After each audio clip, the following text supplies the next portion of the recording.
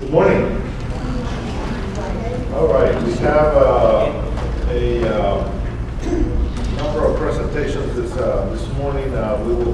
We actually extended the time because we added another session. Omar will be here at 1 o'clock for the school template, school finance template. So it was kind of hard to schedule him. He's in so many other places as well. So, but he was able to post his schedule to be able to be with us this afternoon. We have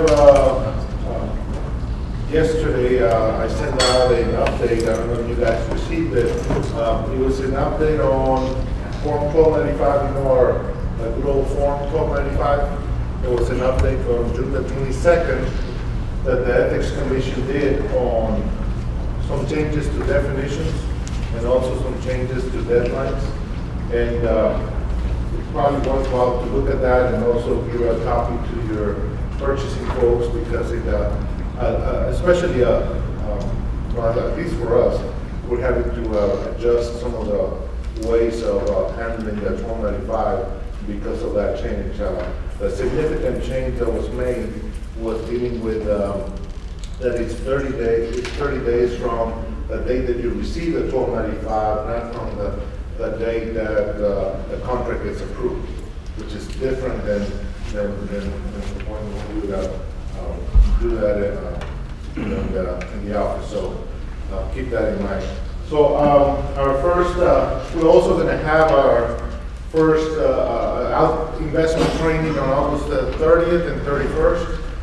David Webb will be doing some of that presentation. So if you have not taken your investment training and you need to, tell other folks about it. So it'll be on the 30th and the 31st. And then on the 25th, I believe, it's all about purchasing. We'll have about 3 or 4 speakers on everything dealing with purchasing. So it's already posted the agenda on the website. So our first presenter is Jamail. Where are you? And he's with TCG Group Holdings, and he's going to talk to a number of issues dealing with healthcare and employment contracts. So please help me welcome Chris. All right, sorry. So TCG Group Holdings, many of you may be familiar with us.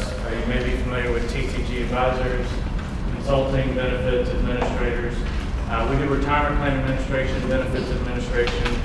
We're a fee-only investment advisory firm. We kind of do the full gamut of things, and I'm going to cover a variety of different issues that we've heard from various folks like yourself that may cause a little bit of concern as you look through these different pieces.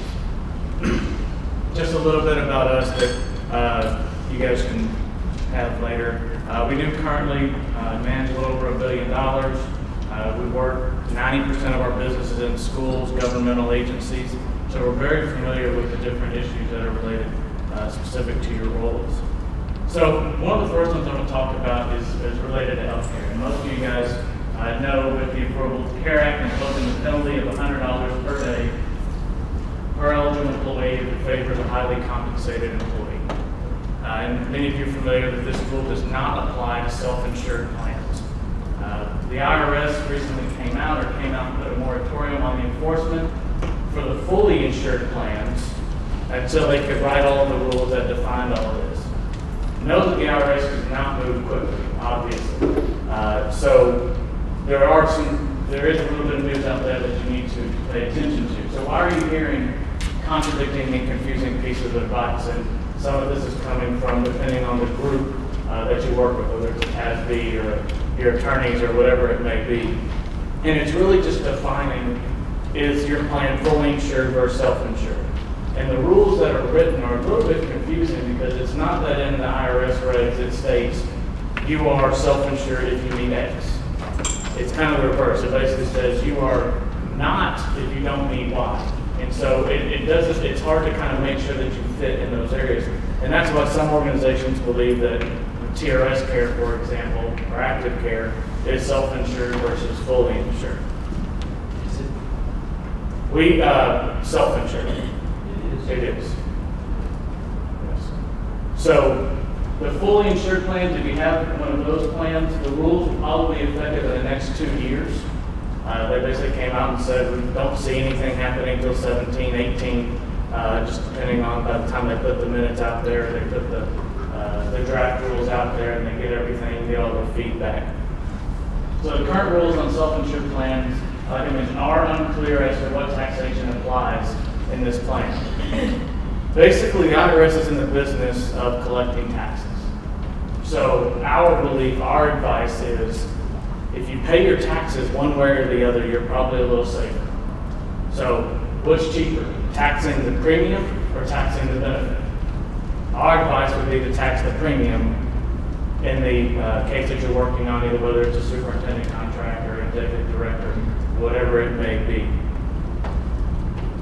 A lot of the top tax experts have basically said that because of this ambiguity in the subject, just try paying your taxes, and that'll be a bigger way to stay out of trouble. Our prediction here, the proposed regulations will be after the presidential election. You're probably, like I mentioned earlier, looking at anything becoming effective in 2018. They don't move quickly. They're not going to move quickly. Depending on who's elected, there may or may not be certain things that happen with the Affordable Care Act. So do the best you can to not avoid paying the taxes on the premiums, whatever it may be.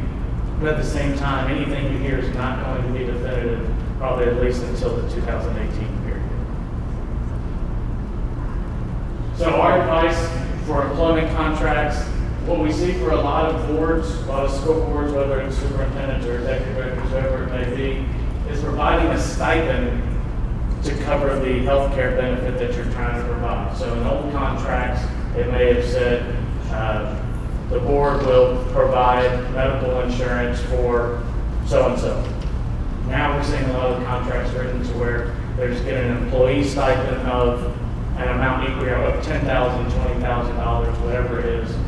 You don't want it to specifically state an amount equal to the healthcare premium. You want it to avoid that direct link, because if it does come back, then it would show that there obviously was a trade-off there. For self-insured plans like TRS Active Care, reimburse with premiums on an after-tax basis. So you want to make sure that whoever is getting the medical insurance paid for them is paying taxes on those premiums. That's going to be the safest way to do it. And like I mentioned earlier, when in doubt, pay the tax. If anybody is coming to you and they're trying not to, that would be the most defensible position, is to go ahead and pay the taxes now and avoid that moving forward. So just a quick update there, because there obviously is not a lot to update if we don't expect rules to come out until 2018.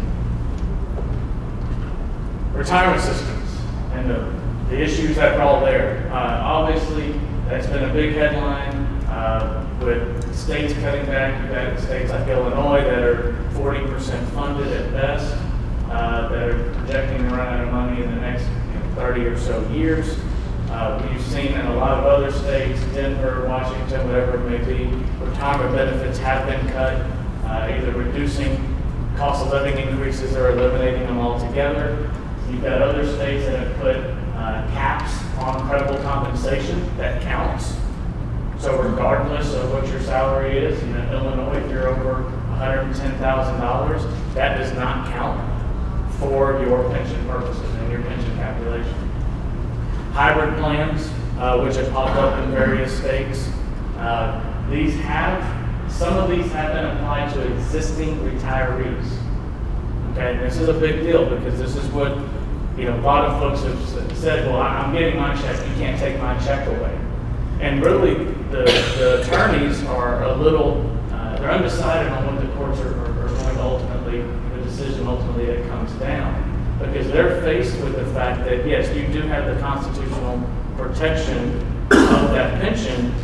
However, if it is going to bankrupt the state, then they have to weigh that. So it's probably going to make it up to the Supreme Court, but a lot of these states that have done so on the COLAs. And really, you've got some states, Colorado, I think it was, had a 3.5% increase each and every year.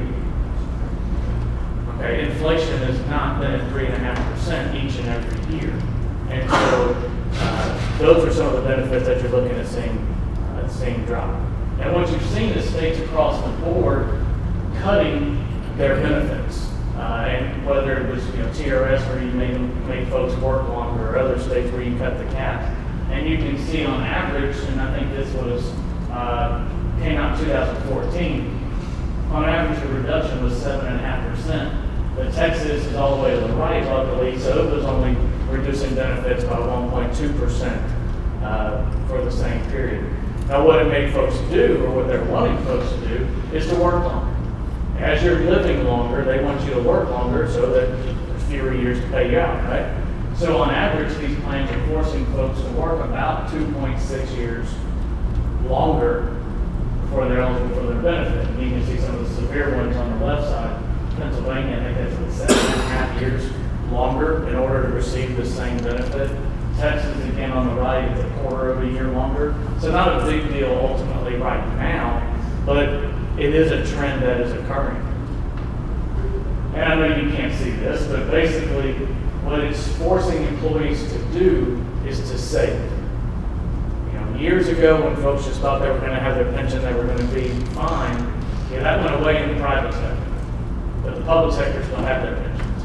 And now the reality of that going away over the next 10 to 20 years is also is coming true.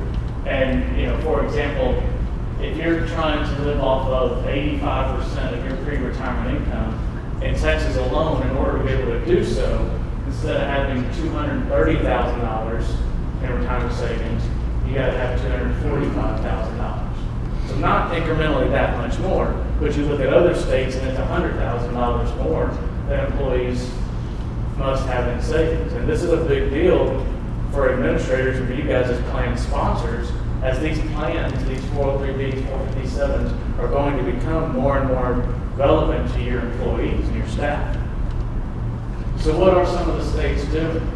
Some states are introducing a hybrid plan. So a little bit of defined benefit like we have today, and a little bit of defined contribution. And a scenario like this would play out. Instead of having today's 2.3% for TRS, you'd have tomorrow's 1% plus a little bit of money going into a 403B. And so in this example, let's say you have $60,000 as your final average salary, 30 years of service. The employee must put 7% away. The pension will then contribute 3%. So the total employee contribution would be 10% instead of the 6% of the traditional plan. Then, based off of the various formulas, the biggest factor here is this column on the left. What rate of return are they showing you must be achieved in order to actually benefit? And that's where the companies and the folks that are pushing for these, that's where the gotcha is. So if you earn 8%, well then look how much better you are. $75,000 worth in pension instead of $41,000 worth of pension. You'd sell that to a group of teachers, they're probably going to say, not bad, sign me up. But what has the market done realistically over the last several years? Well, let's say you have 4% earnings. Now your hybrid plan is half of what they projected and told you it was going to be for that same period. That's a big difference for your employees and when they're retiring, and for you for that matter. And there have been various states that have put it in, and you can see 5 of them here. The yellow being the original defined benefit plan, and then the blue being the new defined benefit plan as a percent of final salary. So this is the hybrid, and this is what they were showing. This blue and combine the blue and the pink, that's what they were showing folks they could make if they switched to this new plan, and how much better it would be for them if they moved into this. Now, I think it was West Virginia years ago, we were just talking about, West Virginia did this, and after about 7 years of poor performance and underperformance and high fees, they went back to the defined benefit plan because the lawsuits were just abound by the provider that they chose to do so. Now, the issue with TRS is stable. TRS is stable. They have money to pay out through 2075. So if any of you guys plan on living past that, worry. All right? If you don't plan on living past that, you're probably okay. It's also one of the most efficient ways to deliver a retirement system. Defined benefit, when TRS did a study, defined benefit in the chart on the bottom left, the total cost compared to what it would be to provide a defined contribution, that's the most expensive. There's basically one pot of money. There's all the investments, but in order to manage that 126 or 130 billion, whatever it is, they're doing so very cheaply. You put it into 10,000 different accounts, however many folks there are, they each all have different accounts, your costs increase. So it's not a cost-efficient way to deliver a pension or deliver a retirement plan. So I would be very careful as you start seeing, come into the legislative session, the policy groups, the folks that start with, well, defined contribution, well, that got kicked back. Well, how about this hybrid plan? And then they show the 8% rate of return in order for to make it work. There's $130 billion in the system. There's 130 billion reasons why financial firms are lobbying for these types of plans. And they're the same firms that are on your 403B list and are talking to your teachers. Okay, there's a lot of money in this space, and we're a financial services company. Quite honestly, we would make a killing if they switched to a defined contribution plan, and we could go out there and sell retirement accounts to the however many 100,000 teachers or employees there are in the states. So we have an incentive to do so, but we ultimately know it is not the best thing for our clients and for your teachers for you to switch. So stay very, very careful in paying attention to these groups as they push it. And for TRS, they're going to lump it into the same City of Houston plans or Dallas plans or police or whatever it may be that are having struggles because they have promised cost of living increases each and every year, or they didn't pay attention to their actuaries, or they didn't do a good job in investing. You can't invest your way to getting the full actuarial soundness. They're going to have to put their money away. So if you notice the state over the next couple of sessions or whatever it may be, limit their amount that they're putting away. Texas has been good thus far. You've got, again, Illinois, I'll pick on them because they're the worst. I don't think they've funded in like 12 years. Okay, they have a very good rate of return, but you just can't get there if they're not putting the money away. So make sure you pay attention to a couple of those key factors as we come into the next legislative session. Any questions on that? Depressing enough? So, additionally, obviously, there's, now switch again to the investment side of it. There's been a lot of discussion, obviously, with the Brexit and everything going on in the world, interest rates. I think the 10-year hitting at 1.37 or 36, whatever it was. The lowest has been in I think, all-time low. And so what you're seeing is a lot of noise in the interest rate markets. And this goes back to 2014, and on the far left is 20 basis points. But you can see that since then, it has ticked a little bit higher. This is the 3-month muni rate. So rates have been increasing relative to where they were years ago, but you're starting to see kind of a topping there at 0.5% at 50 basis points. And this chart is as of early July, so it hadn't even really taken in the last crazy week that we've had into in the fixed income markets. And this is going back to 2001. What we basically show here is a 3-month treasury and a couple of the investment pools alongside it. And I'm sure a lot of you guys are sitting there thinking, man, remember we used to be able to have daily liquidity pools and get over 5%? Look at those good old days, right? That was back in 2007. But basically what you're seeing is anytime the 3-month treasury in the dark blue, it falls and then it takes the pools a little bit to catch up. And then when the rates take off, it takes the pools a little bit to catch up. And that's purely just because of the maturities. So if you're able to have a 90-day maturity, 60-day maturity, whatever it may be, a security, once those rolls off, then you have to invest in the lower rates, or then you get to invest in the higher rates. And so that's really the movement that you're seeing there. And obviously since 2009, it's just been trailing down on the bottom with a little bit of bump here when the Fed did raise the rates, back several months ago. At least we get us off of zero. Now, what's been interesting as well is what the yield curve has been doing. And basically what we've seen here, you've got 2014 in the orange and 2016 in the blue. So we've seen a flattening of the yield curve. And so we've seen rates tick up a little bit on the short end, but on the long end of the curve, they've come down a little bit. So everybody that refinanced 7 years ago, because rates were never going to get lower, you can still refinance your mortgage with pretty good rates. And so it's very important to pay attention to this yield curve. Ultimately, a flattening of the yield curve signals a recession. And so if it moves too flat, then you may see the potential that signal there. And I think it's been right, 80% of the time, either flat or inverted, if not a little higher percentage, and that recession has actually occurred. So where does the market think rates will go? Orange is for July, so the Federal Reserve meeting this month. What's going to happen? Well, they're probably looking at no change, going close to a 90% chance of no change in rates, and rate decrease is still known. But notice at this point here, it actually, the day of the Brexit, or as we were near Brexit, there was a greater chance of a decrease in interest rates than there was of an increase in rates.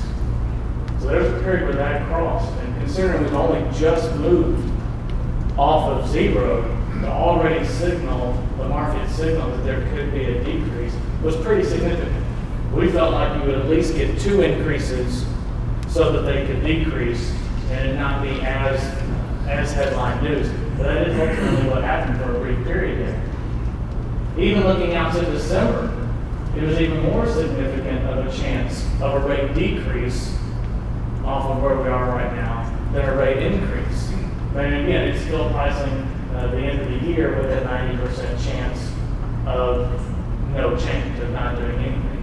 And several of the models have actually shown that would be into 2018, where you potentially could see another increase. Now remember, that increase is on the short end of the yield curve. So if you're holding the very short securities, they would impact, but not necessarily impact the longer end, 6 month end.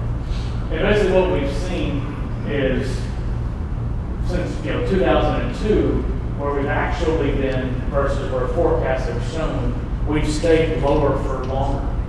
And interest rates, and I'm not telling you anything you guys aren't experiencing in a day-to-day as you're investing your money, but interest rates have stayed lower. They haven't come up to where forecasts have shown, or forecasts have been over the last several years.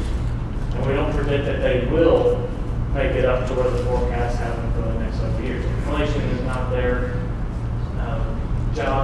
Wage inflation, various pieces are not there to really support a rate raise or rate increase. And then Brexit, just ultimately in the fallout there is going to create a lot of uncertainty in the markets. So what do you do to manage in this environment? Well, it's pretty difficult whenever you're managing in short-term securities, because even if you were having securities invested as of the end of March versus you had to reinvest those dollars in the end of June, well, you saw your rates go down. And as more and more money floods into the U.S. markets, I think there's 30 or 40 different countries that actually have negative interest rates right now. And some of them go out to about 10 years, some of them even 30 years, where you have negative interest rates, where you're paying for the bank to keep your money. And so as you're continuing to see the yields get compressed as more and more foreign dollars are flooding into the U.S. markets, because ultimately it is the safest place to be. And you also have to take into account inflation. So if you look out, and let's look at these two columns here, and I apologize for the size, in that nominal 5-year, the 5-year rate paying slightly over 1%, 101 basis points. You account for inflation, your real rate of return is 1 basis point. Basis point, shouldn't even make that plural. So you have to go out at least 5 years before you're actually year over year even earning a positive rate of return once you've accounted for inflation. And the 1-year number goes from a positive 45 basis points to a negative 55 basis points once you account for inflation. That's obviously the struggle you guys know and are living day to day. The problem is we don't see it getting much better on those short term, on those rates. So you obviously have purchasing power, opportunity cost, investment risk. All of these are associated with what you're trying to do each and every day and the challenges that you face on mitigating. And touching back on the inflation side, if inflation over the last 10 years, just a simple average, is averaged 2.18%, and you've got $10 million invested, you're only earning over, let's start with a 3-year period. Let's say you're only earning 50 basis points on your portfolio. Your $10 million is really $9.5 million at the end of those 3 years. So not beating inflation is losing money. And that is the struggle that you guys have, and that is the message that, your board or your superintendent or executive director or whoever it may be needs to understand. If you guys are putting money aside, you've got a 3-year project or whatever it may be, 5 year, 7 year, you can see that really is eating into the purchasing power that you guys have. Opportunity issues, again, it's kind of tough to want to invest in a low interest rate environment, but you have to consider what options you have out there. So let's say you take $10 million and you have it invested over a 5-year period. You have scenario A, but you put the money to work today, you earn 1.25%, and you've got it working today, you understand it's low. Or you wait for a couple of years because I just told you 2018 is when they're probably going to raise rates, so you put it in some money market or whatever you can get, and then pick up a higher interest rate in years 3 through 5. Well, at the end of the 5 years, the bond investor has $625,000. In order for the cash investor to get to $625,000, it's not earning 1.75%, it's actually earning over 2% in years 3 through 5 in order for you to get that. If they just mirrored and you did the 1.75 for the last 3 years, you have $80,000 less dollars in your account at the end of those years. So you require 61% more in yield in order for you to match the opportunity cost, the opportunity that you're giving up now by putting that money into work. And so basically what we try to show, and again, the same thing, 80,000 less if you did it the other way. Basically, we quit trying to predict the market years ago. I think in 2012 when we were telling a lot of our investment committees, rates will be higher in a couple of years, rates will be higher. And we said that from 2012 to 2015, and then we finally shut our mouths on that. If you're sitting here continuing to wait, what is potentially 2018 may become 2019, may become 2020. So whatever you are doing, we would advise trying to get out of the market timing, but ultimately taking what the market is giving you. Earn where you can, invest where you can with your policies, but make sure you're doing so in a diligent manner. Continue to pay attention to the yield curve. Don't fight the Fed. Don't try to time the Fed. Don't try to figure out what their next move is, because ultimately they don't know what their next move is. And they released the minutes of their last meeting, and half of them, well, we should have increased. There's no way. Let's wait till Brexit. And then now you're hearing rumblings that they probably missed their window. They should have done it in 2015 to try to get up to 2 moves. So if they needed to decrease, they could decrease 1. So again, try to watch that yield curve. Don't try to time the markets, because ultimately you're going to end up hurting yourself. So if you do have to invest, what do you do to manage those investment risks? Obviously, the first level of protection you have is the Public Funds Investment Act and the options that it allows you to invest. The next layer of protection that you have is your local policy, in which you guys then take the larger sandbox and restrict it down to it. You've got the rating agencies that you look at, AAA, single A, double A, whatever you want to do. And then you need to understand and make sure that everything you invest in, know what the risk is for all of those investments. Increased yield does come with increased risk. It's just knowing what is increasing that yield. Is it that some of it is single A versus triple A? Or is it going out 3 years versus 5 years? You know, many of you guys issued bonds after your last bond election. You probably issued a 20-year note or a 25 or whatever it may be. I don't think you guys felt like when you were putting a 20-year or 25-year note out there to your community that was a high-risk investment, right? So if you take your AAA or your AA and you look at it compared to 25 years and compare that to something that you're purchasing at 2 or 3 years or 4-year maturity, that's how you compare the risk of it. And how do you control the risk? Your market risk through your duration. So this is the measurement of the volatility expressed in years. Maturity and duration are not the same thing. Something can have a 3-year maturity, but have a 2.5-year duration. And it's basically the average of the cash flows. How long will your money be away from you? If I get a $1,000 bond and I'm earning 5% interest, I get my money back before that 5th year when it matures. I collected all of my money back at 4.5 years, 4.6 years, including the interest. That's what duration measures. So you don't want to just look at what your overall portfolio, the longest you go out.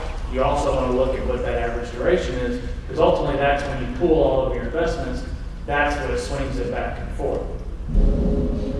Be prepared to reinvest at higher rates in the future. There's a couple of different strategies there. We're not going to tell you when the rates are going to be in the future, but many of you may be familiar with a laddered strategy. So if you buy something, a bond that matures or a note that matures in 1 year, so 12 months, 14 months, 18 months, 24 months, as that money comes due, you then have the ability to reinvest those dollars out a little bit further. So you're literally going the ladder. Another strategy is a barbell strategy. A barbell simply is a lot on the front, a lot on the back, and not so much in the middle. So if you have a 5-year policy or 4-year, whatever it may be, maybe you've got a lot sitting at 12 months to 18 months, and then you've got much more sitting out at 48 months or whatever it is. But basically, you front-end loaded, anticipating in the next 12 to 24 months that rates could rise. So you got a lot more of your portfolio coming due available to you. When you're looking at bonds, if you're buying any bonds that are potentially callable, that's a good way to call features. That's a good way to control duration, because if they're callable, that brings that duration down, less volatility in your overall portfolio. And when you're looking at your duration of your portfolio, so when you're testing, when you're doing any stress testing that you may do, basically the rule of thumb is interest rates go up by 1%. If interest rates move up or down by 1%, for every year your portfolio is, and you have a 5-year portfolio duration, or if interest rates go up, your portfolio will go down by 5%. You have a 4-year to go down by 4. So each year it's a percent move either way or the other. Now, if interest rates can't go down right now, really, but if interest rates go down 1%, your bonds actually go up by 1% for each year. So look at that as you're measuring the impact of your portfolio. Try to diversify as best you can. No more than 5% in any one position. Unless it's AAA or a Treasury, I think the government can handle a greater than 5% holding there. But if you're investing in municipal bonds, taxable municipals, you want to be careful there as well. Most of you guys probably don't have a liquidity issue of $25,000, but try. The fewer you buy of a position, if you need to sell it, the worse the pricing you get when you're on the sell side. So the higher you can own in something, the better pricing you'll get when something goes. If you haven't stress tested your portfolio, I would definitely advise to do so. And basically, you just want to test for if interest rates move up, what does my overall portfolio do, and which way does it move? Because going, if you got a 3% bond, if interest rates go up by 3%, it's not just zero. It doesn't just counter each one of them out. So try to put your portfolio through some sort of stress testing if you can do so. Short-term rates have risen. We have seen the increase here. They're still near historic lows. We don't know when they're going up. We saw a little bit of the increase whenever we had the rates rise, but then we saw them push back down when we saw Brexit and all the money's flowing over to the U.S. market. So it's going to stay a conservative, low-earning interest rate environment for quite some time. If you are using somebody to assist you with any of your purchases or overseeing your account or anything like that, make sure that you have the right folks looking after it. This is a big deal because in our world, this has become some pretty significant headlines where the SEC is starting to go after municipal advisors for the not giving them the unbiased advice that they thought they were receiving. So make sure that you know what's the incentives if you're using folks or if you're purchasing through broker dealers or whatever. Understand that if they're selling out of their own inventory, out of their own bank, they can't be a fiduciary on that recommendation. All right, selling out of your own car lot, you can't be a fiduciary on that bond that they're selling. They're basically just telling you, here's one that you could purchase, it is available. Not I recommend it. So make sure that you're getting that, checking out the municipal advisors that you're working with. And then the rest of this is just compliance disclosures that we have to show. Any questions on anything with the markets or pitching? Yeah, Chris, I have a question on the Affordable Care Act. Yes, sir. Okay, so school districts that are in TRS active care is considered self-funded. Yes, sir. And the takeaway from that is that we have to deal with highly compensated individuals. Yes, sir. And the premium that what's the premium on that is they got to pay tax on it? Yes, sir. Basically, you want for the self-insured plans. Yep. If your superintendent or whoever it is getting that paid for them directly, where the district or the employer is paying those premiums to the company, you want to make sure that those premiums are being taxed. By the superintendent. Yeah, by the superintendent, that he is paying taxes on those. But if they're paying their own premiums. They're paying their own premiums and they're fine. But that situation was the case before the Affordable Care Act. That was the case for fully insured plans. I mean, They've had, but there's been no penalty for the employer. So yeah, you're right. Self-insured plans have had these rules since 1978, but there's been no penalty. So now there's an actual penalty associated. So now it's become a big deal for folks to start to pay attention to. But yeah, both you should be paying the taxes on that and have been paying the taxes on it. The employees paying the Yes, taxes. sir, for years. When the district pays the premiums. Correct. We've been doing that for years, if that's the case.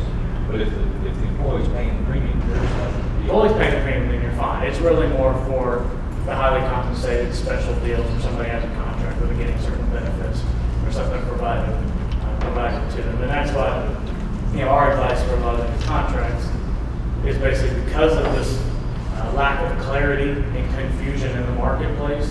If you can just do away with that in general, and then just put in a benefit stipend, $15,000, and move on down the road, that's probably your safer route for now, until the rules come out. But even past then, most of the attorneys that are writing superintendent contracts at this point, at least the ones we're working with, are recommending just that stipend and Just to give them additional pay, let them pay their own premiums.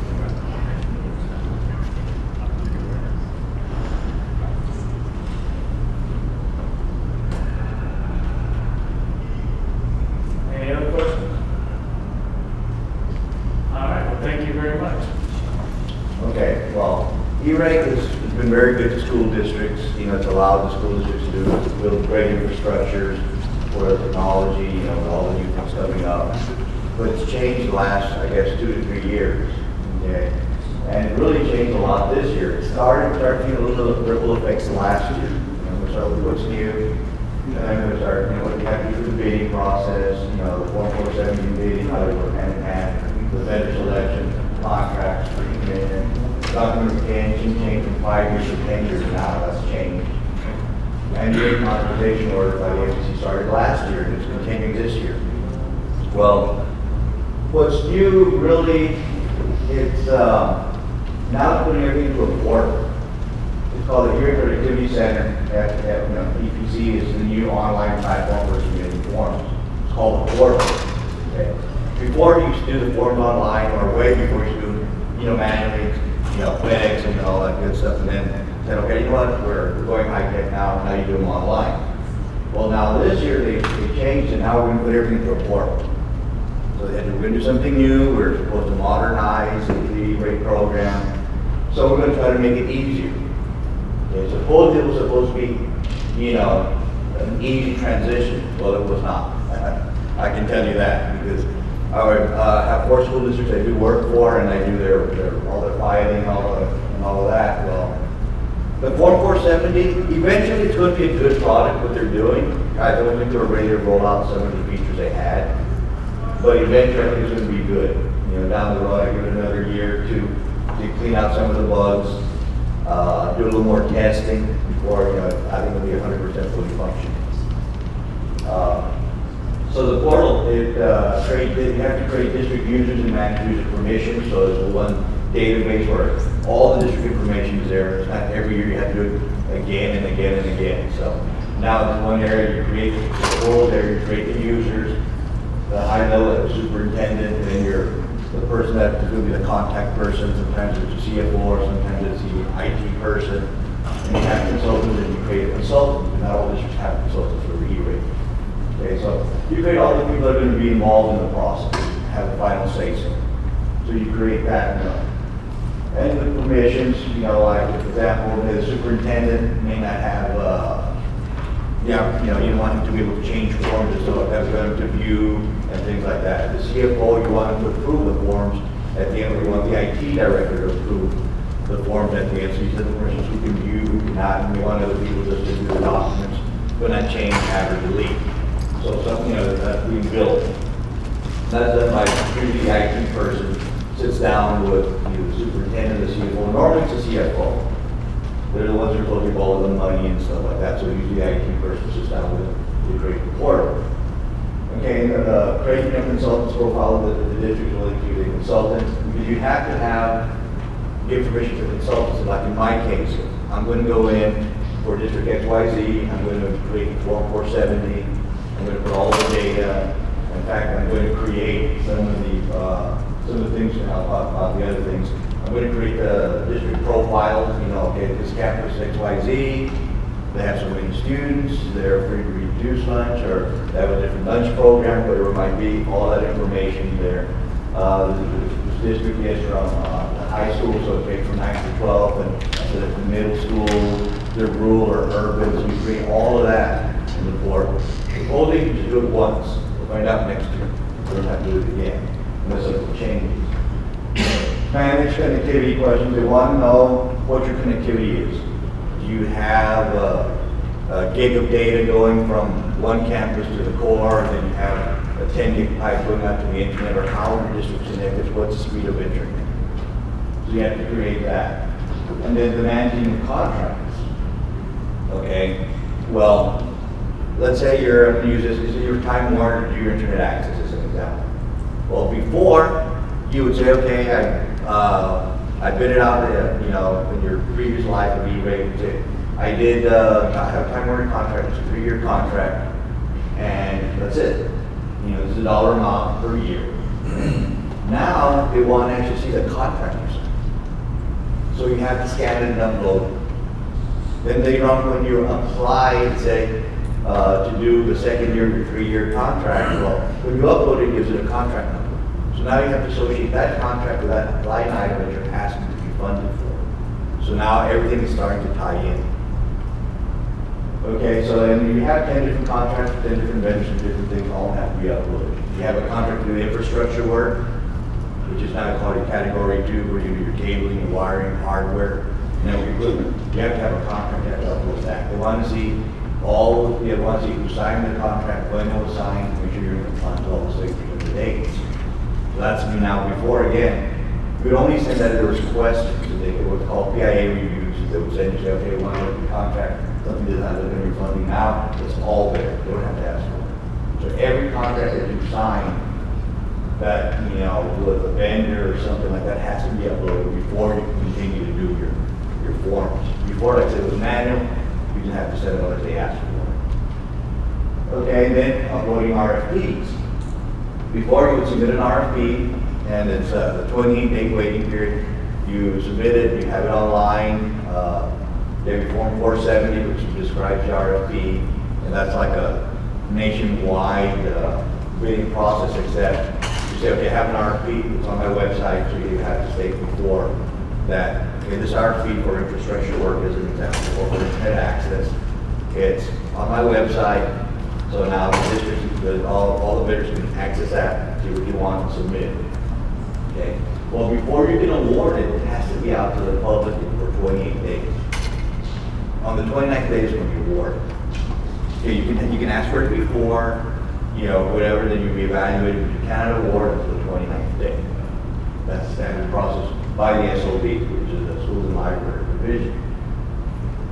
And I suggest that you make sure that of course, your purchasing department your purchasing department needs to be informed of the SOB rules and regulations. It's important because they have to work hand in hand. The IT person, whoever's doing all of this, has to work very closely with the CFO and purchasing so they know all the dates and duties. There's a lot of dates that are required, you may not get the funding that year. Well, before, you just posted and that's it. It was just on your website, no one was storing it. Now, you have to upload it to the portal. Scan it and you upload it, and it assigns it an RFP number, and that goes to every vendor who wants to look at the RFP can see it now. And the SOB now has control of the portal. So now everything you're doing is in one place. So the SOB calling you and saying, okay, you know what? We have a question on your RFP. Send us, scan it and send us a copy. And that will delay things. Eventually, what they want to do, the SOB wants to say, okay, instead of asking for this information, we already have it. So we're putting it all in one great portal where you have your RFPs, your contracts, you have your district profiles, you have all that information in one place. It's also easy for the districts, because a lot of these things, again, we'll see what the second year is, which is coming up next year. We start the process September, October timeframe for the next funding year. You're not going to have to upload a lot of this information. If you still have a contract, like I said, you have a 3-year contract, you start in the second year of the contract. Well, when you do funding, you already have a contract number that was assigned by the SOB. Okay, so use that contract number when you request the funding. So now instead of submitting and doing a whole bunch of stuff, everything's in one location, you don't have to upload anything. That's the goal. We'll wait. I'm skeptical because we've got to wait and see. There's some situations this year that supposedly all these things will be super easy. Okay. And they weren't. In fact, the SOB had to extend the deadline 3 weeks because a lot of your districts were not able to comply with the deadline to submit their application because the contractor was a big problem uploading the contracts. There was problems making changes to your profiles. You did something, all of a sudden your data was deleted, you have to do over. Or your contract, oh, you know what, that's not the contract, I uploaded the wrong contract. Well, you call and say, you know what, you would try to delete it. Normally, if it's a wrong contract, you should be able to delete it before you submit. You're making a change. It's not official. Well, you would call them and say, hey, I need to delete this because you looked at the instructions, you would follow them, it wouldn't work. Well, at the end, they say, you know what, that portion's not working, just leave the contract. Even though it has a contract number, just don't use that contract number. Use you upload the new contract and use that one. So you have contracts out there that are wrong contracts. So we'll see how that goes. And Right. yes, sir. When the RFPs how do you handle cooperative contracts? There's a special section on that, you have to upload those as well. You have to have those when they were signed and all that. There's a special section on that. There's consortiums and cooperatives that you can do that. But again, if there's a contract, you have to get a copy of that contract and upload it. If you're going to be using a caucus or even bid it out prior to that. And that's legal, except you have to have the actual contract that you're referring to. So that can be uploaded. At any time, if there's any questions, just go ahead and, I'll entertain any questions. Okay, and then the portal. Okay, again, before the Form 470, now that I've read that, the Form 471 and the Form 486, and I'll give a little explanation of those forms. Before, it started where it was paper. You fill it out paper, submit it. Your FedEx to make sure you got there on time. Then they said, okay, now we'll do the Form 470 online, which was the same, but it was tedious. Even though it was online, it was kind of tedious to do. A lot of repetitiveness, and the application was long and stuff, and you did it. So all of these were, online to a certain extent, but there's a lot of duplication of stuff that you needed to do. Well, this year, they did improve the Form 470. It's a lot less, but still there are some things that didn't work quite right. Again, I think they needed to have maybe waited a year. But the Form 470 wasn't that bad. And you have plenty of time to kind of fix those little bugs. Now that's in the portal. The Form 471, that's the one that's really caused a lot of issues. And that's on the portal now. And there's two sections of your Form 471. Your Form 470 basically, go back, Form 470 is the one where you're actually asking, or you're letting people know, your vendors and the SLD, what products do you want? There's two types of products you have. One is a category 1, and then you have category 2. Category 1 is all your telecommunications, your phone services, your cell phone, internet access, all of that's category 1 basically. Category 2 is all your infrastructure, which is your network cabling, your network hardware, and your maintenance of the network equipment. All that is your category 2. So there's two different sections that you have to fill out. You have to say, this is my category 1, and you have it. You also have to let them know that if you're putting out a 3-year contract, it's one of 3, so you have to let them know, yes, I'm using a multi-year contract. And the reason we take 3, some are 5-year contracts, but again, now usually technology, after 6 months, it's already antiquated, so the long-term contract you don't want. So 3, especially for internet access, that's a good year, that's a good number, because I also get discounts. I was working for a district, they hired me, and they were every year bidding out internet access. So because, well, we don't believe in long contracts. Everything has to be a 1-year contract. So I said, okay, look, I'm going to put the RFP, I'm going to ask for a 1-year contract and a 3-year contract. And then, we all decide, but I'm just going to show you that there's a big difference.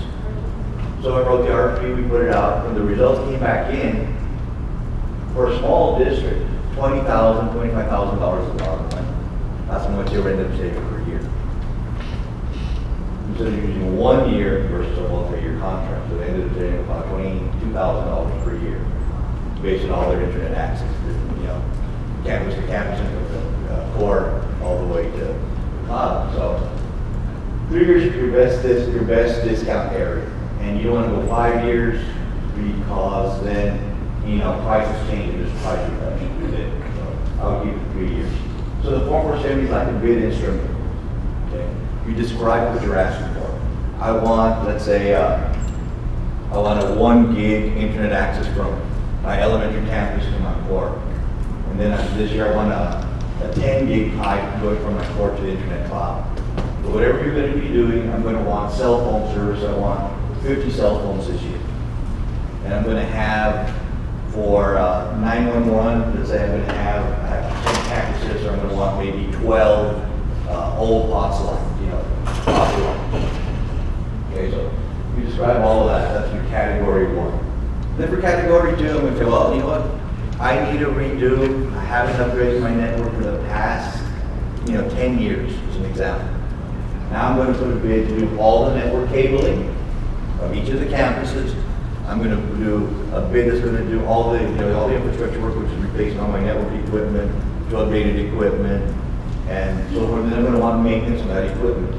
So you put all that in your RFP and you send it out, so it's category 1 and category 2. Okay, you send the Form 470 out, then it's to come back with a letter and say, okay, we accepted your Form 470. Okay, that goes out. Then you do your Form 471, you certify it when you submit it. Then what happens there is you have to wait for what we call an FCDL, a funding commitment letter. And always to say the turnaround is going to be quick. Well, sometimes you wait 6 months to a year. So you're actually sometimes doing like 2 or 3 projects that are year after year, but you're still trying to get funded from previous years. They're getting better, but they're not quite there yet. So once you get that FCDL and say, okay, District XYZ, you've been funded. Okay, so you've been funded, everything came out okay, so now you're funded. So now you have to do Form 486. Now that's this year's going to be in the portal.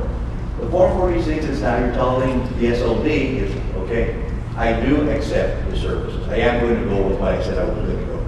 Because if you don't do that, you're telling them to a certain extent, I don't want it. So the Form 486 says, okay, the services that you said I applied for and you granted me, I do still want it. Because sometimes it takes a year to get funded. You may have changed your mind or something. So you submit that. This year's the first year it's online on the portal. So the district side we haven't experienced doing that one yet online, but we'll see how that goes. And then something brand new. Okay, reimbursement. It's called a Form 498.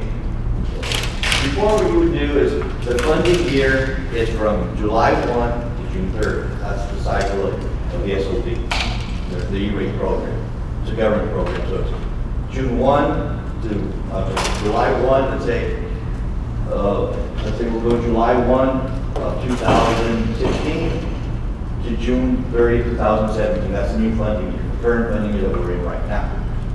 Okay.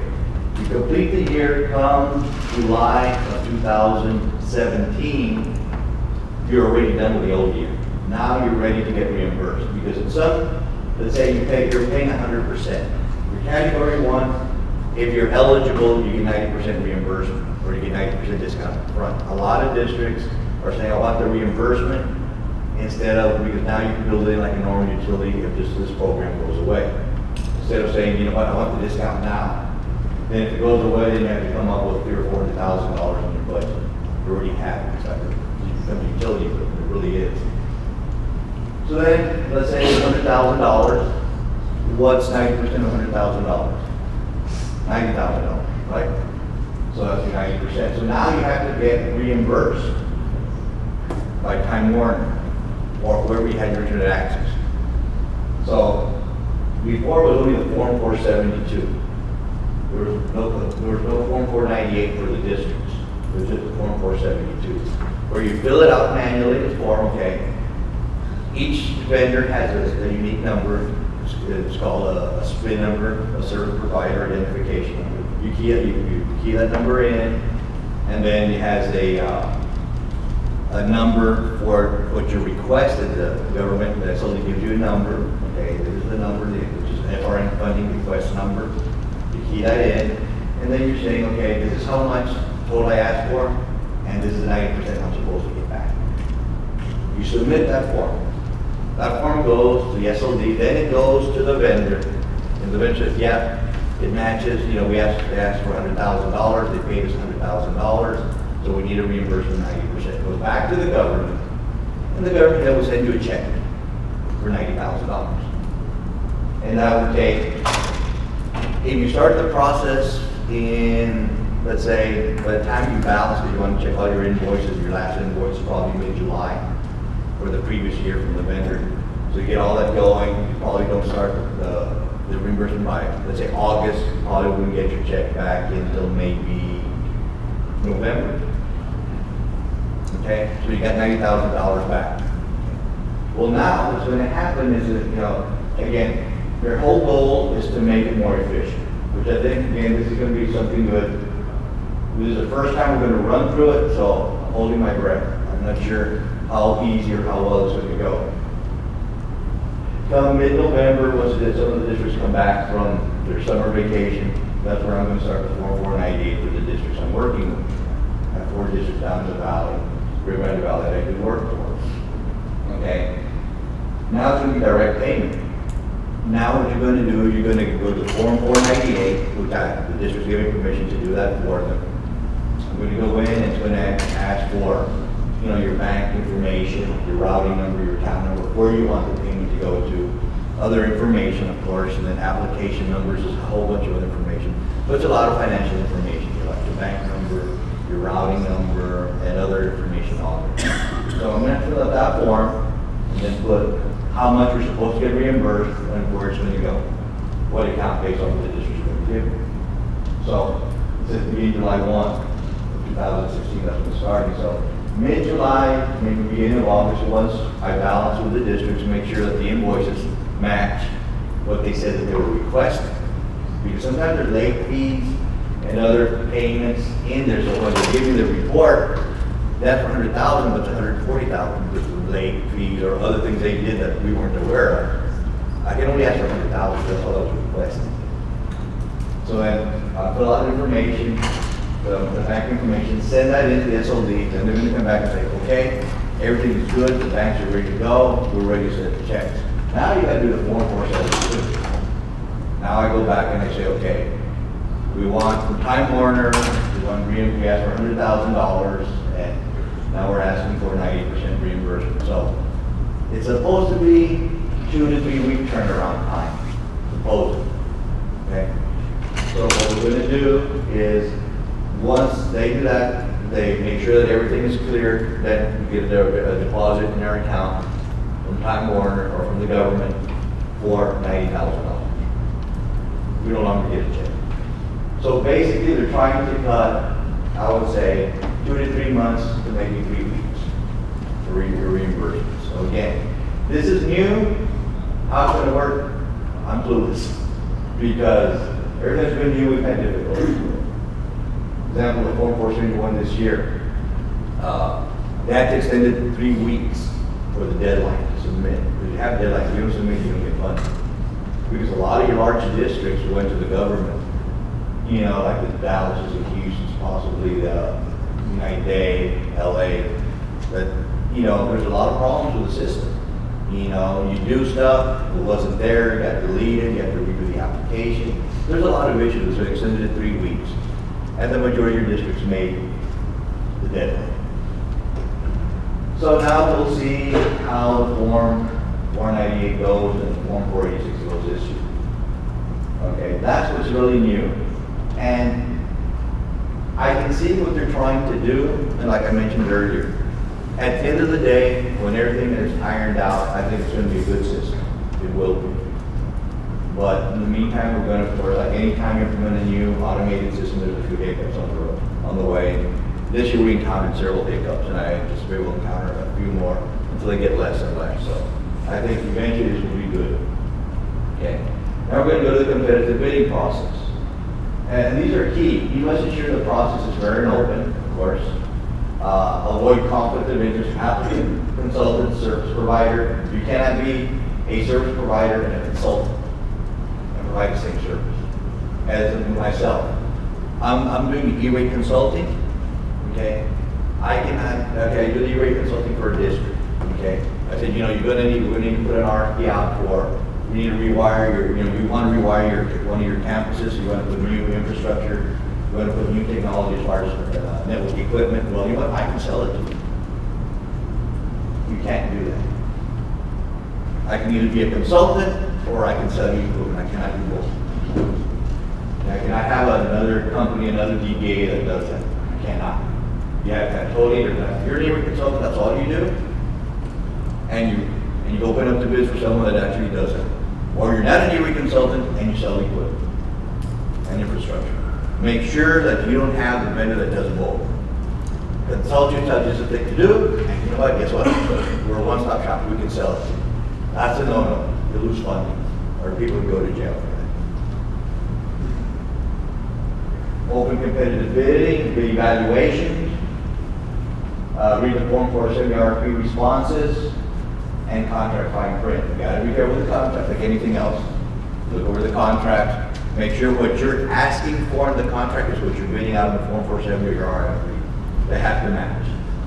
If I'm saying I want a 100 meg pipe to the internet, or a 1 gig pipe to the internet, and then over here I say, you know what, we can give you the same price for a 10 gig pipe. That's not what you bid it out. Or we can give you a 10 gig pipe for maybe just another $200 a month more. Imagine the dollar savings. Well, you didn't bid that out. You cannot do that. What you bid out has to be under contract, what you put in your RFP. And the evaluation process, there's a form, they want you to create a table, and it's on their website, SLB website. With, it tells you different criteria that you should use in selecting your vendors. Have it signed at the end of the day by the committee. It's good to have a committee, not one person, just reviewing the RFPs and recommending. I highly recommend you have a committee of 2 or 3 people. Your IT person, maybe your purchasing person, someone else or 2 IT people, whoever it might be, or even the consultant. He can be on that committee as well, because he's not selling you the services. So he can be one of the committee members. The Form 470 indicates the services and categories of the service which the entities are seeking.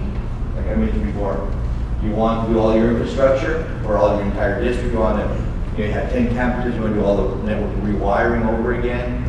You want to add new network equipment, more robust, just to keep up. Well, you do that.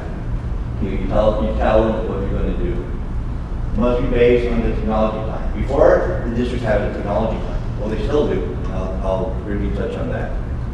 And that, before there was a question, had your technology plan been approved by the state of Texas? In our case, because it's different, in our case, we would say yes by TA. Well, now, the SLB doesn't require technology plan. And TA did a year ago, they required a technology plan. Now, it's not required by TA. They're going to change the stuff on how they're doing the technology plans. I still encourage the districts to have a technology plan, because you need to see where people are going. You can't be shooting from the hip. So you need to have a committee that looks at your technology, don't 3-year technology plan. I would still recommend you all do that. Because eventually the state's going to say, right now they want you to just send it up to just a state repository. You send it, it's not going to get approved, but they're checking off that you sent it in. There's no approval process right now. But district-wide, I think you need to know where you're going. What did you do last year? Did you accomplish everything you requested? Did you want to? Yes, no? Okay, then you update the technology. It's an updated instrument. It's always changing. Okay, your RFP or your Form 470 has to be posted for 28 days. Once you say you submit your Form 470, I submitted, let's say today, or July 1 as an example, it goes out, it's on the web, well now it's on the portal. So now my RFP has to match that. I have to put it out today. Also, you want to do it, it's easier to do it if you do hand in hand. Because if you submit your RFP 5 days later, there's going to be a conflict with why you're opening up on 28 days. You put on the portal that your Form 470 is out, and then you're submitting your RFP 5 days later, and you're opening it on the 28th, but something doesn't match. So try to have them hand in hand. That way you're compliant with the timeline. So you're able to open up your RFP I say open up on July 29th, as an example. You complete your 20-day process. You open them up, you do your evaluations, your award, all that good stuff. Indicates if planning or indications of the RFP, so you got to make sure if there's any problems. You have a chance to make corrections, you can submit corrections. That's okay. It indicates any special requirements or disqualification factors. On your RFP, you want to say, if there's anything that's going to disqualify, vendor. You can't come up to last minute and say, well, since you're not, let's say as an example, since you're not a Cisco Gold partner, Typical partner is a vendor that Cisco, which is a network company, has rated in gold because of the volume they sell, and they're able to give bigger discounts to the districts because of the volume they sell. Well, if you didn't state that's a qualification factor and disqualify one vendor because they're not a gold partner, then you're going to have problems with your RFP. Anything that you're going to disqualify a vendor for, you say, I have a mandatory walkthrough. Because normally you want the vendors to walk the campus. How can a vendor bid on infrastructure and network without walking the actual site? They can't. See, you want them, your IT person should have a walkthrough. In the walkthrough you say, you put on your RFP, we're going to have a walkthrough, you put out the bid, let's say July 1, we're going to have a walkthrough July 10th at 9 a.m. sharp. All vendors come in, register, they have a brief introduction of the project, and then you take the vendors out to go visit the campus or whatever. It's going to be a 2-day walkthrough depending on the size of the district, but they need to be present. And that's a disqualifying factor, as long as you say it's a mandatory walkthrough or vendor will not be able to participate in the bidding process. You can do that. Okay? So, you put all those types of special instructions there. Okay, indicates who will be receiving the services. You have to say, okay, school XYZ is going to be receiving the services for internet access and for equipment or for phones and so on and so forth. Okay, posting of a new Form 470 is not required if a previous Form 470 is for a multi-year contract. As an example, like I gave you earlier. This is Form 470, I'm doing Form 470 and I'm asking for internet access. Okay, and I'm putting a 3-year contract out there. We award it, then next year I don't have to put a Form 470 for internet access because it's a multi-year contract. On the form, because the Form 470 is giving a number. Once you submit it, the facility gives it a number. And I'm just going to use a number 123. That's my application number for the Form 470. And it's what's funded, it gives the funding year and all of that. So next year, when I apply for my Form 471, I just reference that number and say, this is the Form 470 I used. And that's it. You don't have to redo another Form 470 for those services. It's a multi-year contract. That's your own. And again, the signatures are very important. You cannot have a contract signed by, let's say, whoever signs, let's say the CFO or the superintendent, whoever has signature authority. You cannot have that, I cannot have that contract signed. If I put it July 1st, I cannot have it signed July 21st. Let's say July 25th, that's 28 days. It has to be after the 28th day before a district official can sign it. If I sign it on the July 25th and I upload it, it's going to get denied. You're telling them you didn't do the competitive bidding process for the 28 days. You already awarded the contract prior. Can the vendor sign before? Yes, because sometimes you say, okay, all vendors must submit a signed contract. So they can sign before the 28th because they're saying, I'm signing that this is the amount of money we're going to charge you for this project. So the vendor can sign on the 25th or the 20th, depending on what they submitted. But the district cannot sign it before the 28th. How can you sign it if you haven't awarded it? You say you're going to award it on the 29th, which is, you have 20 days on the 29th, it's already, you can actually sign the contract. I signed it on the 25th, the district signed it. Go ahead, you do the competitive bidding process. Request denied. So signatures and dates are very, very important. Request for proposal. Even if you have an RFP, you need to describe the services you desire under Form 470 to go hand in hand. Okay. In Form 470, there's not a lot of room to put a lot of detail, but I have to say, I want, like let's say, use an example. I put it on and say, yes, I put an RFP out, because you have to say in Form 470, yes, it's an RFP out. Which also have to put there, I'm asking for 50 cell phones with data plans, data and voice plans. Okay? You have to put exactly what you're asking for. All the description, you put it on your RFP. Because there's not room to put, but you have to say, your RFP has to say the same thing, but of course, you want the data plans and all this, blah, blah, blah. So you get more specific on your RFP. But you have to have in there a statement what you're asking for and has to match that RFP.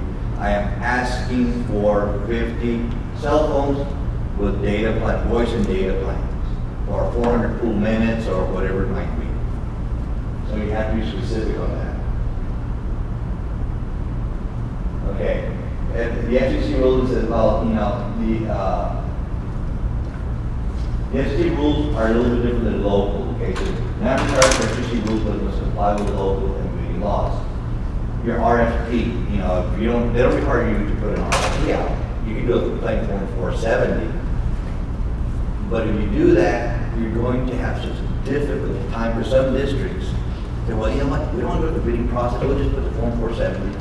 And it's okay, you know, we had with boards that we could, you know, district personnel, we're okay. But then imagine you say, I just want 40 cell phones, or 50 cell phone services. Okay, so you're going to get the vendors, you know, all over the place bidding different products and different things and all of that. So there's nothing. How are you going to decide what you want? You know, and a vendor can come up and say, well, hey, why'd you give it to him and not to me? Oh, you didn't say that you wanted an additional package or additional, you know, 400 minutes bundled or whatever. So my recommendation is where you can, always go to an RFP where possible, where you think it's going to be, like if you're asking for some things, you may not need to go on an RFP out, things that, like, let's say, I want 10 telephone lines, that's just, you know, I want to pay for 10 telephone line services for 911. Those are copper lines. A copper line is a copper line, it's a phone line. You're going to pay what, $49.99 or what it almost, all vendors are going to be within that range. And if you already have a current vendor, your chance of getting a new vendor very slim to none because there's not money there. You know, 10 lines, you know, and they don't have the service, so there's some locations that maybe AT&T's not there, it could be Verizon or someone else for you. So something like that, you may not need an RFP. But your cell phones, definitely, your internet access, your network cabling, your network equipment, your maintenance, all of those, I would encourage you to make sure you have an RFP out. It's easier to do that. To be able to come in and, you know, everyone's on the same playing field. I want 20 switches, 3850s, or equivalent. Because now you can't say system. Before you could say I want system. Now you have to say I want 30 or equivalent. So, but you're giving a model number.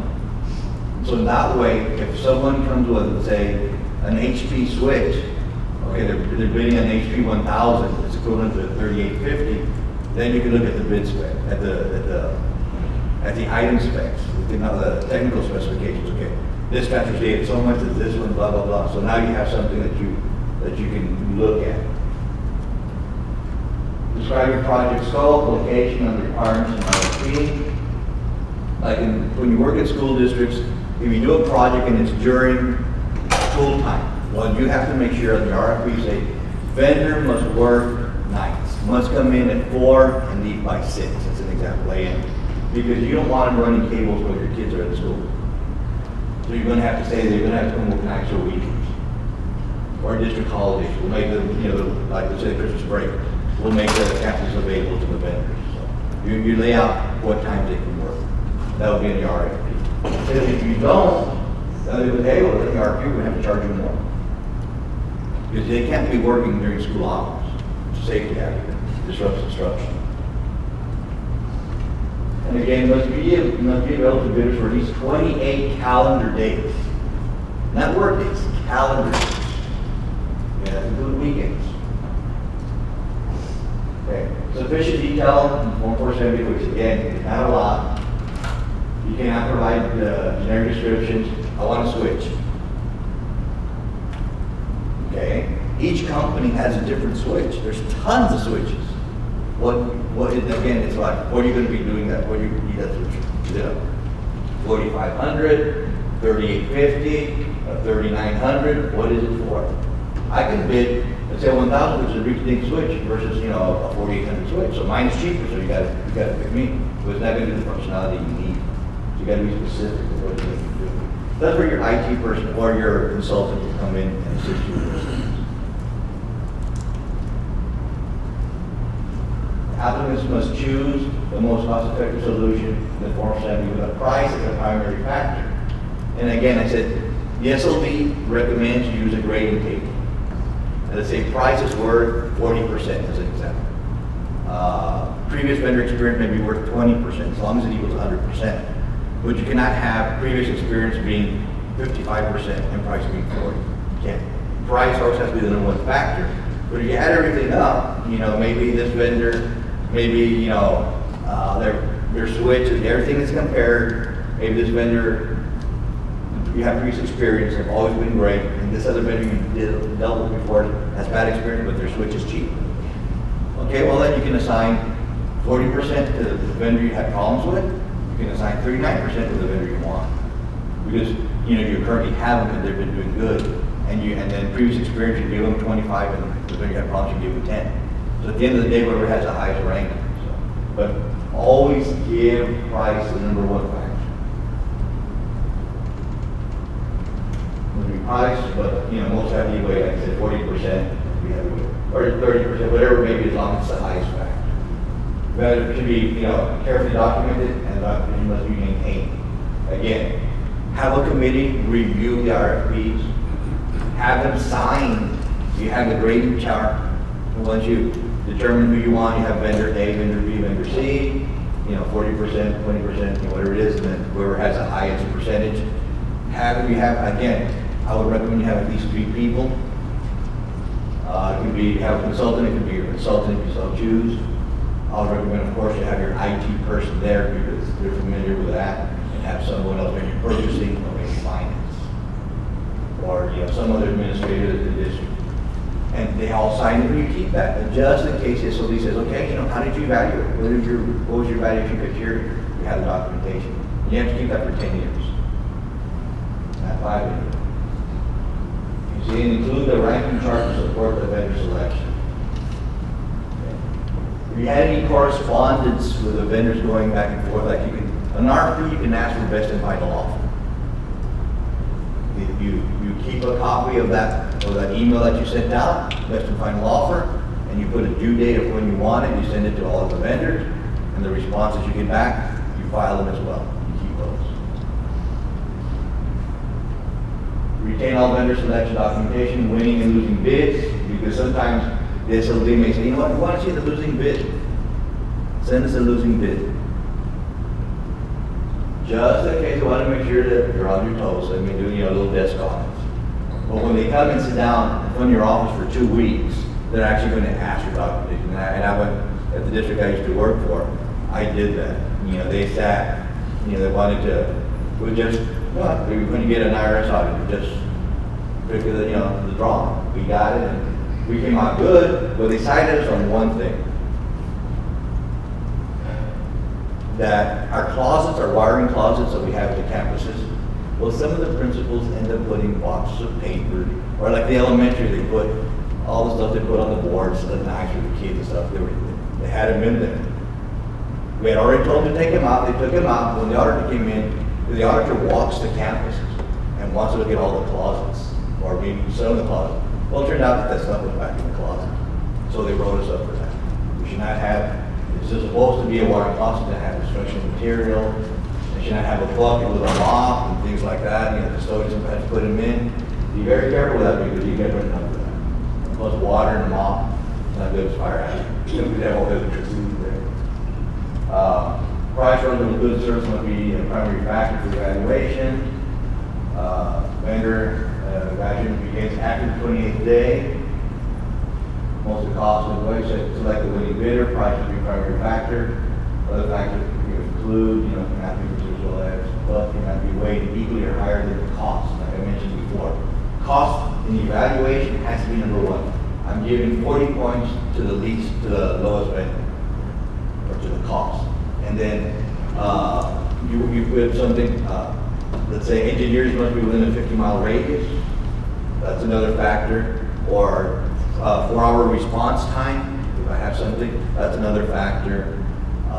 Previous experience with vendors, another factor. And you assign 40, 20, 20, or 25, as long as it equals 100.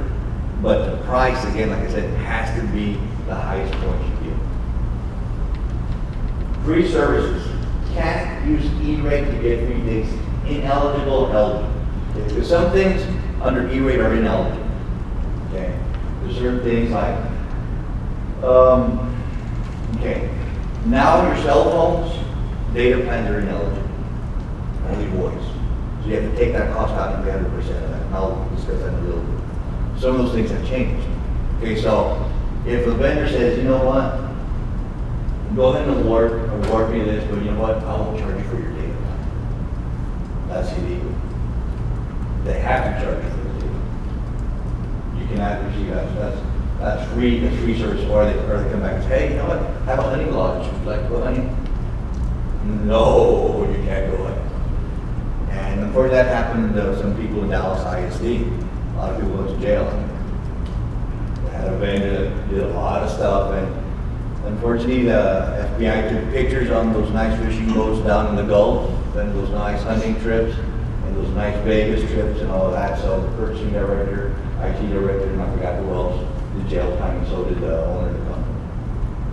They all did jail time. They say, well, you know, we want to wine and dine you for a whole year. No. It's better to pay your own. So again, this is being the safe side. And during the bidding process, if at all possible, sometimes you can't because they may be the current vendor that you have in their situations. But try not to go to lunch, even though you pay your own lunch with a salesperson or anyone associated with that company. Stay inside. Not right now, but we can talk later after the bidding process is over. Unless you have a specific question on the bid, we'll put it in writing. Email. And one vendor asks you one question, you're going to respond. You send the same question to all the vendors, and your response can't to all the vendors. That way they can't say, well, hey, you know, there's, you know, conflict here. He sent this information, now we didn't get it, or whatever. Make sure all the vendors get your responses recovered. Cost of eligible goods and services cannot be inflated to cover the ineligible items that I mentioned. And the uses, okay, your data plan costs you $40, as an example. Your voice plan is $20. Well, what they're going to do, they're going to say $60 for the voice plan. That's eligible. So now they compensated for the ineligible costs. That's illegal. Can't do it.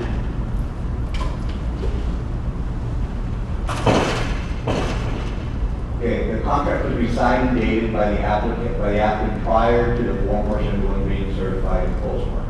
Okay. Okay, you have to sign. You can sign 28 days, on the 29th day. But sometimes the districts don't sign because they have to go to the board.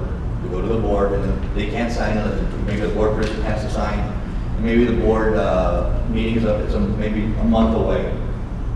Okay, which is fine. So that puts us in August. Okay. All right, that's fine. But then your Form 471 is due, let's say, August 15th. I'm using this hypothetical date, but they give you a deadline for the Form 471. Okay. And it says there, the contract will be signed and dated by the applicant prior to the Form 471 certification. I certify the form on, let's say, the 14th, August 14th, and the certification is due on the 15th. Yeah, I signed one day before. But guess what? The board meeting is on August 20th. And the board president or superintendent signs that. It was funny. Because you signed it after the certification date. So again, the dates, you have to work very carefully. Your IT person has to work hand in hand with your purchasing and your CFO. There has to be constant communications of the dates.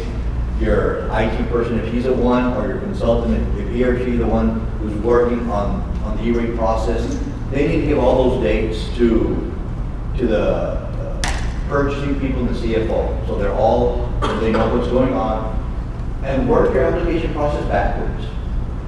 Okay, if you know it's due on, let's say this past year was, I think it was due May 28th. Well, originally due, no, May 21st. It was originally due April 28th. That's the original date. Before they thought they gave us an extension. So, okay. So you work backwards, okay? And our reason, okay, so I have to say that 4 months to do my Form 471. So when is a final board approval? Okay, I cannot miss a board meeting, I don't want to call a special meeting because of course CFOs don't like to do that, or superintendents don't like to call a special meeting for one item. So let's say my board meeting, my last board meeting is, we said it was April 28th was our deadline for the Form 471 to be certified. So my last board meeting is on April 17th, as an example. Okay. So we know that, and how much time does the agenda item need to go to the board? Well, if it's due on, let's say, April 17th, maybe the board agenda item has to be done by April 8th, as an example. So you know you have to have all your approvals and documentation ready to meet that board deadline. So you work backwards and say, okay, by April 5th, I gotta make sure I already have the recommendations going to go to the board. That way you have all your ducks in a row. You make it the recommendation, go to the board on the 17th, April 17th, you sign on the 18th, you certify right after that, you make before April 28th, you make your deadline. So again, that's why everyone has to work hand in hand. Your IT person or your consultant is supposed to work with the district and say, your certification is due on this coming year, or we don't know what the new date is going to be, but let's say again, April 28th. So when do I have to have the bids on? When do I have to do that? That's where the person gets involved. And your CFO, because of course they oversee that and they have to be this. You have to get all the people involved and you have to know where you're at and be constant communications. Or even the superintendent, the smaller district superintendent has a lot of hats. So those have to be in line. Again, the applicant does not sign the contract before the allowable contract date. When you get the FCTL on your Form 471 that says you were, not the FCTL. When you submit your Form 470, it comes back, your Form 471, it comes back and says this is your eligible contract date. That means you cannot sign anything before that date. If they say your eligible contract date is March 15th, there better not be a signature on your contract March 14th by the district. It can be by the vendor, that's okay, but not by the district staff, and even whoever the designee is. Again, the dates are very important. Service providers may sign before the allowable contract date because you want them, they have to sign the bid that this is officially what we're offering the district. And you want to sign something, signed contract from them saying, yes, we're offering District XYZ, it's going to cost you $100,000 per year for the next 3 years. So they can sign it before the due date, because how else, if they don't sign it, they may change it down the road, it's a sealed document. Yes, ma'am. How long after the 28th day it can be a margin for the approval, for the board approval? Like, we have to submit paperwork 3 weeks before the board meeting. Okay, well then, that's when you have to start working back. So you know it's 3 weeks before. So then you need to start, when your IT person or your consultant goes and says, okay, it's due March 28th. And you know that with plenty of time. They know that by I would say by January, you know the April 28th is your deadline. This year in January, we knew when our deadline was going to be. So then, you in purchasing, as an example, you say, okay, I need the information no later than April 1st, or maybe March 15th as an example. So then from March 15th, I have to work. Now it's up to IT to work back and make sure the RFP's out and they're approved and all of that. So they need to know all the whole process. IT needs to know the process so they can work backwards to meet your deadline. Because if you need board approval, you need board approval. That's a requirement. Yeah, but usually it's going to take more than 28 days. Because 28 days is by the time they do the evaluation and they have everything ready. And then we have like 3 more weeks. Okay, but that should have happened, they should put out the RFP in January. No. You see, that's 28 days afterwards. So they can even approve it prior to that. They can approve it So as long there's not a specific date as long as after they, the 28 days? no, as long as they don't pass, let's say the April 28th date. They can award it in March or February, as long as it's been out 28 days. You have to make it 20 days then. So it's the same as all the other RFPs? Yes, ma'am. Exactly. Yes, ma'am. Thank you. You're welcome. And a purchase order may be considered a contract only if TA considers it a contract or district policy. Well, some districts say, well, especially the smaller districts, that's where it's kind of hard to do. Well, that's not, yes, but still, you know, get a contract, a binding contract from the vendor, you know. Purchase order, well, here's a purchase order, that's a contract. No, it's not really. The SLD wants actually a contract from Time Warner. They want a contract signed by the vendor, actually. Contract overview, voluntary contract extensions. You want to put that because on your RFP, if you go in with a 3-year, let's say a 3-year bid or an RFP, okay, and you're saying you want 3-year contract. But let's say you want to put there that you will there be, is there a clause that allows for voluntary extensions of the contract? Okay. And the reason you want to put there, and and that's up to the district discretion if they want to use that. You want the vendor to give you voluntary extensions. Because at the end of the 3rd year, there's not going to be any price change. Okay. You're happy with their service. Okay. And if it doesn't violate any district purchasing policies or anything like that, you can renew 1 more year with a vendor. You can go on a yearly basis. Again, if it does not violate district policy. But you want to put that because, again, you want to do an RFP. You don't have to. But if it violates district policy, well, then you don't choose to go that option, but you put it on there as an option. If you want the district, so that, you know, chooses to do voluntary extensions if the vendor does allow. Because after the 4th year, it's still $100,000. You know, everything is still the same. You have no bidders. Because some of these small districts, they're going to have the same company forever and ever and ever because other people are not going to go there. It's not worth their time or whatever, unfortunately. So that's where the smaller district comes in handy, the voluntary extensions. So you have that option. But put in your RFP. Serve delivery extension deadline for implementing of non-recurring services is September 30th for the following. Non-recurring is your infrastructure, your wiring, and your network hardware. The reoccurring is like a utility bill. You have a month, every month. So this is talking about the category 2. Applicants must request a service delivery extension from USAC for non-reoccurring services. Okay, as an example. September 30th, okay, like I said, the funding year is July 1 to June 30th.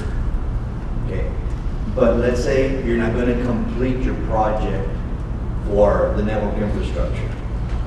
You had rain delays or whatever reason, certain delays. Well, you need to file at least, if you know it's going to happen at least 90 days, you file for an extension with the SLD and tell them, you know what, I'm not going, there's another form that you have to file, I think it's Form 500, that you want to extend the contract because we're not going to meet the September 30th deadline because of inclement weather, whatever it may have been.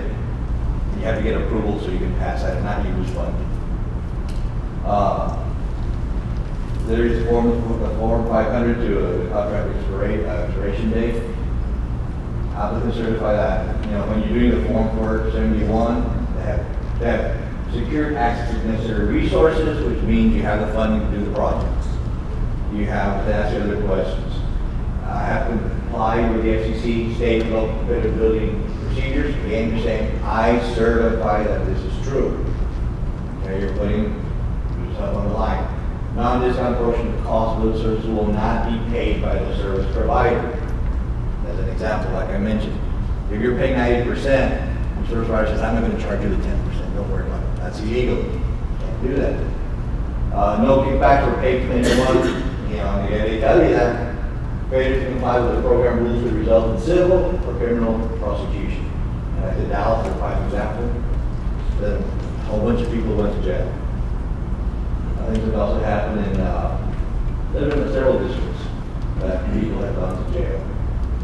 Persons having convicted of criminal violations are held solely liable for certain acts arising from their participation in the program or subject to suspension and disbarment of the program. As an example,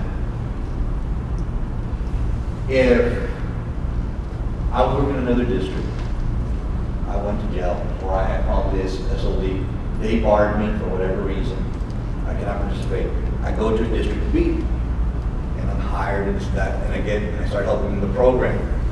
They find out the current District B will get penalized, they're gonna refund, they'll go, or then I'm gonna get in trouble for legal violation. Document retention, it's 10 years now. It used to be 5 years, now you keep all your document retention, which is your bids, winning, losing bids, your grading tables, all that, you have to keep them.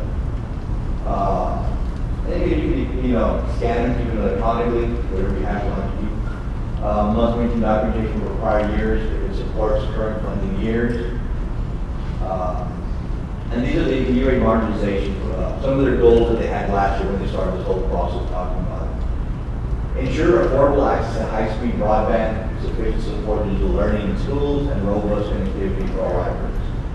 Well, for 2 years, they did not fund Category 2, because there was not enough money. They only did Category 1. So everyone who did a Category 2 funding request was denied, basically, because they ran out of money. Okay?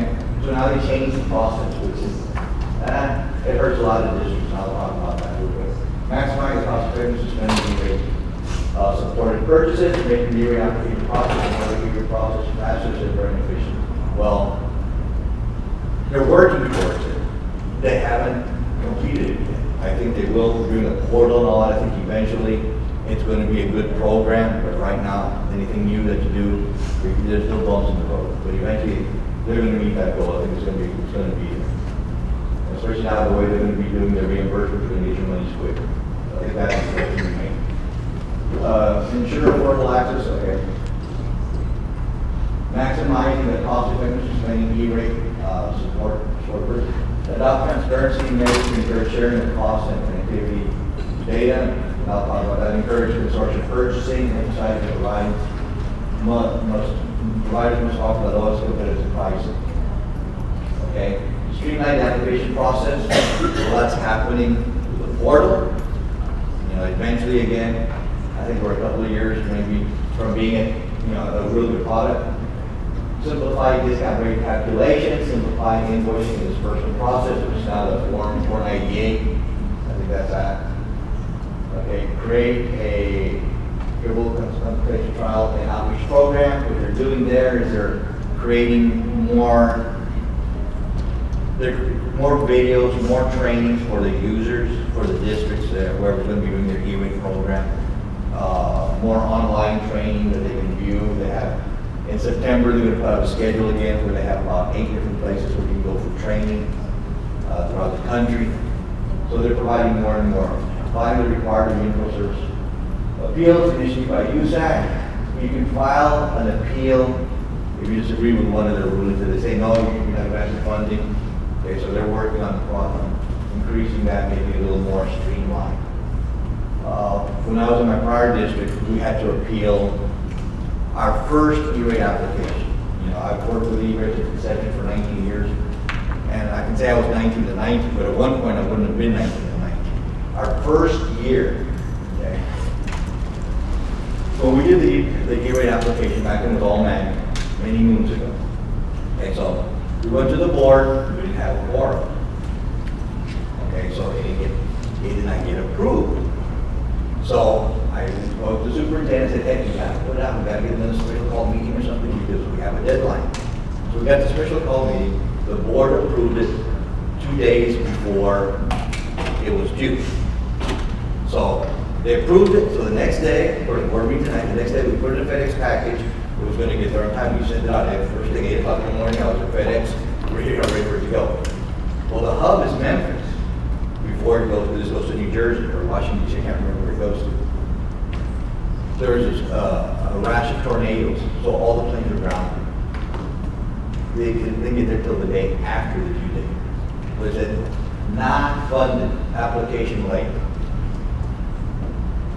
We got a letter from FedEx saying it was, we called FedEx, we went up to the ladder, we got a nice little letter and stuff, and we sent it and said, no, you've been funding that time, you should have submitted earlier. So then we had to go through the appeal process. It took us a year to fight for it, and then we were granted the previous year funding. So we spent the money for the infrastructure because we needed it, and then we got reimbursed from that first application. It took us a year to appeal.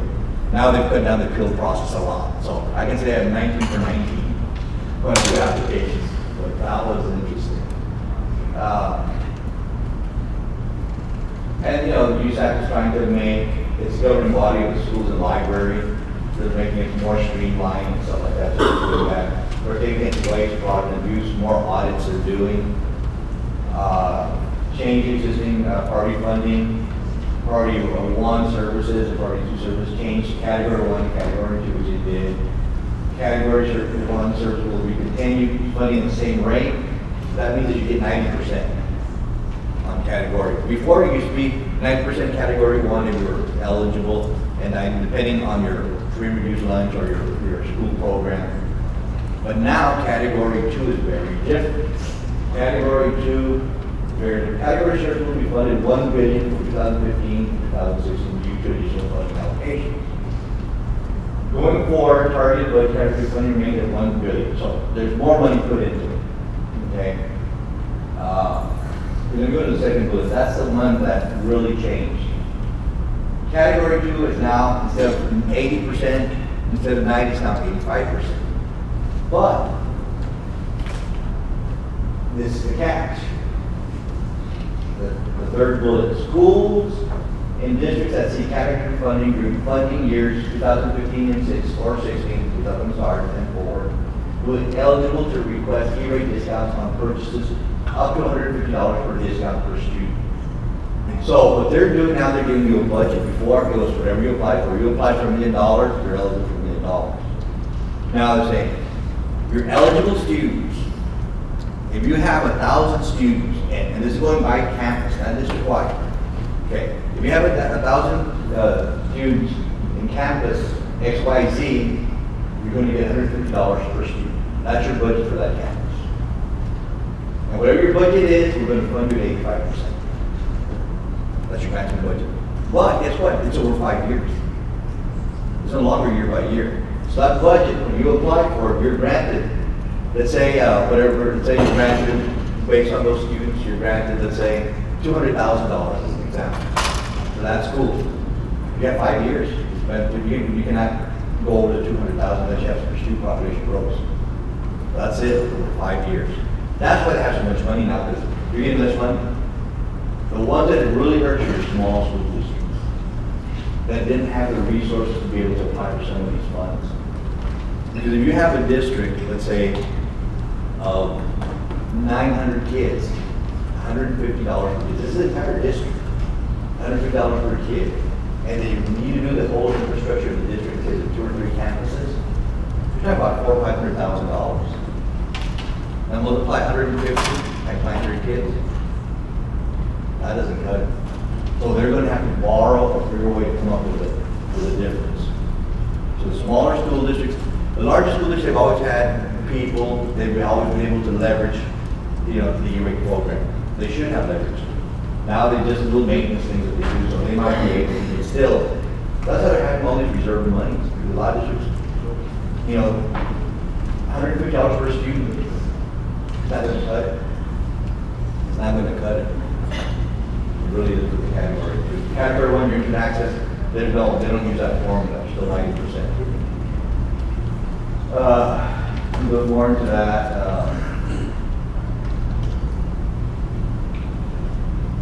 See, applicants will be required to seek support by school.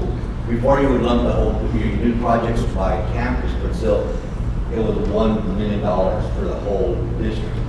Now, if my campus has 500 students, one elementary, my other elementary has 600 students, well, it's 150 times 500, it's 150. But if you have half-day pre-K, those don't count in the equation, you remove those from the equation.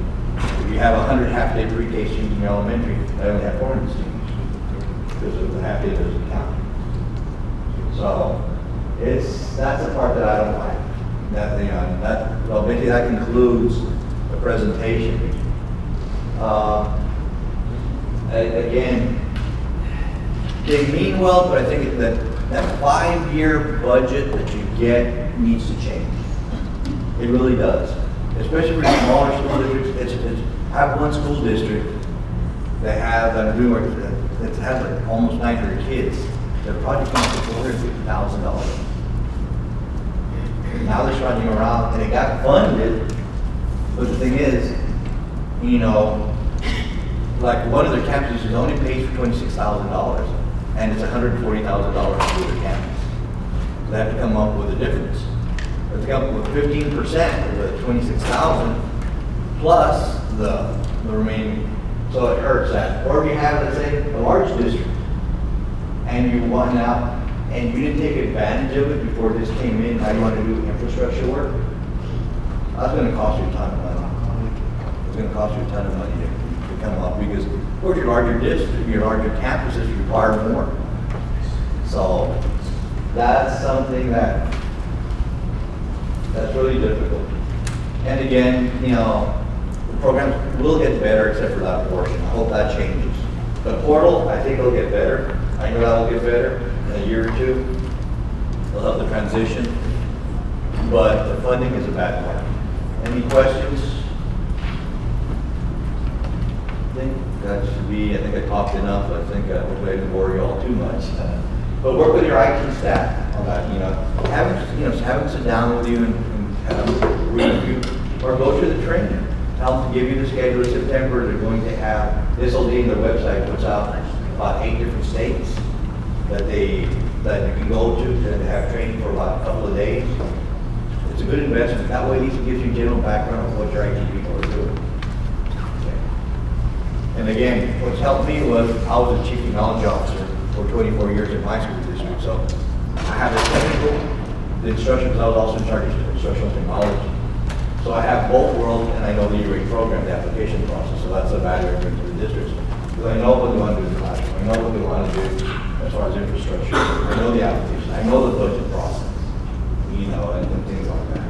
You have to work with different budgets to be able to come up with these ones internally, you know, because you can just make legal funds, special need funds to fund some of these projects. Because depending on how the breakdown of the campuses are, you use them not only your local funds, so you got to be creative. Nowadays, they're very creative with that $150 per student.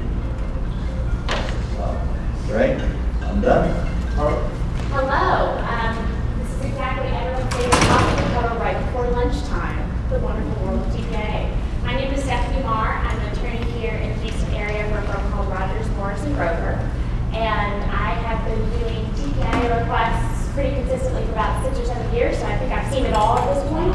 And I have to say, if I was queen of the world, the TPIA would be one of the first things I take a good hard look at. That being said, it's a necessary factor of life for anybody working with a public entity, so it's a good idea to have a grasp of what the rules are and what the deadlines are, most importantly, because they do come fast and furious. So who here has had the distinct pleasure of helping with the TPIA request response? Okay, for those of you who haven't, there is one coming your way soon, I'm sure. It is one of those things that everybody has a turn with the TPIA. So what is the Texas Public Information Act? This is basically part of Texas's state laws for transparency. Basically the idea that we're an open government and here to serve at the pleasure of the people and the state of Texas. So the TPIA, the Texas Public Information Act, gives the public the right to access government records. As a general rule, it kind of comes hand in hand with the Open Meetings Act, and we generally advise our clients that the same rules apply. If you remember one thing about the Open Meetings Act, it's don't mess with the Open Meetings Act. TPIA is very similar. Don't mess with the TPIA because it can lead to a whole world of headache for you, even if it means to be very labor intensive on the front end. So non-compliance with the TPIA can lead to civil and criminal penalties, and I'll go into that in a little bit more detail later. But that's something to keep in mind, that there is a hammer that comes with this if it's not handled properly. So what is the TPIA? This is the technical definition of what is made public. It's all information that is written, produced, collected, assembled, or maintained under a law, ordinance, or in connection with a transaction or official business by or for a governmental body. So that's a big, long definition, made even longer here. So So information is public if it is written, that WPCAM is just abbreviation for written, produced, created, assembled or maintained by an individual officer or employee in the officer or the employee's official capacity, and information pertains to the official business of the governmental body. So at the end of the day, we have these big long definitions, but what it is any information on file with the government as part of the government's business. So if you're a school district, it's everything that you have maintained in the district's records retention, email inboxes, voicemail box, anything that you have on hand dealing with district business. And again, this is an extremely broad definition. It's in connection with an official business, it is created by, transmitted to, received by, or maintained by. And again, if you're looking at this, this is a lot of stuff. This is a lot of information that's covered under this act. And again, it's any single form. We're talking paper, tape, microfilm, video, including surveillance videos, electronic data, emails, text messages, that's another tricky one that kind of catches people up, voicemails, anything that the district has or maintains in its files. And another important distinction for this is that it has to do with who's creating the record and is it for government business. If you have to take away one thing from this presentation, it's this. Public with public, personal with personal. If you look at that definition, that's a lot of different formats and there's a lot of different devices that can be implicated. So where I've seen people get into trouble on the TPIA more often than not, it's when they're mixing their personal email or cell phone usage or voicemail or text messages with work. So here's a good example. I had a client who received a very extensive TPIA request from a member of the media, and ended up, I reviewed about 3 years worth of a very top level administrator's email account. This is her work account. So not her personal email by any means, but it was her work account. Unfortunately, she was using her work account to communicate with her family about personal issues. Talking to her husband about picking up groceries or what have you. And that stuff sounds like it's not necessarily, it's innocuous, right? I mean, just checking in here and there throughout the day, it's not a big deal. When it becomes a big deal is when people start confusing that line of personal and business, because not only was she talking to her husband about groceries, her daughter was going through some fairly significant mental health issues and was communicating with mom throughout the day to her work email. So here's where the TPIA gets kind of ugly. Because this administrator mixed her personal issues or personal communications with her work email address, now me, a complete and utter stranger, is reading very detailed information about her daughter's medical history and her daughter's current mental health. And nobody wants that. Nobody wants somebody to have to go through her emails point by point and try to pull out those kind of deeply personal family kind of issues. Even worse, nobody wants to then have the Attorney General's office reviewing them, who gets the ultimate say of whether or not those records are released. Or even worse, having to go out to the media. So again, we joke around about the TPIA a little bit, but to the extent you take one thing from this presentation is work with work, personal with personal. Personal email address for personal family business, work email address only for work business. I can't stress to you enough how important that is. Same thing with text messages, same thing with your personal devices. Because just because you're doing it on your home computer or using your personal cell phone, if it's district business, it's still within the TPIA. And again, you have people like me going through and combing through your personal inbox or combing through your personal text messages. You don't want that.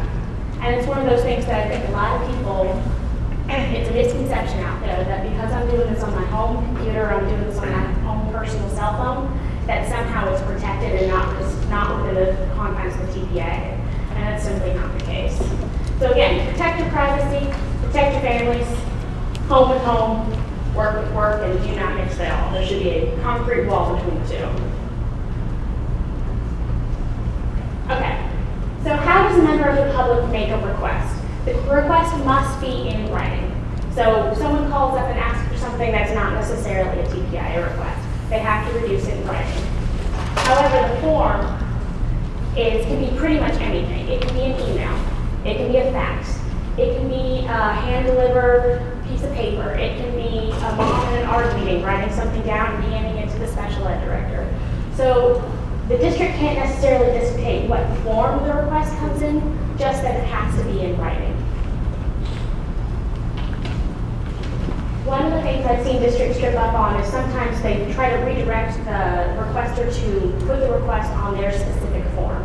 And lots of districts do have a common form, which is actually a very good practice, and it helps requesters have an easy access to how they get the information they need, helps the district process it so they get all the items they need from the requester. However, that's not necessarily required in the TPIA.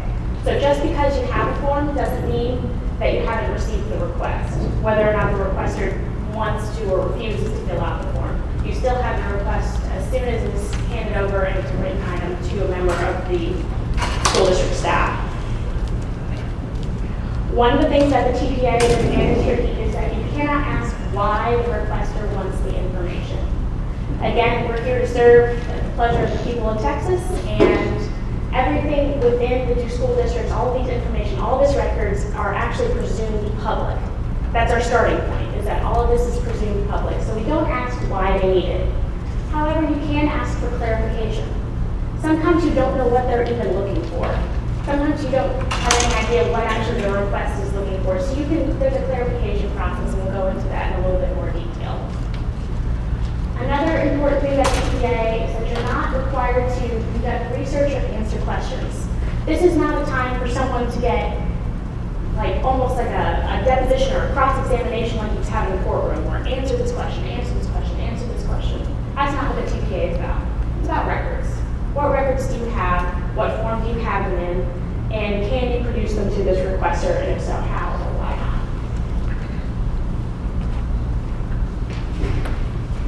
So how do you respond? Ways to respond to TPIA requests, and a lot of the ones, your district will be handling TPIA requests regularly in the normal course of business, and it can be very easy things. For example, a copy of the current superintendent's employment contract. That's a public document. No problems with it whatsoever, and if they want copies, you can send them a copy. Provide a copy for them to pick out. If they want to inspect it rather than pay for the copies, they can come and schedule an appointment to come in and look at it in their offices. All of this is just normal course of business of being a governmental entity. A new law that was passed in the last legislative session provides another way to respond to these TPI requests, and that's by citing to a web address. But I caution you on this because it's a little bit tricky. First off, the AG issued some guidance on this new law that was passed just in the 2015 session, and they said that there's a distinction between a governmental body and a political subdivision, and that only political subdivisions can use this refer to an email response, refer to a web page response. They didn't provide much clarification about what constitutes a governmental body and what constitutes a political subdivision, and sometimes that changes depending on what law we're talking about. So if you're using it, for the most part, school districts would fall into this exception and be able to take advantage of it. However, just keep your eye out on what the AG determines on that. Here's the other thing about citing to a website. You have to do it in a very specific way. For example, requester wants to see all of the agendas for the HISD Board of Trustees for the last year. Well, those are all posted publicly, and most likely the entire year is still accessible online. So HISD wants to take advantage of this and respond by citing to the website. First off, they can't just say, go see www.hisd.org. There are a lot of things on that main page, and it would take a lot of steps for the requester to find the requested information. So the AG said that's not really responding, just to cite to the main website. What they can do is provide a link to the specific information that has been sought. So let's say a citation to the link for the board documents that lists all the dates, where you can just click on each individual date and the agenda show up. That's perfectly fine. They're not having to go sort through the entire website. They have exactly where they go and just need to click on each date, and there are the agendas they're looking for. Another issue, if you're going to cite to a website, is you have to also include a statement in what they call conspicuous font. I made mine italicized. Basically saying that if the requester still wants copies, we are able to provide those and can issue a cost estimate from there. So it gives them the option of, hey, here's the website. If you would like to go check them out, here's a unique web address for you to get the information you're looking for. However, if you don't want to get it from the website, we can still provide you copies, just let us know. It just lets the requester, gives them the information they're looking for, which is the ultimate goal of the TPIA, is again, this transparency, this openness. If a member of the public wants to see all the agenda items, by God, they're available and are ready to be viewed by the requester. Okay, so when do you have to respond? The TPIA requires that you respond to the requester promptly if you're just going to be handing over the documents or releasing the information to them. What promptly means can vary depending on the circumstances. Again, going back to my other example where they were looking for 3 years worth of emails from the upper-level administrator. Well, that's going to take some time between gathering those emails, putting them in some kind of format that can be viewed both by the staff and by the requester, and then reviewing them to take out confidential information. What if they've got FERPA information? What if they've got something having to do with the pending procurement that's still ongoing? That kind of stuff. So what constitutes promptly can change. However, if you're going to take more than 10 district business days to produce the information to the requester, that's fine. You just have to tell the requester in writing how long it's going to take you and when the information will be available by. We call it, if you're not going to get it within 10 days, give them a date certain. You can buy yourself that extension as long as you're having that open communication with the requester and you put it in writing. Okay, so what happens if they are requesting confidential information? That gets into our other slightly scary part of the TPIA, which is the deadlines. Since the documents are presumed public as a matter of law, if you want to withhold something, and you have a good legal basis for doing so, you have to ask permission to withhold it. There are a few exceptions where you can withhold information without asking for permission, but for the most part, you're going to have to go to the Attorney General. The Texas Attorney General is the person who has his entire division within his office that all they do all day is review TPIA requests and say yes or no whether the information is confidential and can be withheld, or whether it needs to be released to the requester. So they do this all the time, and I have to say sometimes it depends on who's reviewing your documents. So just because documents were confidential previously, we always err on the side of send it to the AG again. If another requester requests it 2 years later, send it to the AG again, in abundance of caution. What happens if you miss this AG deadline? If you do not request an opinion from the AG within 10 district business days, then the information is considered public as a matter of law for all purposes. That means that next time Channel 13 News wants to see that document, they get to see that document because we missed the 10-day deadline. So do take these deadlines seriously. So what do you do when you go to the AG? First off, you have to send a request for an opinion to the Attorney General within 10 district business days. That's our day 10 deadline. However, let's say you're still scrambling to pull all those emails, or you're still gathering documents, or you haven't gone through and reviewed them yet. By day 15, you have to submit a representative sample and briefing explaining why to the AG you want to withhold. So day 10, all you have to do is request the opinion. And what we do is we cite the specific exemptions that we think apply. And sometimes, if we're still gathering documents, it'll be everything we think might possibly apply, even if it turns out we end up dropping some of those later. So anything that realistically you think might come up, are these police records, are these student files, are these procurement documents? Go through the list of exemptions and just put together what you think might possibly apply on that day 10 letter. Day 15, that's when you're going to send a more substantial explanation. And the departments in your school district who've been handling these in the past probably have done this process before. If not, many people contact legal counsel to help put together that briefing. But it certainly can get very repetitive. For example, an ongoing procurement is a great example. We have briefing in our back at the firm where we just kind of stick it in. It's the same law every single time. We just have to explain the facts of this particular request and why the competition's ongoing. So day 10, request the opinion. Day 15, provide the sample and the briefing explaining why you get to withhold this from the public.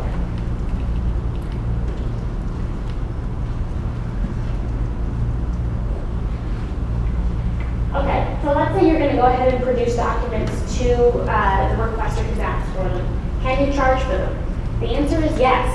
TPIA does allow you to charge. However, the rules are very specific about what you can charge for, how much you can charge, and whether you can include labor and overhead in those charges as well. Because sometimes it might be a two pages of records that you're releasing, but by God, they were in deep, dark storage, and it took 7 hours to find them. So these rules really are complicated because they don't always capture how much time or how much effort it takes to respond to the TPIA request. For those of you who haven't, the AG has a handbook on their website. You can just Google Texas Attorney General Open Records Handbook, and it'll come up. It's a 2016 edition, and it's kind of the Bible according to TPIA. It has all the exceptions. It has all the cost rules. It has all the consequences. It has the deadlines. It has everything. So in my practice, I consult this every other day, even though I've been doing this for a while, just to refresh and make sure I'm still within the line of everything. And since the cost rules are kind of complicated, that's a good place to go and just get a broad overview of how and what charge will be. So initial steps when you get a request. First off, there needs to be training for all individuals who routinely work with these open records requests. Again, it's kind of a complicated scheme between the deadlines, and they do come fast and furious. So having personnel who know what to do and recognizing that something is a TPIA request when it comes in is really key. Again, that public information handbook is a fantastic resource. I highly recommend it. Other districts I've seen put together an actual website or web portal for TPIA requests. It makes it very easy for the public to access or submit records requests, and it also makes it easy for the district to process them because they do come in within a regulated kind of, there's a monitoring system that comes from the website. Also establish internal procedures for redirecting misdirected requests.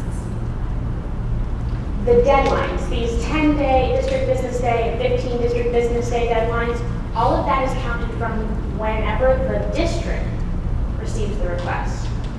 Not when the public information officer receives the request, or not when somebody recognizes whether the TPIA request or not receives the request. So the worst thing that you can do is have 7 of your 10 district business days wasted because someone didn't recognize what it is. Something that comes in writing for the request for records is going to be considered under the TPIA. Even if it's going to end up being you gather the documents and hand them over and charge them 10 cents a page, and there's nothing, no funniness about it, no confidentiality issues, don't have to go to the AG, even if it's just a standard records request. Someone needs to have eyes on it just to make sure there's nothing that has to be considered under the TPIA. Because again, those deadlines are extremely quick. Date and timestamp all incoming open records requests.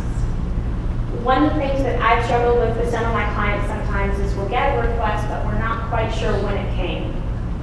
So when we're trying to calculate our 10 district business days, and sometimes we need every second of those 10 district business days, we don't know whether we're on day 9, or we're on day 8, or we're on day 12. So always, always, always, even if it's just a simple, somebody writes on the top, received by March 25th, 8 a.m.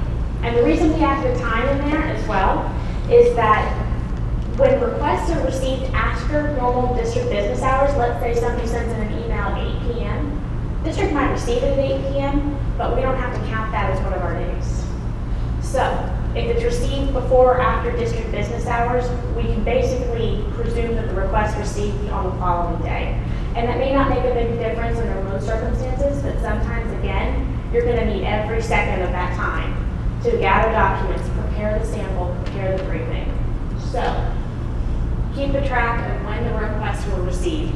That's a very, very important thing. Calendar 10, district business day. Whenever I receive a TPIA request, I just stop what I'm doing and I calendar it. Even if I do nothing else on it for the rest of the day, I stop on my calendar. Because again, those deadlines are extremely quick. And if we miss them, the documents can be presumed public for all purposes. That means all future requesters would get the exact same documentation because we missed the deadline 2 years ago. Another thing to look at is look at the request. Do we understand what they're asking for? Do we need a clarification? Do we need to send a cost estimate? How expensive is this going to be? Is this something we need to turn over to the Attorney General's office and have them tell us yes or no whether we can withhold the information? All of this should be happening when you get the initial request. It's kind of going through that checklist to see if there's anything of concern regarding the request. Okay, clarification. Sometimes you just don't know what the requester wants. And they've tried very hard to phrase it as particularly as they can, but you just can't tell what they're asking for. Or it's going to be such a broad scope of documents that maybe they don't quite know what they're asking for either. So what you can do is you can send a request for clarification. The request for clarification should be in writing. And basically, you're not asking, again, you can't ask why they need the information, but just asking to clarify specific terms. What do you mean by all special education students? What do you mean by policy? What do you mean by anything within the request? But make sure you identify what exactly you want them to clarify. If there's particular terms that just don't make sense or will do such a broad scope of documents that you don't think that's exactly what they're looking for. So request for clarification needs to be in writing, and it also needs to explain the consequences for not responding. So if you send a request for clarification, what's great about it is it pauses and stops your deadlines. So those 10 days, 15 days, stop while you're requesting clarification. However, in order to take advantage of that, you need to have a statement in there saying that if they don't respond to the request for clarification within 61 days, then you can consider the request withdrawn. So the thing about taking advantage of these kind of pausing statutes that allow you to pause the deadlines is that you've got to be perfect. If your request for clarification is missing that warning about the consequences, then it's not good enough, and you need to operate under the 10-day and 15-day deadlines. Otherwise, if you can, what we have with our clients is we kind of put together a form where they can just insert what exactly they want to clarify, but it's got all the other language in there. So they're not having to wonder, wait, did I go through all the checks and did I do all the clarification right? Whether they're going to give the clarification, the advantage of the clarification deadline stopping. Another new thing about clarifications is that before the last legislative session, a request for clarification had to be sent by certified mail return receipt requested. Where I was seeing this a lot is clients sometimes they'll receive an email and they'll just respond back to the requester very naturally saying, hey, we don't understand XYZ terms. What exactly are you looking for? Or what do you mean by those? But because they hadn't sent it by certified mail, it wasn't a valid request for clarification. It was also missing that statement about what happens if you don't respond within 61 days. So, new rule is that now you can send a clarification by email if you received the original request by email. And this kind of makes sense that it's a little bit more natural way of communicating with the requester rather than sending a certified letter to someone who may not necessarily understand that this is a formal TPIA request and that's why we're handling it within our procedures. It's a little bit more natural with how you communicate with the requester. Again, all the form requirements need to be there, so you need to have the statement of consequences of what happens if they don't respond. But you can respond by email if you receive the original request by email. Legislature says that you basically respond back to whatever email they sent the request in, or if they provide another email saying, please contact me, all future communications or something like that, at xyz@yahoo.com. You can use whatever email address they've designated. And again, you can consider the request withdrawn if they don't respond within 61 days, but you have to have that warning for the requester so they understand the consequences. Okay, so costs. Again, these rules are complicated, and I recommend that you take a look at that text. The the Attorney General's Open Records Handbook is fantastic in that it outlines all of this. But here's another little trick for when you need more time. Cost estimates can pause your deadlines if the cost estimate is over $100. And most requests, most standard requests are not going to be that high. When you're charging 10 cents a page, you're really not going to get that high dollar. But what if they're looking for 50,000 pages of records? Then you're talking that's a different story. So under the cost estimate rules, if you're going to charge a requester more than $40, you have to send them an itemized statement before you complete the work. It allows the requester an opportunity to say yes or no. Basically, oh no, I don't want to pay $50 for this, and have them withdraw the request. So if it's over 40, you have to send the itemized statement. If it's over 100, you can require them to pay a bond or pay in advance before you do any work, and it will also pause your deadlines. And what that means is that, let's say I send a request this week for, I'm sure, has anyone seen this Houston Chronicle TPIA request? Has anyone had it in their districts? I know there's been quite a few who've had it, and I'm handling it for about 7 or 8 districts individually. It's extensive, it's just a very large request, and he's sending multiple ones. So we send cost estimates. And some of them he responds back to, and some of them he doesn't. And that's perfectly fine. It's his choice of whether or not to pay. But we've itemized the cost it's going to take for us to produce the information he's requested. So, let's say your cost estimate is over $100, you send it to the requester. You don't have to start counting your 10 days until after the requester responds and pays, which is great. So instead of you all spending hours and hours and hours of staff time collecting a request that's $1,000 cost estimate that this person has no intention of ever paying for, you can stop what you're doing and you can stop the work. Or if you're pretty sure they're going to pay, it gives you some additional time to get the work done. So that's the kind of cool thing about cost estimates is that they do provide you a little bit more time and a little bit more flexibility in how you're responding to these requests.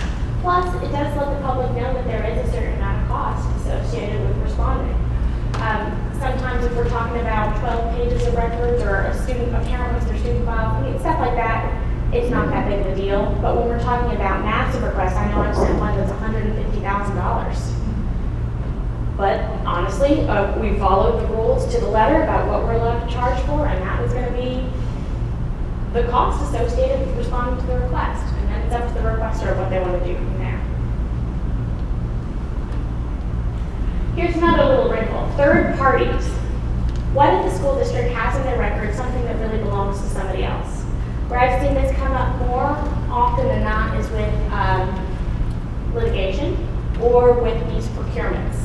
So let's say you have an ongoing competitive procurement, haven't been awarded, committee's still in the scoring process, nothing's gone to the board, and one of the competitors asks for the bids of all the other competitors. Well, that would fall under one of the exceptions because it involves an unfair advantage between the two different competitive vendors within the bid. However, it also means that you have in your possession all these bids that belong to somebody else. They're the pricing information and the specifications that all of the different vendors have submitted throughout the competitive bidding process. So what you do is you send out what we call the 552.110 notice. Basically, that's the statute where, I know, it's easy jargon, isn't it? Don't you love lawyers? So basically, that's the exception that applies when you've got third-party information in your files. And because it's in the government files, it's considered presumed public. So what you do is you send this form. AG's got it on their website. All you have to do is submit the name of the third party. And they'll call it the 110 notice. submit it to the third party, let them know, hey, we've received a public information request. It is your responsibility. If you would like to submit briefing to the AG, you're more than welcome to do that. Here's how you do it. And that may be it. That may be the only exception that applies to this request. And so the district just basically tells the AG, hey, we've submitted a third-party 110 notice, and we're done from here. We're not going to submit any other briefing. That leaves it up to the person who received the notice, the vendor who wants to protect their information. That leaves it up to them to brief to the Attorney General as to why it should be withheld. So basically, the third party gets a chance to do exactly what the district has a chance to do. Explain and justify why this information is confidential and why it should be kept away from the public. Now, sometimes I've seen it where we send the notice, but we also are going to brief like 7 other things. Ongoing procurement, litigation, attorney-client privilege, all these other exceptions. So if that's the case, it's just one of the exceptions in your list. Nothing extraordinary about it. Again, the AG's got their own form on their website, and they actually require you to use their form. So just look on the AG's website and put in third-party notice or 110 notice, and that'll come up. Okay. Now we're going to be getting into some of the exceptions that apply to these TPIA requests. Again, our standard rule, everything is presumed public unless you can show another exception applies.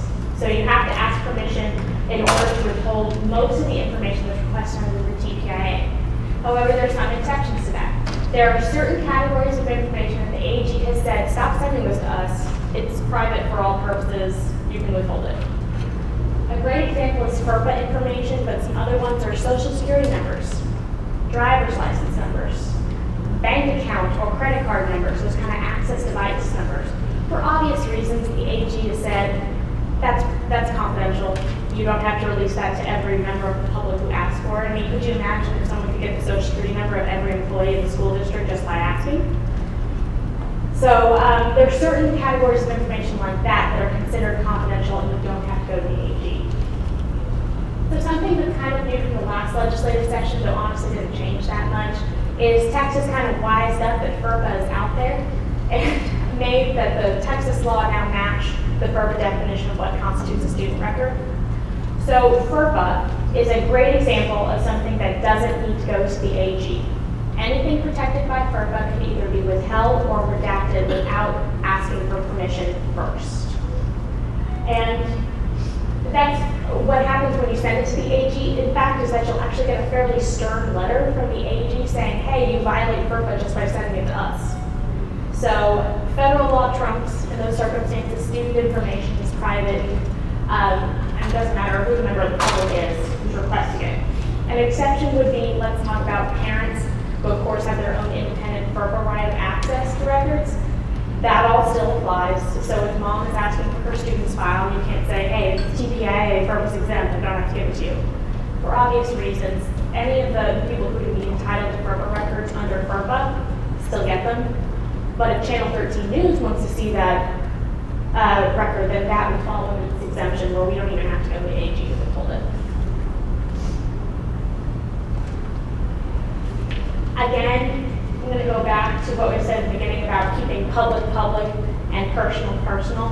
We kind of had this as its own section in the presentation just because the law changed back in 2013. But really, it didn't change in too much of a substantive way. If you are personnel of a public entity, and whether that means a board member on down to a janitor, if you are communicating about work business on your personal email account, your personal cell phone, or what have you, or texting about it, that's just as subject to the TPIA as if you're doing it on your work account. Same thing. Everything in your work account is presumed public. So we're going to have to go email, by text message, and ask permission to withhold those. So keep that in mind whenever you're using your devices. That used to be just a rule they had to specify, but then they made it very general about the definitions to include all these other definitions, these all these other devices. Back in 2013. We cannot keep our own server. I wasn't going to bring that up, Jesus. But yes, Secretary Clinton's a great example. Honestly, There's the national security interests that are involved with her being the Secretary of State that don't necessarily apply when you're talking about local school districts.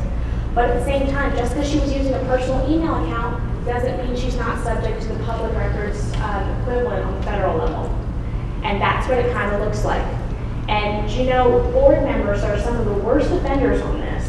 And where they were doing, and part of it is because they're board members in addition to being active members of the community and businessmen or women. So it's part of, it's not their primary job. It's just one of the other things that they're also doing. So it's common for them to use their personal email accounts to conduct board business. The extent you can issue them their own email addresses, I cannot stress to you how much time and heartache and hair pulling that will save you in the future. Because all it takes is one request. I mean, I've had requests from, again, the news media who want to see every email from every board member for 5 years related to district business. So if I'm having to comb through your Gmail account versus just looking at a main district account, that it saves a massive amount of time.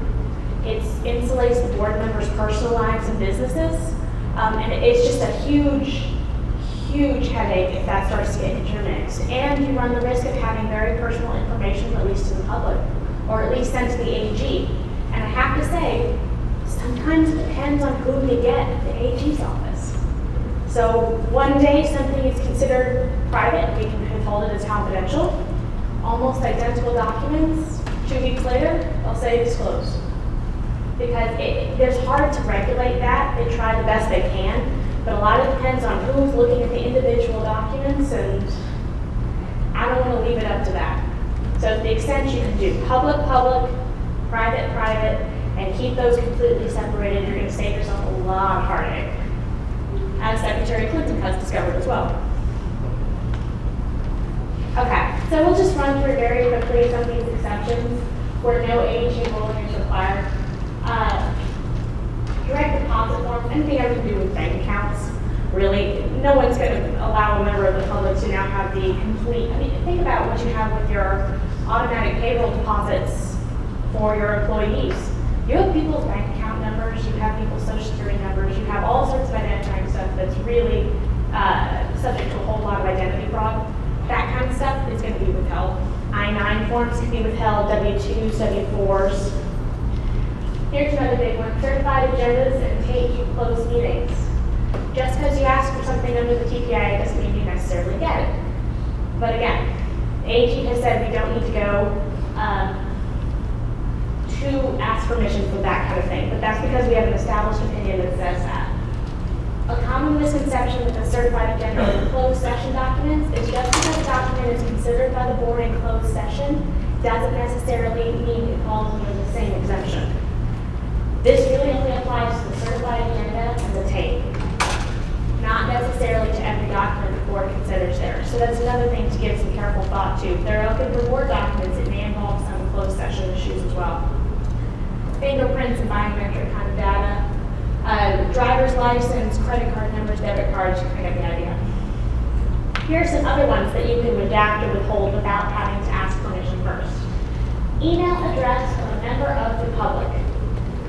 So if you have PTA sends out the classroom teacher sends out an email to all the parents in the classroom, you can go through and redact all those personal email addresses of all those parents because they're members of the public.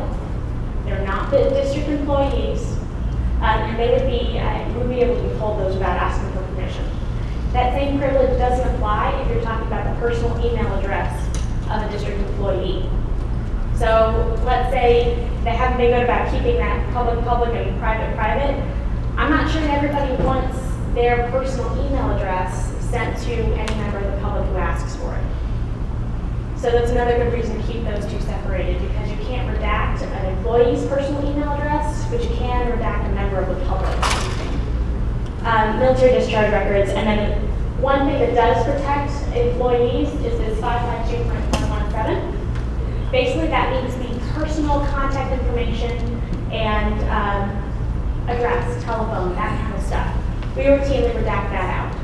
If you'll remember when you first came into employment with your districts, is that you basically have to check a form about whether you wanted your information kept private or not, and that's what this is talking about. So people who check, yes, keep my information private, that means if a member of the public asks for anything with your home address on it, I can take it out, and I don't have to ask permission for it. And that's a safety thing. People don't want just a general member of the public showing up at their homes with their families and all that kind of stuff. Other things that fall under this 117 exemption are the names of your spouse, names of your kids, their ages, whether you even have kids at all. I've taken out stuff where basically any existence of the employee's children I take out. And again, that's privacy and safety and making sure that just some mad member of the public can't necessarily just go and have your home address or your kids' names or their ages or stuff like that. So if you haven't checked that form, maybe go double check it with HR and take a look at it. We generally presume that everyone has requested that their information be kept private, but we have had requesters who push back and make us go check employee by employee by employee. So just go double check those forms, because that's a pretty powerful one to making sure that you all can keep your personal lives private. So here are things that you have to ask permission for that wouldn't necessarily make a lot of sense in other circumstances. Date of birth and transcripts. We can actually withhold your TPIAs and what grades you made all the way through your academic careers, but we have to ask permission first. The AG says we have to go on that. Information related to litigation. We've had this where some clever lawyer who's already sued the school district tries to use the TPIA to get around all the rules that govern how and what documents you get in litigation. TPIA says absolutely not, and honestly I think the judge would be a little bit annoyed about that as well. But what it means is that there's all these protections for documents in litigation, and you still get those. You can't just circumvent it with the TPIA. Information relating to an ongoing competition or bidding. This makes, again, going back to our scenario where the vendor asks for all the bids when nothing's been awarded yet. This is a temporary exemption, however. So once the contract has been awarded and once the procurement's over, then you have to go ahead and all of those documents become public. So during the bidding process, it's basically to prevent one vendor from having a competitive advantage over another. But once the process is completed, those documents can become public again. You lose the exemption. Attorney-client privilege for obvious reasons. You want to be able to talk to your lawyers freely. Certain law enforcement records, police records are a whole complicated thing unto themselves, depending on where they are in the status of the litigation, or excuse me, the status of the investigation. Is it ongoing? Has it been referred to in the DA? Is it resulted in something other than deferred adjudication or conviction? All of that changes what the exemptions you would actually assert and what you can hold. So police department records, take an extra careful look at those whenever you get a request for that. And then agency memorandum. We use this one a lot. This is a 111 exemption. And what we do is that anytime you have discussions about policy-making issues amongst higher level administrators, we will generally try to withhold those. If you are redistricting, that's a very popular one. It can be very contentious in the community, so lots of TPI requests. We will try at least to ask permission from the AG to withhold those upper level discussions amongst the administrators. With the understanding is that in order to make good policy for the district, you have to be able to have frank and open communication amongst yourselves. Does it work every time? No. Sometimes you end up having to release it anyway. Again, it depends on who you got at the AG's office at any given day. But it is something that we use quite a bit. Okay. So question, I did want to go through the consequences again. One, the documents can be considered public for all purposes, for all times. Sometimes we'll go to the AG even if we've missed our deadlines anyway and just say as a Hail Mary pass of, hey, we know we're past our deadlines, but we think this is so confidential that it shouldn't be disclosed. Does that always work? No. But sometimes if you have missed your deadlines, it is kind of a last-ditch effort. There are criminal penalties associated with the TPIA as well. There's official misconduct, and that can be jail time or a fine up to $1,000. And that's when you're withholding information that shouldn't be withheld or not responding promptly within the TPIA deadlines. There's also a criminal penalty for the destruction or alteration of government documents. So this can get kind of serious.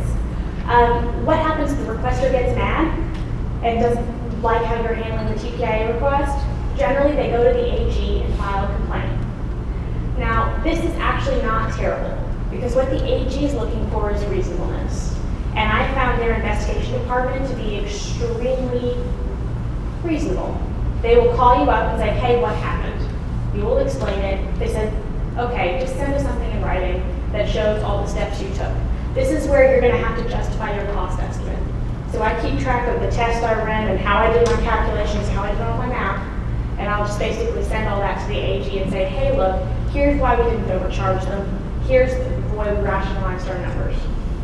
Or here's why we couldn't get in the documents within 10 days. It was such a massive request, we had to do X, Y, Z in order to pull it. We gave them a date by which we could respond by. So the AG is really looking for, did you communicate with the requester and let them know what was going on? And are your actions reasonable? Now, if they're still mad and they keep going, they can file a lawsuit in civil court where they will try to basically, it's called a writ of mandamus, which is basically trying to force the governmental entity to hand over the documents. I have one client who's currently been in litigation for 1.5 years over a TPIA request from a very, very angry parent who also happens to be a lawyer. Yeah, it's the worst combo. So again, going back to how we started this presentation, don't mess around with the TPIA. It sounds kind of frustrating, and I know that public information officers get a lot of flack from other departments who are just like, we just simply don't have time to do this. And that's great, but unfortunately, we're at the mercy of these deadlines. And that if we don't follow them, there are consequences that result. Yes, ma'am, that's a question. Talking about deadlines. Yes. Are the 10 days strictly business days? Yes, business days, which means any day that your district is closed is not a business day. Now, if the kids aren't there, but the staff are there for in-service, that is a business day. But let's say a lot of districts do reduce business hours during the summer, right? Close on Fridays. That's not a business day. I love the summer TPIA time. It's fantastic because the weeks are so short that you get additional time just by the simple fact that districts aren't open this long. Some districts are closed this entire week for 4th of July. None of those are business days. So district business days. One thing that we're careful of doing on all of our letters to the AG is if we're going to count some days as, as closed, for example, for the reduced summer hours, we'll tell the AG exactly what we're doing. So the district was closed on the following Fridays in observance of summer business hours. Friday, June 12th, Friday, June, and I would list out each specific day. Because the worst thing you can do is have the AG come back and say, no, you're not timely, because they didn't do math right. So, and they're not aware of the district's calendar. Don't assume that they know that your calendar exists, because they're doing these requests from all different governmental entities, not just school districts. Okay, other questions? Yes, sir. Obviously, everything we do, every transaction is a record. Yes. We get requests, and often they just sound like research projects. How do you navigate that and how do you make a judgment? Okay. So again, we always have to operate from the understanding that everything's presumed public, first off. That being said, some requesters are extremely reasonable. So if you contact them and say, hey, we understand you're looking for X, Y, Z. Z will take us an extensive amount of time, but we can get you X and Y fairly quickly. Would you withdraw your request for Z? Half the time the requester will do that, or work around it. And if they don't want to work with the district in narrowing their request or clarifying it, if you just don't know what they're asking for, then you just send them a cost estimate for it. If it's over $100, your deadlines for the AG are paused or stopped entirely, and you don't have to start counting your 10 days until after you hear back from them on the cost estimate. Request for clarification if you just feel like it's too broad. I'm just remembering one, I'm sure it came from the media. Tell us how much money you raised from vending commissions and how you spend it. That's a great example of a question. Okay. Because you are not required to answer questions. We get it where, like in litigation, you'll have interrogatories, or like admit you were on at this particular location on this date, or admit you spent $10,000 on whatever. You do not have to answer You questions. can say, I'm sorry, that's a question. No, what you would do is basically saying, look to see if you have that information maintained in a record somehow. Is there a report? Is there a compliance audit response? Is there something that TEA requires? Do you have an itemized budget that might have the entire general fund spending, but lines 1, 203, and 14 all include those items? So you have to think a little creative. Do I have a document that says this information? And if you don't, you can honestly say that no, we don't maintain that information. Another thing the TPIA does not require you to do is create documents. So I've had this a lot, especially with police reports. They want to know basically every assault that's been charged for the past 10 years, broken down by ethnicity, broken down by age, broken down by campus. Well, some districts have a database that they can run that report in 30 minutes. Some districts will have to go and examine each individual file by hand and then create a spreadsheet. The TPIA does not require you to do that. You do not need to create new documents or create documents that have been destroyed in the ordinary course of your business. If it's gone, it's gone. It doesn't exist anymore. Sorry. You look at the moment the request came in, does the document or information exist? And again, you might have to be a little bit creative. It is, and these organizations are massive. So I understand that sometimes it's a little difficult to track down where things are, but just keep in mind that eventually you may have to respond to the AG and explain why you said you didn't have that information. If you've got a good explanation, fantastic. There are a reasonable bunch of people down there, so you just send them your reasoned response, and here's how we looked for it, and you couldn't find it. And that's why we said there was no responsive documents. And sometimes the truthful answer is no responsive documents. But you may have to be a little bit creative. The last thing you want is somebody to get in the news media who's pushing back and saying, you don't track that. You don't track that, you don't care enough. And sometimes the answer is yes, we don't track that, or the current constraints of our database don't allow us to run that report. And I've had districts where they will go and say, okay, yes, we have that information, but it would require hand review of every single student file for the last 3 years of enrollment, send them a cost estimate. Let's say 10 minutes to review each student file times 2,000 students, 10,000 students, 200,000 students. That's the size of a cost estimate. As long as you can justify it, so run a quick test, how long does it take to do, 200 students or a campus or a month or whatever it is. Send them a cost estimate. You're allowed to charge. Okay, questions? Anything else? Is everyone hungry for lunch, I guess?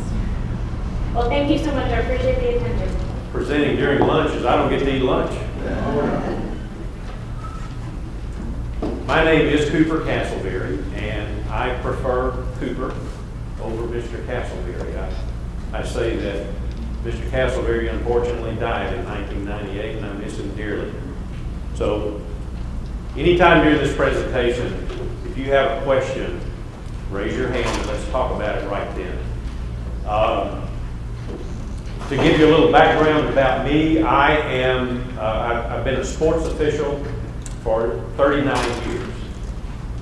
There's probably some people in this room that aren't even 39 years old. So I've been running up and down the field as long as you've been breathing air. For the last 22 years, I have been a football official at the collegiate level. And in the last 15 years, I've been a football official in the Big 12 Conference. And I'm sure that many of you have booed me and didn't even know it. And you're going to get another opportunity because my first game this year is Oklahoma at Houston. Any Cougar fans here? Woo! Yeah, there you go. So my first game, coincidentally, my first Division I collegiate game was Rice at Houston, the Bayou Bucket, gosh, I don't even remember what year it was, 99 maybe. So I've been doing this a long time, and also I spent 12 years on the Lufkin ISD school board. And so because of that, I not only have obviously a perspective on the paying officials from the officiating side, I have it from the school side as well, because we wrestled with a lot of things that we did and how we could streamline and do things more efficiently. And let me tell you, this is a way that you're going to be able to pay your officials much more efficiently than you are now. The first thing you need to understand is that Arbiter Sports is owned by the NCAA. Now, this is not a bunch of guys sitting around a table at a bar thinking, hey, this might be a good idea, let's see if it works. No, this is the NCAA. They've been doing this for a long time, and this program is being used by 100% of the high schools in over 30 states. It's also being used by many colleges and universities and entire conferences, and in fact, it's how I get paid for my games. I work a game on Saturday, it's approved on Monday, and the money is in my bank account by Wednesday or Thursday of the next week. That's how fast this works. Now, Arbiter Sports has several different fingers, if you will. The one, we're going to be concerned with two of them. One in particular, which is ArbiterPay, which is what I want to talk to you about, and it's how you will pay your officials. But there's another finger called Arbiter One, which is what the assigning secretaries will use. And are there any former coaches in here? Okay, a lot of you may not understand how all this fits together, and so we're going to just go through it. As of right now, an official shows up to work a football game, a basketball game, or whatever, and they have a pay sheet that they hand over to the coach. The pay sheet has a whole lot of sensitive information on it. The previous speaker just talked about guarding that sensitive information. The pay sheet will have his name, his address, his phone number, his social security number, maybe even his driver's license number. And the coach will fold that up and stick it in his pocket or put it on his clipboard. And as an official, it makes me very nervous not knowing what happens to that piece of paper. Who's looked at it? Who's going to be able to look at it? Where does it go? And on top of that, I have to fill out a W-9, even if I go to a school and work one junior high football game. I have to have a W-9 on file if I want to get paid. After the game, what happens to that piece of paper? The coach may lay it on his desk. He might even take it home and lay it on his dresser. And it may lay there for a few days. But at some point, it finally leaves his desk and goes to his secretary's desk, and she does what she has to do to it. And then it ends up at the administration office and finally comes to you, and you do what you need to do to it.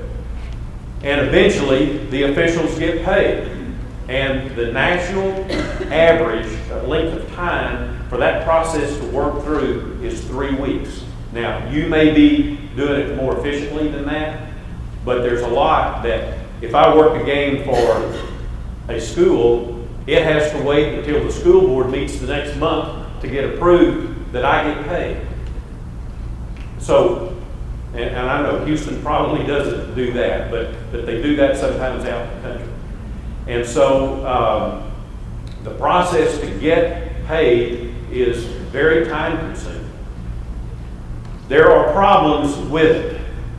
The officials forget to bring the pay sheet. They bring a pay sheet, but it gets misplaced. There's very sensitive information on that pay sheet, and we don't know what happens to it, and that is a liability for the district. The officials may turn in the pay sheet, but then they don't have a W-9 on file. Maybe they turned in their W-9 and the pay sheet, and you can't read either one of them. There's time involved on your side for writing checks, printing envelopes, and then putting postage on those envelopes and mailing those envelopes. Payments get lost in the mail. Officials receive their payments and they lose them. They forget it's in their blue jean pocket and it gets washed. And now they're calling you, I need another check, please. Where is my check? Did you ever mail it? And on and on and on of problems of getting these people paid. Well, ArbiterPay can solve all those problems. It is very easy for you to get started. First of all, you just go to arbiterpay.com, not arbitersports.com. You can go to arbiterpay.com and enroll. You sign up. Now, the only kind of quirk in the deal is that some people get confused right here. Am I a paying administrator or am I a school or municipality? You are a school. So when you go in and register or enroll, you want to click this button, not the paying administrator. You go through a very simple process online of getting enrolled. And let me just tell you, enrollment is free. If you go and enroll and you never use the product at all, you haven't spent a dime. I'm going to cover this in a minute. You will have to put money into an account to pay the officials. And if you put money in that account and never use it, you've spent no money. So everything up until you actually pay an official is free. The software is free, everything is free. So once you sign up, you fund your account. You can fund your account a couple of different ways. You can either do it by check or you can do it by direct deposit. Most people do it by direct deposit. And again, just because you put money in there doesn't mean it's gone. It is not gone. You've just moved it from this bank account to this bank account. The money is a non-interest bearing trust fund in Salt Lake City, Utah. Nobody in Utah is making money off of Texas taxpayers. Any excess funds in your ArbiterPay account, you can get back at any time you want to. It costs you nothing. Again, it costs you nothing to put the money in, and it costs you nothing to take the money out. You can go get it anytime you want to. If you have a maintenance truck breakdown and you need $1,500 and you want to go get it out of the account, go get it. You can do that. It is your money, and it stays your money until you pay an official with it. You can, if you want to do it by check, you mail your check in to that address. The funds will be available 1 or 2 business days after the check is received. If you do it by a transfer, it's 3.5 business days after the request is submitted. Once you fund your account, you will, this is what the screen will look like. Everything is FDIC insured. The money, there's no risk there anymore. There's no more risk in that account than there is in the bank account where your money is right this minute.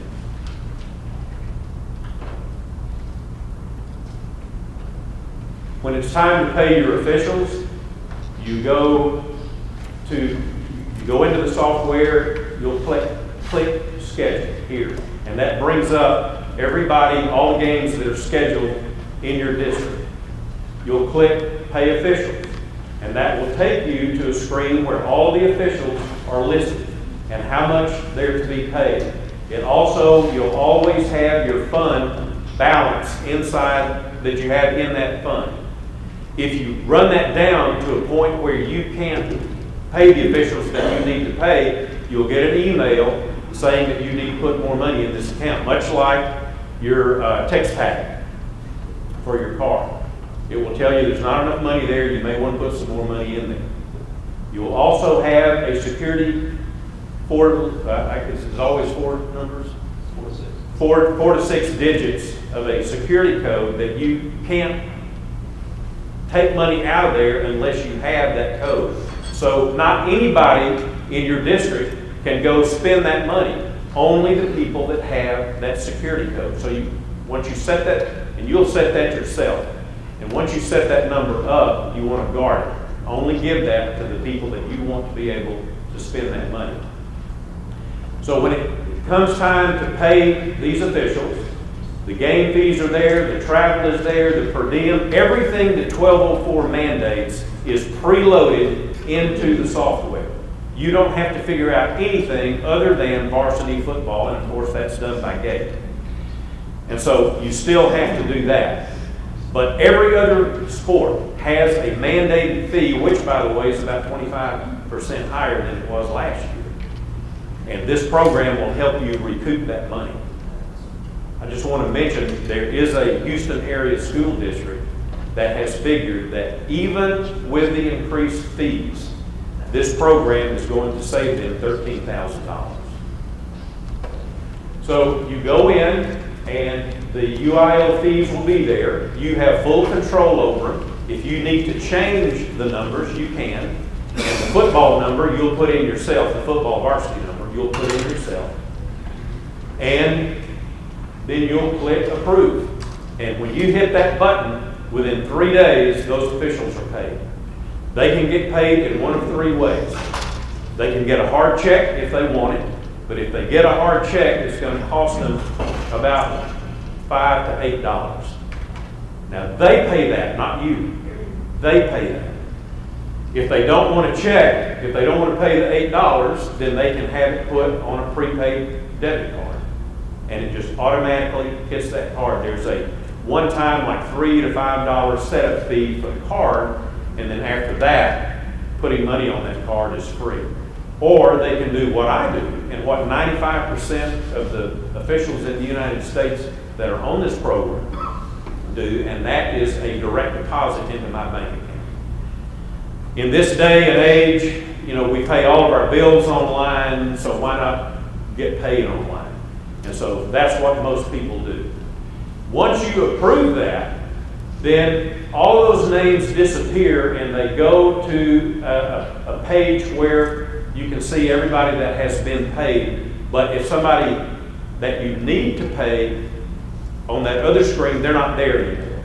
So it eliminates the possibility of you accidentally paying someone twice, because you click that button and you approve it, and then that name, that guy gets paid, and that name goes away. It goes to another screen. But it's always there for you to pull any kind of report you want to. You can pull it by sport, you can pull it by campus.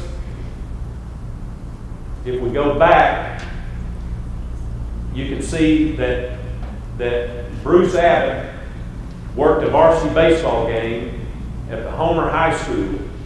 So you can pull a report by baseball, by football, basketball, whatever. You can pull it by campus if that's the way you want it set up. And when you enroll, there's an 800 number at ArbiterPay, and they will help you. You tell them how you want to configure your site, and they'll help you configure it that way, so that you can pull a report any way you want to. But at the end of the year, it's now June 31st, and you can show that you put $100,000 in this account. Here's all the people that you paid, and I've got $2,000 left.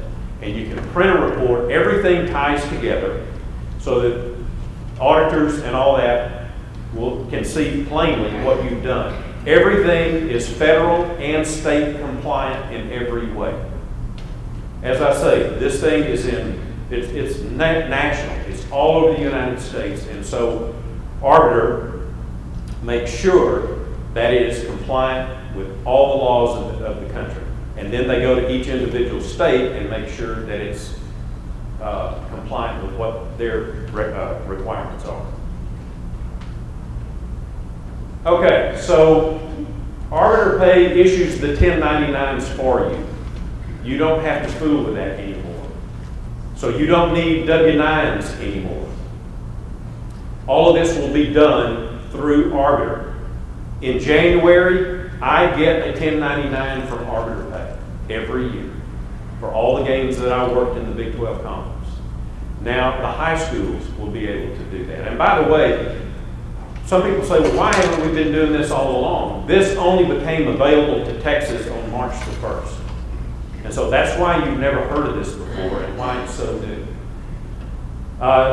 There is no extra charge for the 1099. I tell you that because the website has been implying that there is an extra charge. We are in the process of getting that taken off the website because for Texas, there is no extra fee for the 1099 service. There's no fee for you to withdraw money or deposit money into your account. Your funds are insured by the FDIC. Your ArbiterPay account is a non-interest-bearing trust fund in Salt Lake City, Utah. All of the UIO 1204 mandated fees are automatically loaded into the software. So when you're assigned a softball game, Arbiter knows what the fee for that softball game is. It also knows where the official lives, so the mileage is going to be right. My name is Harry Cooper Castleberry, Jr. I have a son in the Woodlands named Harry Cooper Castleberry III. If he were to work a game in Conroe and claim that he lived in Lufkin, well, guess who's going to get paid? Me. So that's not going to happen. If he wants to get paid for the money, paid for the game, then he's going to have to tell them who he is accurately. Because I have a unique arbiter number, and he has a unique arbiter number. And so if he tries to use me and my address, then I'm going to get the money. So this will take care of itself. It will also, if there is a replacement official, and he, for some reason, can't work the game, and I have to work the game for him, guess what? The first thing I'm going to do is call the assigner and say, hey, John can't make it. I'm working this game for him, so make sure you make that change. What a lot of the school districts that we've talked to are doing is they're going to pay the officials Monday after lunch. So that gives the for everything that happened last week. So that gives the assigners time to go in there and make the changes that happened over the weekend especially. And so all of that gets taken care of, and it is self-policing, because if I work a game for him, then I want to get paid for it. I don't want him to get paid. So all of that pretty much takes care of itself. If you have problems or questions, there's an 800 toll-free number at Arbiter in Utah that you can always call during business hours, of course, and get answers to your questions and help with your problems. Is on the 1099, who's the payer, and what federal ID number they use? Arbiter is the payer, and it's their number. So, school district, federal ID. You're out of it. You're funding an account so that Arbiter can pay them for you. It's a third party payer. What is Arbiter, a corporation? Yeah, owned by the NCAA. So we don't have to send them to federal ID? No, It's optional. You can if you want to, but you don't have to. no. And all of this money has already been budgeted by the school board. So all you're doing is moving it so that Arbiter can pay the officials with the money you've already budgeted. Now, I've had a lot of, when I'm talking to this, okay. This has got to be expensive. It is not expensive. They will provide this to you for $2.50 per assignment. Now, what is an assignment? You cannot go in, that's not per game. You can't go in and figure out how many games you have and how many officials it's going to take to work those games and multiply that times $2.50, because that's not the way it works. If the three of us go work 3 basketball games in one gym on the same day, that is one assignment per. And so that costs you to process those 3 officials for 3 games, costs you $7.50. 4 guys go work an 8th grade, a 9th grade, and a JV football game. Costs you $10 to process those 4 officials for those games. Doesn't matter if they work 1 game or 4 games. Doesn't matter. That's still one assignment, because I was assigned that many games on that date on that field. And so that's one assignment. Now, you probably could go back and figure out how many home dates you have, multiply that times the officials, and come up with a fairly accurate number. But the average, the national average, like at Lufkin, is going to generate 500 or less assignments from September 1st to May 31st. The middle school obviously is not going to generate that many. So you would just have to, there's another Houston area school district that has guesstimated it was $3,700 and something dollars. They have multiple high schools and multiple junior highs or middle schools. But the cost savings way outpace the cost themselves. Why should you do this? No pay sheets turned into coaches, no sensitive information floating around. No more liability for that information. No need to keep W-9s on file for all of these officials. You're going to replace hundreds of vendors with one. There's no need to track officials in order to send them a 1099 because ArbiterPay is going to do that for you. There's no more checks written to officials. No more envelopes and postage to officials. No more lost payments. Your officials are paid within 3 days instead of 3 weeks. You pay officials in minutes rather than hours, save you countless man hours or woman hours. Thousands of paper documents just disappear. There will be no need for you to have pay sheets. Now you will be able to, if you want, to print a voucher that the officials, when they get there, they can sign their name and date that they were there. If you want to do that, and a lot of districts do that right at first. But then they quickly realize that it's really kind of redundant, and so they stop doing it. But that is there. But on that sheet, there's no sensitive information. It's just Cooper Castleberry, a line for me to sign, and a place for me to date. And that's it. So if that gets lost, then there's nothing there to worry about somebody that shouldn't see it. The 1099s will be issued by Arbiter rather than your district. There's no fees to fund or withdraw funds from your account. There's no long-term contract to sign. We have been deemed a sole service provider, so there's nobody to get a bid from. And I think this is one of the most important things. We are owned by the NCAA, and it doesn't get much bigger than that. Okay, I've got Tony Timmons here, who is my boss, if you will, and who actually brought this to Texas.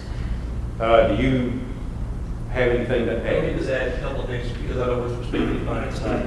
Some of y'all may be somewhat confused as to how this actually works. And as I see some of y'all look around based on, well, you can't be a sole service provider because we know there's tons of electronic payment services out there. And I was looking at you in particular. The reason we are a sole service provider is because it's apples and semi-trucks based on how this works. To understand the concept, every sports officiating chapter that is currently contracted or agreed upon with your school district currently, uses a software assignment. All right, and that's what they use. The software that many of them use, is Arbiter. The way that we're a sole service provider is our system with your system that we use as a web-based platform integrates with the assignments already. So all the data entry that you're currently doing and all the thousands of sheets of paper that you're utilizing, as well as the people that you're putting it into, that's negated simply because the local assignment software that are used by the chapters to assign your games at your districts is integrated with our service. And that's what makes us sole source. So you're not having to do any of the data entry based on the games itself. It's automatically inputted. You're not having to do the W-9 information because that's inputted by the officials, you understand? So from where y'all sit, or different than the ADs and the coaches, they understand the software side of it. You guys just usually see the payment side of it. So that's where you need to understand, that's where the integration is, that's what makes it so seamless and so efficient, is that the software that's already being utilized every single year to assign your games to your districts is now just simply integrated on the system and on the screen that you get to see and that you get to verify and that you get to authenticate. And once you authenticate that and verify that that individual simply worked that game, which is the only purpose of the voucher itself, is to verify that that information is that official did that game, you simply hit 2 buttons and they're paid. That's what makes us so efficient. That's why we've already gotten the likes of the Dallas ISDs with 54 campuses and the biggest districts in the state that we're already looking at, as well as some of the biggest ones around here that jumped on this very, very quickly. It is efficient. There are no holes. This has been used for years. The reason it was brought into Texas, I was the former director of officials for 5 years with the UIL. Right? My secretary, Sherry Vaughn, who some of y'all may have dealt with through the years, she works for us as well. We could not get to an ArbiterPay system for Texas until we got past what we call House Bill 1775, in which myself and Cooper were instrumental in architecting that one with the state legislature. We can't pay officials until you guys knew who was out there doing your games. That's what House Bill 1775 did. And as Cooper indicated, once we got them to register, now we know where they live, we know who they are, we know their background, we know a lot of things about them. Hence the fact now that also we can bring ArbiterPay to Texas. And now you can pay the guys and ladies that you now know are working your games. Does everybody understand how the concept works and why this is completely different from any automatic electronic service provider that you may already be using? We have districts who have been using an electronic service, electronic payment system. They still have the data entry every single thing, every single year, house all the information, issue the 1099s, and basically save themselves almost nothing. The only thing that's different is they're not putting a stamp on an envelope. That's really the only thing you're really saving. You're still having to house and input all the information, even if you're using your own electronic payment system. All right? This system, you do no data entry. You're simply verifying, authenticating, and approving. That's all you're basically doing. The chapter does all the work for you, and the work is done before the chapter by what Arbiter does in creating the compliancy issues pertaining to House, or not House Bill, to 1204 of the UILC and CR, Constitution and Contest Rules. Does everybody understand that? So the new 25% increase that your district was imposed this year, all right, that you're gonna have to, everybody had to come up with, basically couldn't come at a better time for ArbiterPay to the district across the state of Texas. Can I add something? The reason I asked earlier if there were any former coaches here is so that you might understand how this works. There are chapters that assign football games, basketball games, baseball games, softball games. All of these chapters exist right now. And that's how officials end up on your fields and in your courts. Well, if they use Arbiter 1, which I mentioned earlier, to make those assignments, it instantly meshes with ArbiterPay, and so that's how all of that information gets there. As Tony's saying, the assigning secretaries assign the officials, and then you instantly are able to pull it up on your screen and see it. And that's where the roster can come from that the coach can print and have them sign, the voucher, have them sign that they work the football game. And so the Arbiter 1 assigning software and the ArbiterPay payment software just link right together. How many here have to calculate mileage? Who's been assigned the task within your district here to calculate Google Map mileage efficiency? Anybody? Anybody know somebody in your district assigned to that task that currently has to? Raise your hand. If somebody's assigned simply to calculate mileage, one person. In most parts of the state, somebody within each district has to double check. Now, I'm not saying you do it with every official, but invariably, you're hand picking or cherry picking every, a guy or a gal every now and then, just to see if the mileage checks out. The bottom line is the waste, or as we call it, pork or whatever, is 98% of it is eliminated. It can't happen because the reason being, the officials can no longer manipulate the pay sheets. Right now, when you're having officials sign up to every one of your districts, who are currently not using ArbiterPay, without having to see your process, it doesn't matter. Everybody's doing the same thing. You're given on pay sheet, and any official can manipulate that pay sheet to be whatever he wants it to be, unless you catch it. And then if you do catch it, we all know probably what happens within your office and what you have to do to call that official, find that official, verify that official, or take a chance of correcting it yourself, mailing it to the official, only have the official call somebody back in your district, gripe, complain, contest the so-called correction that he deviated from what he put on his pay sheet. All that is now done. Everything is inputted and accepted by the official. Officials accept their schedules every single year. When Cooper gets his schedule prior to the season, it has all his games, as he already knows he's calling University of Houston first game out of the box. He has to accept that assignment.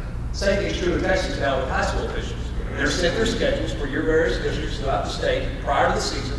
When they get that schedule, they look at that schedule and they accept it. The difference with this year versus past years is that acceptance has to do with a place, a time, a date, and a contest. Now, in addition to that, what they're accepting is the fees. So anything prior to them showing up to your campus that they had a problem with, including the fees, if they thought there was a discrepancy, that's all worked out and you never see it.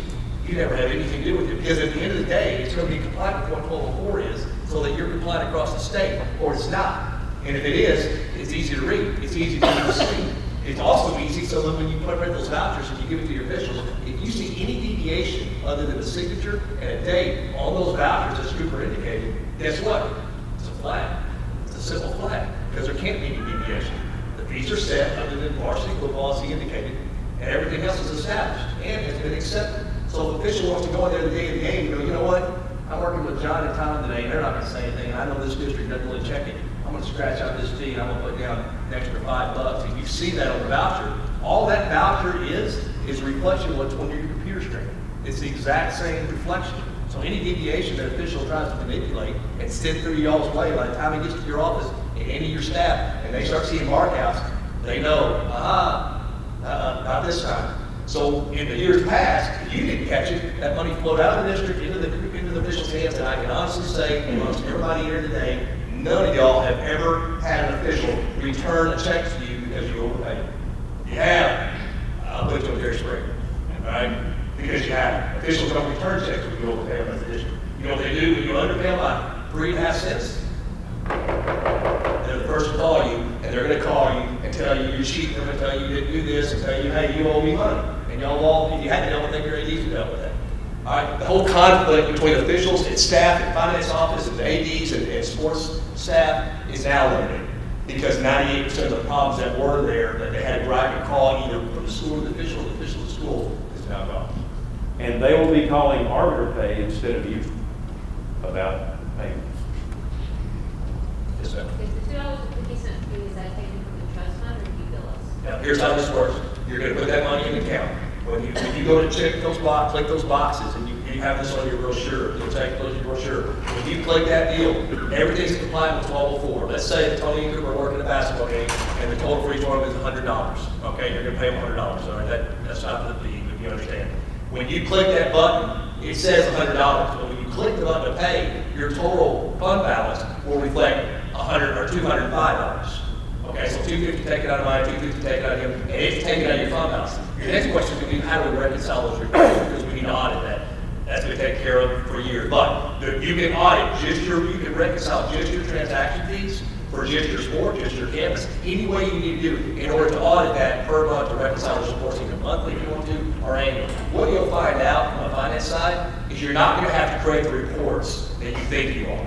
Right now, you go, well, I've still got to do this, but once you start backtracking that, that's it. Well, why do I need to house that? We're not signing official city codes because we're using our tax ID numbers. So if we're not using our tax ID numbers, then how do we do it? Another question is we have district contracted payroll employees that are working as independent contractors. For years, you know, in y'all's group, that's been a gray issue.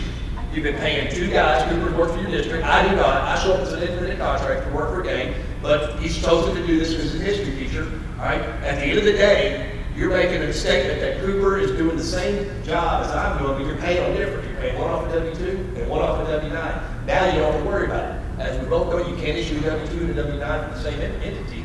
Arbiter issues all the 1099s, which takes it out of your hands, and you still take that out of that process with the deputy and district employee. He now gets paid, instead of waiting for his pay cycle within the district for independent contractors' work, which is not contingent on his district contract. He now gets paid 3 days, which increases the efficiency of what he may want to do as a district employee. Because now as a district employee, he did it kind of help out, he did it because he had nothing else to do, or now he does it because he can actually make some money at it. The other flip side of that is that money now we're not going towards his TRS. So that money that he was building up as an independent contractor, which should have been put in that TRS tax as such anyway, is now billed to him as an independent contractor, you understand? Yes, sir. As far as assignments, if you're getting a job in the morning in one district and a job in the afternoon, it handles the mileage, or is it all mileage from home to each individual assignment? The mileages are different based on the chapters. The reason I say that, here's how it's set up. Metro and non-metro. Okay, and we did that, obviously I was the architect for that as well, the UIL. The reason we set that up is we allowed it to happen to the chapter. And we gave that we gave that right for the chapter to decide, are we going to choose this district or our chapter as a metro chapter or a non-metro chapter? In hindsight, that's probably fixing to go away. In October of this year, the legislative council is going to meet. That is on the board. That is an agenda item on the SOC. I firmly believe what's fixing to happen is they're going to assign each one of the district campuses a ring. And they're going to assign you a number. So each one of your sports, chapter sports, your district is going to fall, your campus is going to fall under a number to that campus, to that ring, which means you're going to be assigned a value for what we call mileage reimbursement. All right, that's what we call it, mileage reimbursement to your campus. Right now, it's broken down as 1 car, 2 car, 3 cars. Arbiter still recognizes your address because remember, when an official goes in to type in their information, they have to plug in an address. Invariably, if they don't have that address plugged in before House Bill 1775 in this program, they can change every address to reflect where they want their address to be for that game for that day. So when they show up to your day, they came across Houston on this side, they got stuck in traffic, and by God, they're going to make somebody pay for it. They write in an arbitrary address, they slide it to you, they've already calculated their mileage, and so when you go to plug in whatever address they have written down on that sheet, you couldn't even see what the registration address was. You didn't even know. Now, you got the registration address sitting there looking at you in the screen. They can't manipulate their address anymore, nor can they manipulate the mileage. The mileage is also accepted at the time that the game is accepted. So when they have if they have a problem with whatever mileage has been assigned to your district for that particular contest, 2 weeks prior, they're already arguing that with the assigner to verify that the mileage based on the address is correct. Yes, ma'am. You said that if they use Arbiter 1, then it automatically uploads into ArbiterPay. Who's not using Arbiter 1? How many of our chapters aren't using? Great question. I met with baseball last night, Houston baseball. Here's what's happening. There's 3 chapters in the Houston area: Houston football, Houston baseball, Houston basketball. Those are your big ones, okay? They're already rolling, just like Dallas.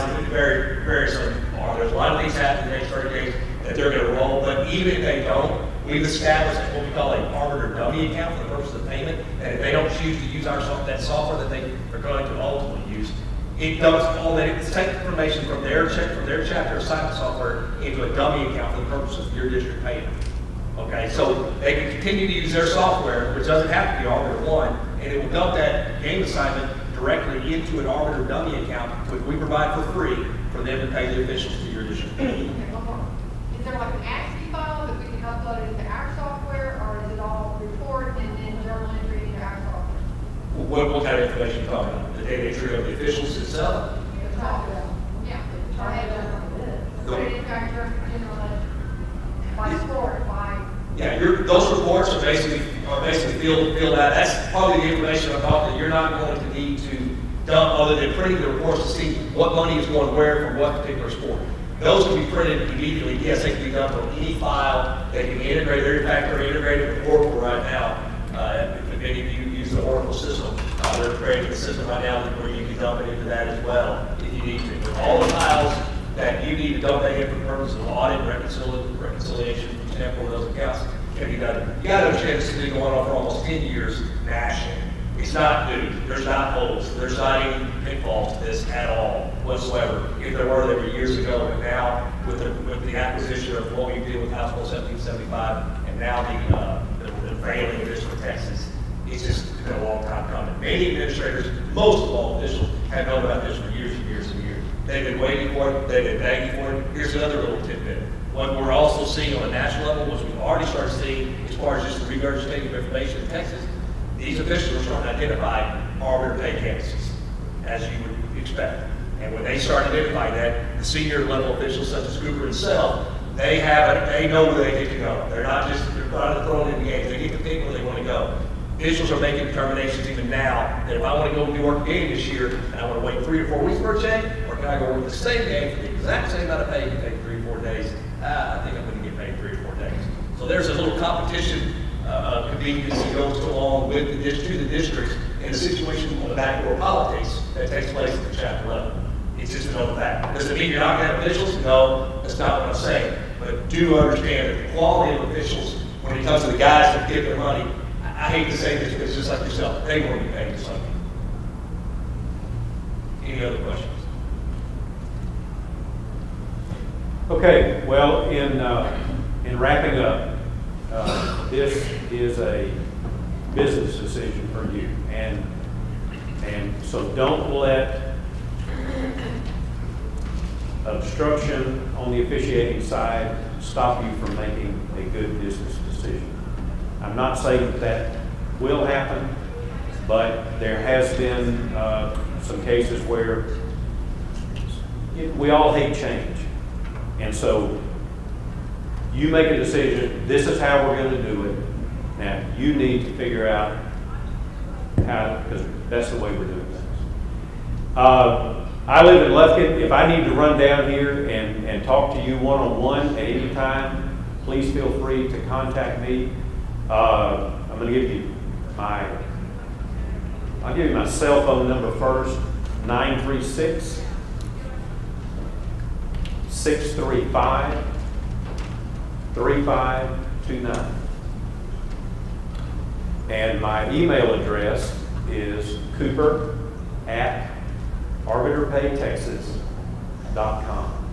I will be more than happy to come down and visit with you in more detail about this if you'd like. A copy of his contact is on the back of the presentation. Good. Okay, well, thanks. You guys have a great day. Here, is this working for you? What an afternoon, huh? It starts with an attorney, a referee, and now a risk manager. I know, it's an exciting day, isn't it? I am an actual school risk manager. You may have never met one before. If you have one, we don't get out much. If you have one at your district, they're probably in a small room with no windows, and you can hear as you walk by them going, "No, are you crazy? No, you can't do that." That's pretty much what risk managers do. But for the record, I was with Round Rock ISD for 15 years, and I did try to say yes. I mean, as a risk manager, when somebody asked me if they could do something, I would try to say yes. If you do A and B, yes, you can go ahead and do that. The reason for A and B is to protect the district and also the individuals that's asking for it. So what we're going to do today is we're going to go through the risk management process real quick and how that relates to after school and weekend activities. Anybody who's been in a school knows that it doesn't end at 4 o'clock. There are tons and tons and tons of things that are happening all the time in the school building nowadays.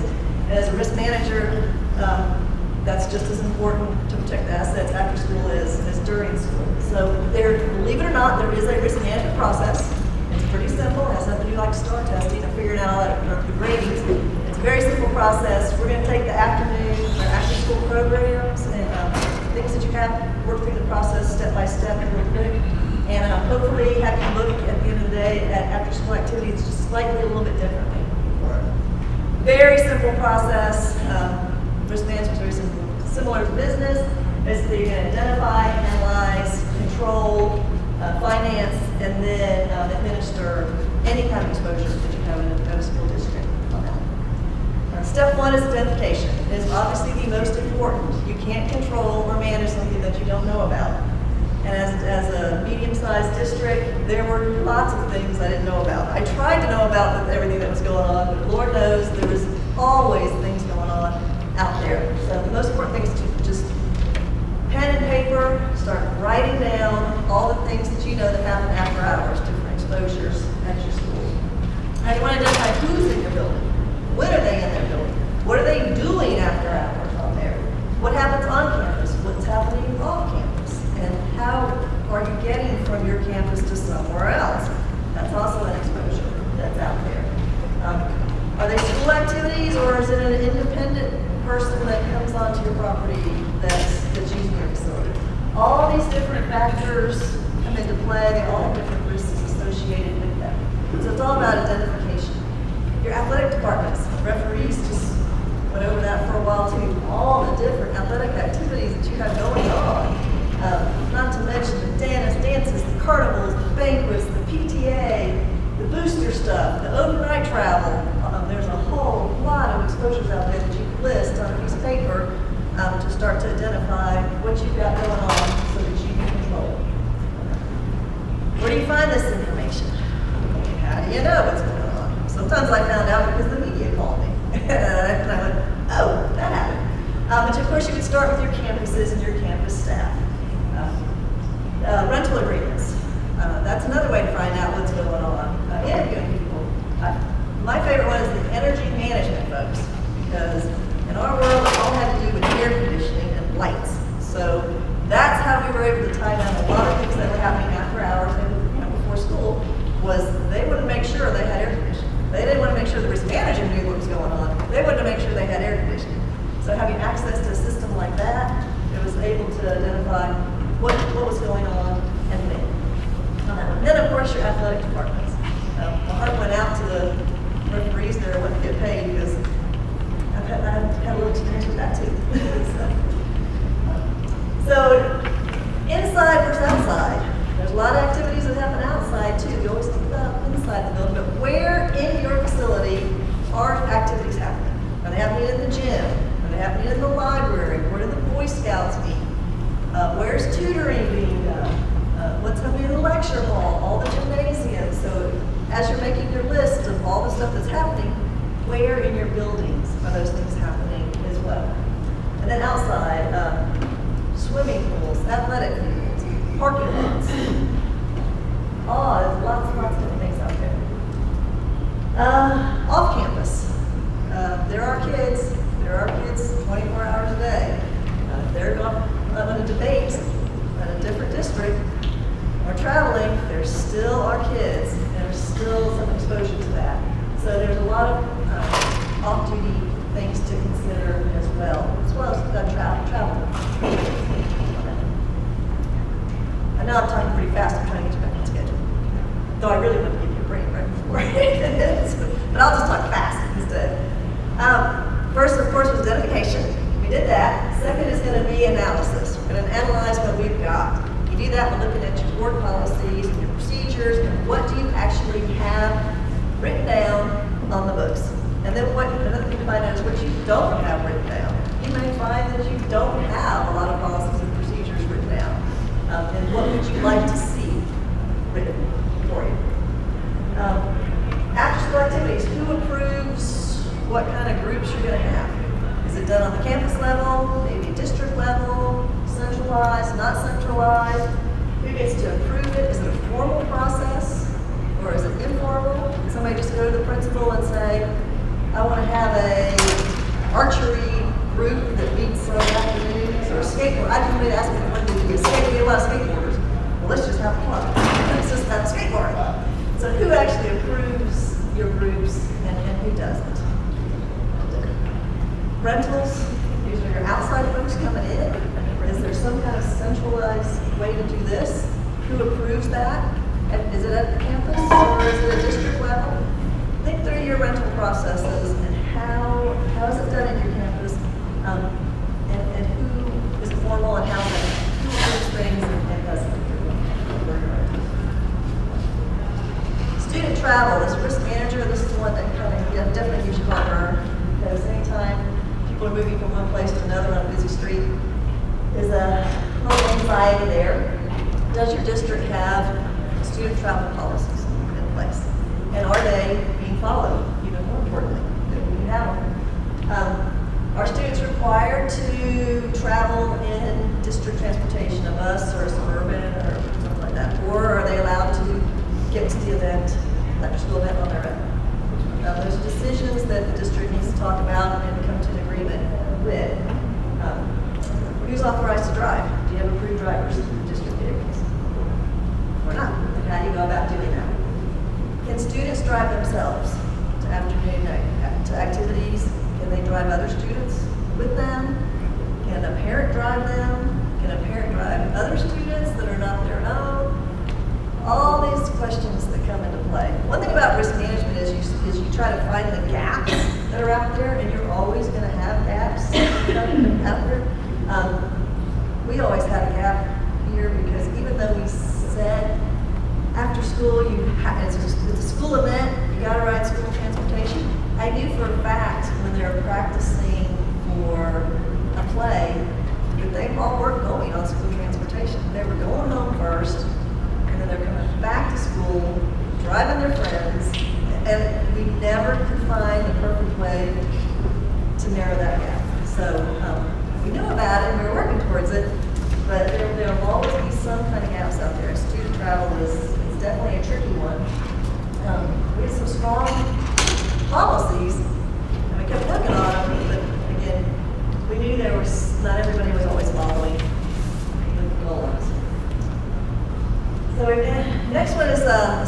someone, this is how you control the exposures. You've listed them all, you've got hundreds of them out there. Now, what can you do to try and prevent either property damage or injury or any kind of loss to the district, financial loss, theft? Security gates, if you're able to put gates inside your building that you can close down, that kind of limits people from walking anywhere they want within the building. It kind of at least limits them to the gym area or limits them to a certain area. Sometimes security gates, strategically placed, are a good thing. Security cameras, you can watch and see what's going on or play it back.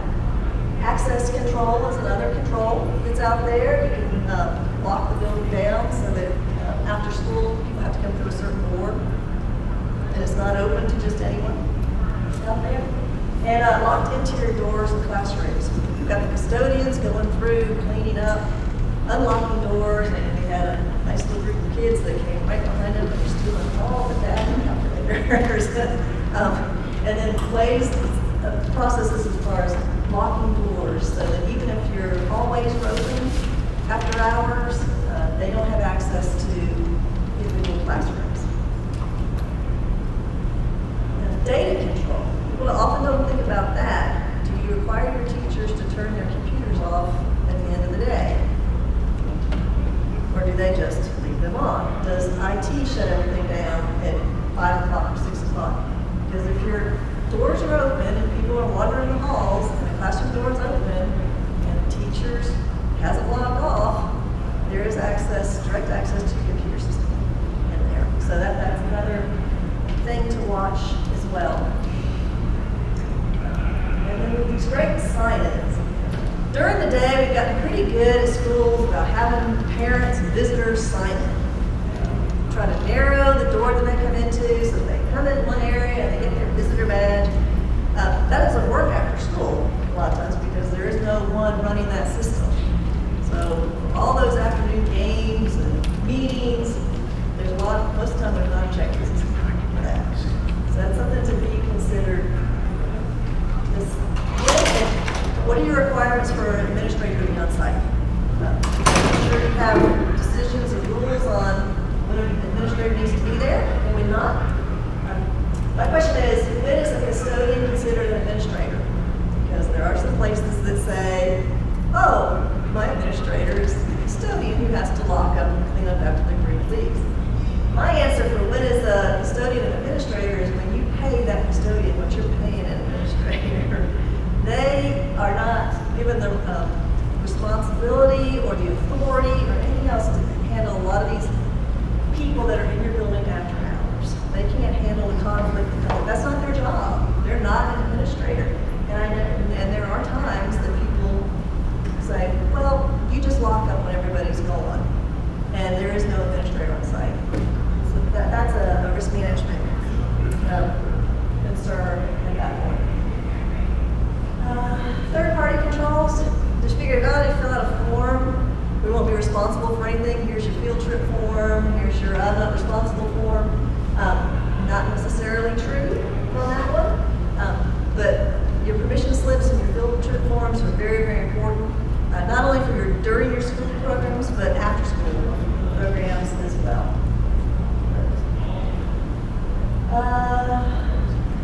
Now that we've done some steps to control it, our next step is going to be how to pay for this and how to finance it. There are certain ways to do that. In Texas, we have Tort Immunity, which helps us with a lot of costs that happen. Another way to transfer that is through an insurance program or product of some type, whether it's a property loss or a liability issue.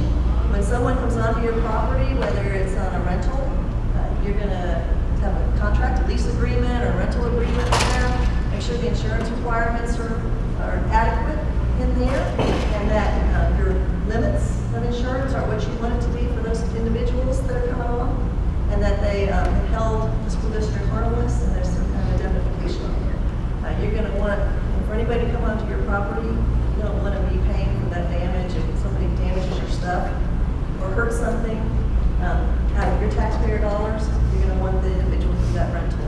And that's a free thing right up front that can save financial thousands of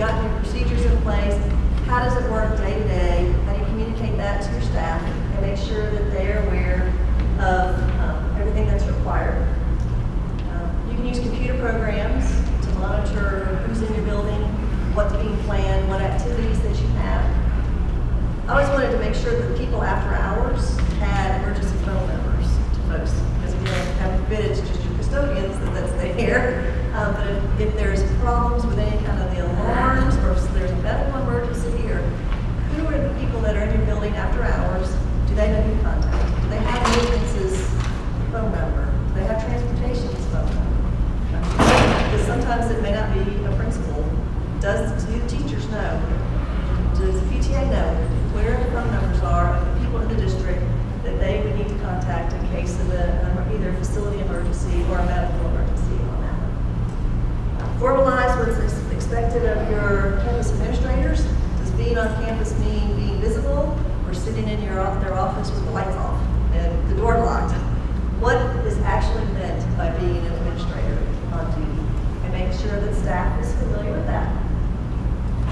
Student travel policies, have one. Make sure everybody knows what it is and do your best to have them follow that, your procedures. Check for physical damage after a renter or somebody's been in your facility, because the only way you're really going to get paid back for something that's been damaged is to identify it quickly and then get with that party to make sure that report the loss and start the process to get reimbursed for it. As time goes on, less likely they're going to say, we didn't do that damage, that was somebody else, we're not going to pay for it. So prompt reporting of that is crucial in getting reimbursed. I like to be notified of any injuries that happened after hours, whether it was through the athletics departments, they would contact me if it was a severe injury, because I was the one who had to tell the board. They wanted to know any kind of unusual thing that would happen that they might hear from the general public. Like, did you hear so-and-so broke their leg? Whatever. They wanted to hear from us first, so they weren't caught off guard. But I didn't know about we had a YMCA after school. I didn't know if somebody got hurt at YMCA. I mean, there was no reason for them to tell me that. So what we tried to do is anything that was after hours, they would require them to report it to somebody at the campus that could report it up the chain to make sure that everybody was notified. Because you don't know after hours who gets hurt. And then on Monday morning, you've got a parent calling you, wanting to know who's going to pay for the medical bills for the broken leg, and you don't even know, your principal doesn't even know that it happened on their property. So that was a big thing too, is to make sure that everybody knew to report injuries right away. Basically, rental agreements, make sure your insurance information is in there, that you get what you need from your renters on that one, and approve requested track certificates of insurance. And summary, identify, analyze, control, finance it, and then administer it. Now you're all official risk managers here because you've now gone through the risk management process. You too can sit in your office and go, no, we're not going to do that. Are you crazy? I tried to go really fast to catch you guys back up on it.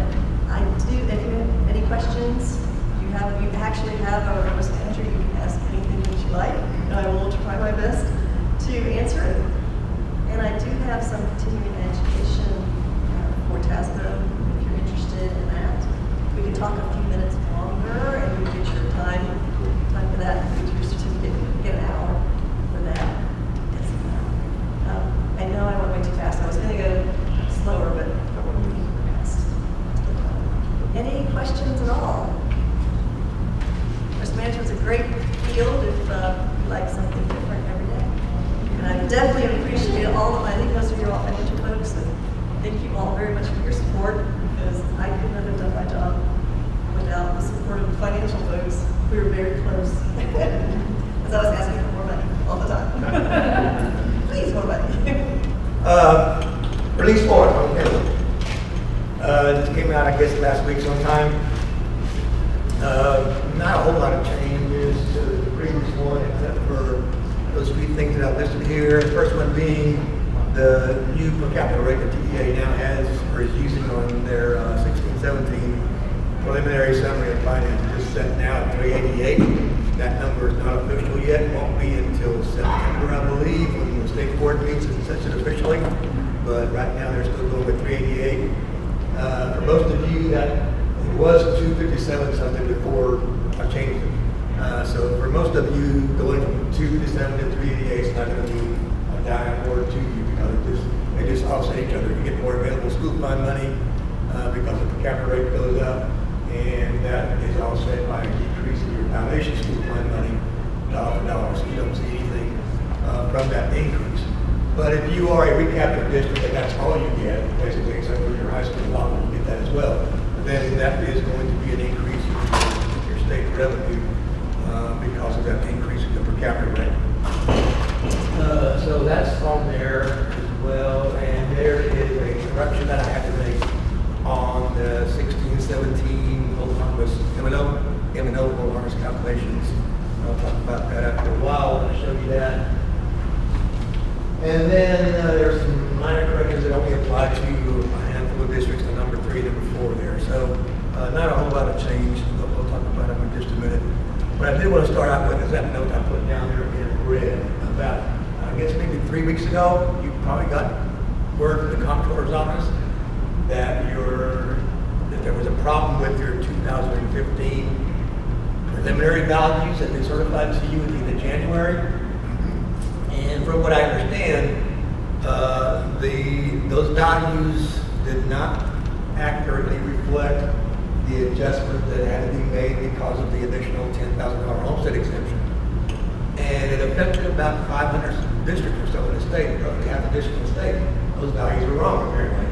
Some were too high, some were too low, and it had to do with some software issues, particularly with one of their vendors that a lot of people use. And so they put the word out that they may or may not be correct. And then I found out later on that at this point, there's really nothing you can do about getting them corrected except to go through the property value audit process.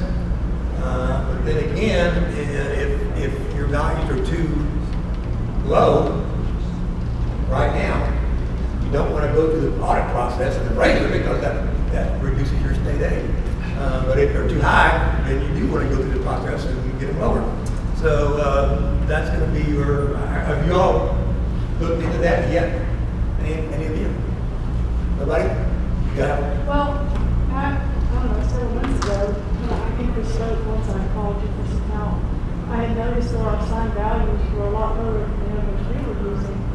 And you had pointed me to some TPIA values that they were using, but I had noticed it made a considerable impact to our funding. So I'm assuming that was positive, with lower assigned values, we had, Yeah, I think we're talking about the 2014 values. Oh, that was I'll talk about that in a minute. These are 2015 values, the preliminary values that were certified at the end of January. I'll talk about what you just mentioned in just a minute.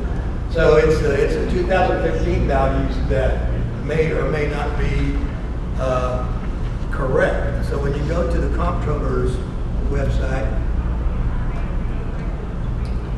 and pull down their values, I'll go up here and just search for property value study.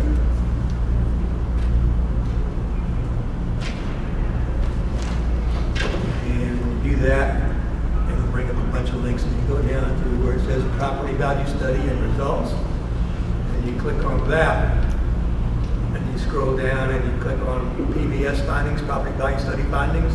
That's where you go to get your values.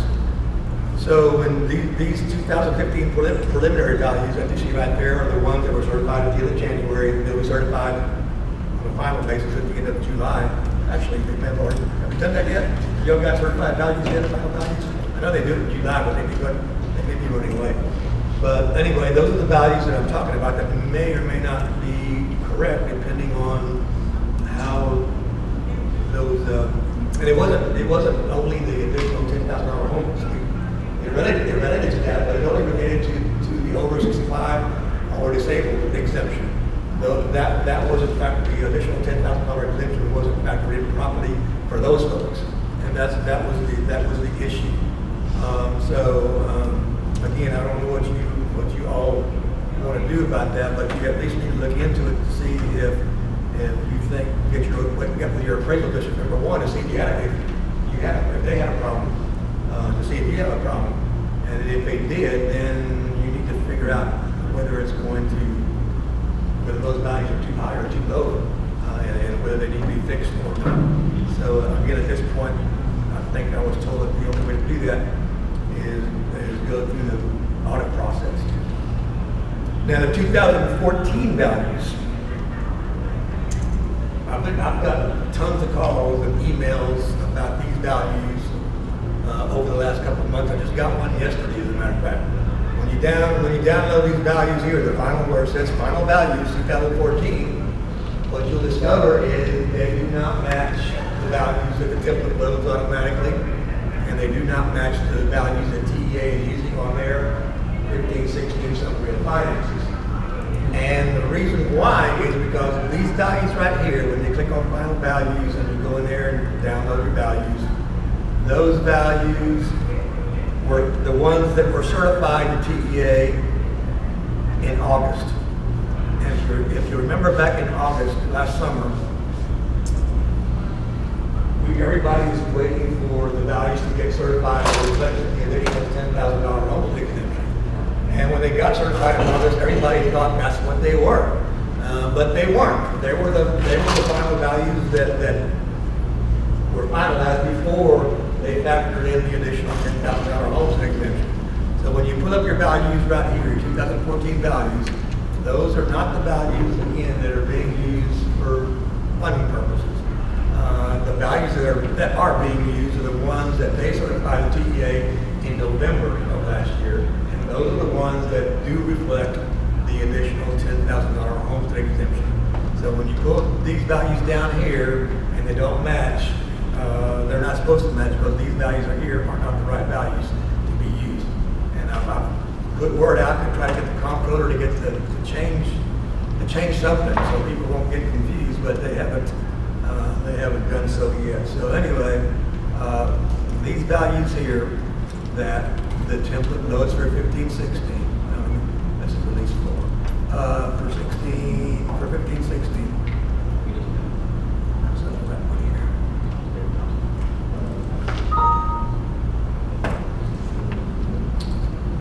Well, let me just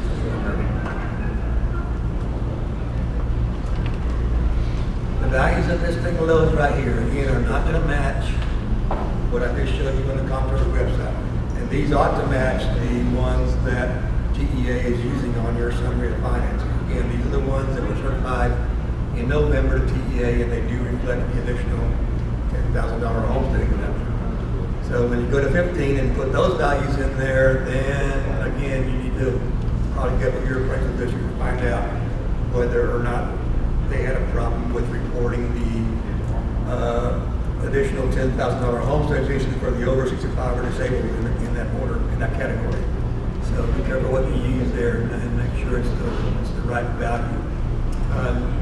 The confusion also came in from last year before the additional $10,000 homestead exemption. These values here in tax year 2013 were called T2 and T8. And now you have these same, what I call 15K values in tax year 2014, but they're not called T2 and T8 anymore, they're called T1 and T7. So that caused confusion. Now the T2 and T8 values are now the values that reflect the additional $10,000 homestead exemption that I call 25K values. There was a lot of confusion about that as well. So anyway, again, these values aren't going to match what the comptroller has on their website. And the values that you use here, make sure that they represent the right value depending on how Are you saying the TEA template has the correct value? For what year? 14. For 14? What about the 15? No, the TEA, the 14 value CEA should be using the same values as the template goes unless the comptroller audit made a change, and I haven't been made aware of it yet. But on 2015, the values that TEA has on their summary of finances are the ones that were certified at the end of January. And they're not changed unless you go through the audit process and get them changed. So they should, you need to get with your appraisal district and find out if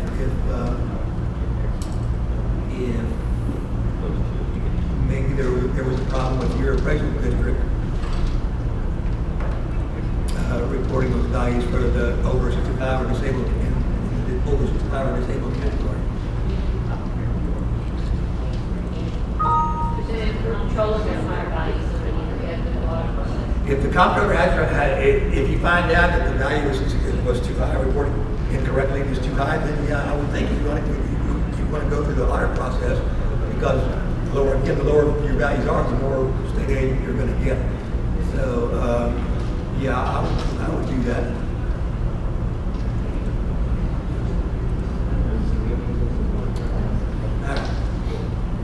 Here's the sample I've been using all year long, because it reflects pretty much everything that the legislature did last session. And so I'll just start with the whole harmless calculations, because again, there's a lot of confusion about how these things get calculated and whether or not they're actually making up for their loss of local revenue with whole harmless money. And one of the reasons I chose this district is because you can see there they went from $1.04 in 14-15 to $1.17 in 15-16. And there is a provision in law that directs TEA to use only for this purpose, for whole harmless calculations, for M&O whole harmless calculations, to use the lower of the two rates. Okay, so for this purpose here, for this district, we're going to use $1.04 instead of $1.17 in calculating their whole harmless money. So we have to take that into account. And so the way that TEA does that is they bring in their actual collections at $1.17. That's this number right here. And then they reduce it basically by saying, okay, if you collected this much at $1.17, you would have collected this much at $1.04. And so this number is the actual number that is used right here on line 5, that is going to be used to calculate if this district needs any whole harmless money on the M&O side or not. And so once they do that, again, you're collecting this money at the new, what I call 25K value. It reflects the additional $10,000 exemption. So what TEA does, and what a template does, is run this thing at the 25K, you said the 25K value, and then run the same thing again using the 15K value, the value that doesn't reflect that additional $10,000 home tax exemption. So again, the same process by saying, okay, if you collected that at the 25K value, you would have collected this much at the 15K value. And so the difference between the two is that number right there, and that actually represents how much revenue you lost on the M&O side as a result of that additional $10,000 homestead exemption. Okay? And so once we figure out how much you lost, then the next step in the process is to figure out how much you gained. You're gaining in state aid because obviously the 25K value up here is lower than the 15K value. And the lower the value the lower the value is, the more state aid it generates for you in Tier 1 and in Tier 2. And so the first thing we do is figure out how much you gained in Tier 1. And it all relates to this number right here, your local share of Tier 1. That local share is simply derived by multiplying your compressed rate times your property value. Okay, so we multiply your compressed rate times your 25K value, multiply your compressed rate times your higher 15K value, and so the lower, when you multiply times that lower value, it gets you to a lower local share. And the lower your local share is, the higher your state share is. So that's what's happening here. Their state aid, your Tier 1 state aid is now roughly 7.2 million. But it would have been only 6.9 billion using that higher value. And so they gained roughly $261,000 as a result of running that lower value through that local share formula. And that $261,000 goes towards meeting that $280,000 loss of M&O taxes. So that's going to be the majority of your gain that goes towards meeting your loss. So that's Tier 1. Do the same thing for Tier 2. Those for your golden pennies and if you have any copper pennies. So in the golden pennies, again, in the Tier 2 formulas, you're running the lower property value through. That 25K value is lower, and you're running that value through, bringing it to the higher 15K value, and you're going to get more Tier 2 state aid as a result of that lower value running through there. So we do it for the copper pennies, in which case it's $15,000 more. So that's a gain again that goes towards meeting that $280,000 loss. And you see this district doesn't have, for this purpose, they don't have any copper pennies. Because remember, we're using $1.04 instead of $1.17. They do actually have some copper pennies at the $1.17 level, but for this purpose only, again, we're using $1.04, and to do that, they don't have any of those pennies, and so that's why you see zeros there. Same thing in SATR, they don't have any of those, they're back on formula, so there's no change there, no gain there. They're not a recapture district, so there's no savings in recapture as a result of that lower value running through. So those are zeros. So the only gains that we have are the tier 1 gain of 260 or 261 and the golden penny gain of 15,000.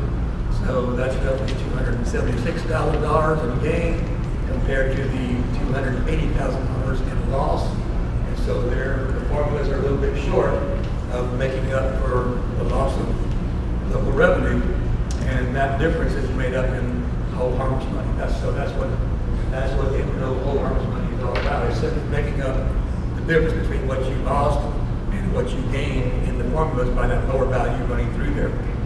A lot of districts will have zero in there. They don't need any home harvest money because the gain is more than what they lost.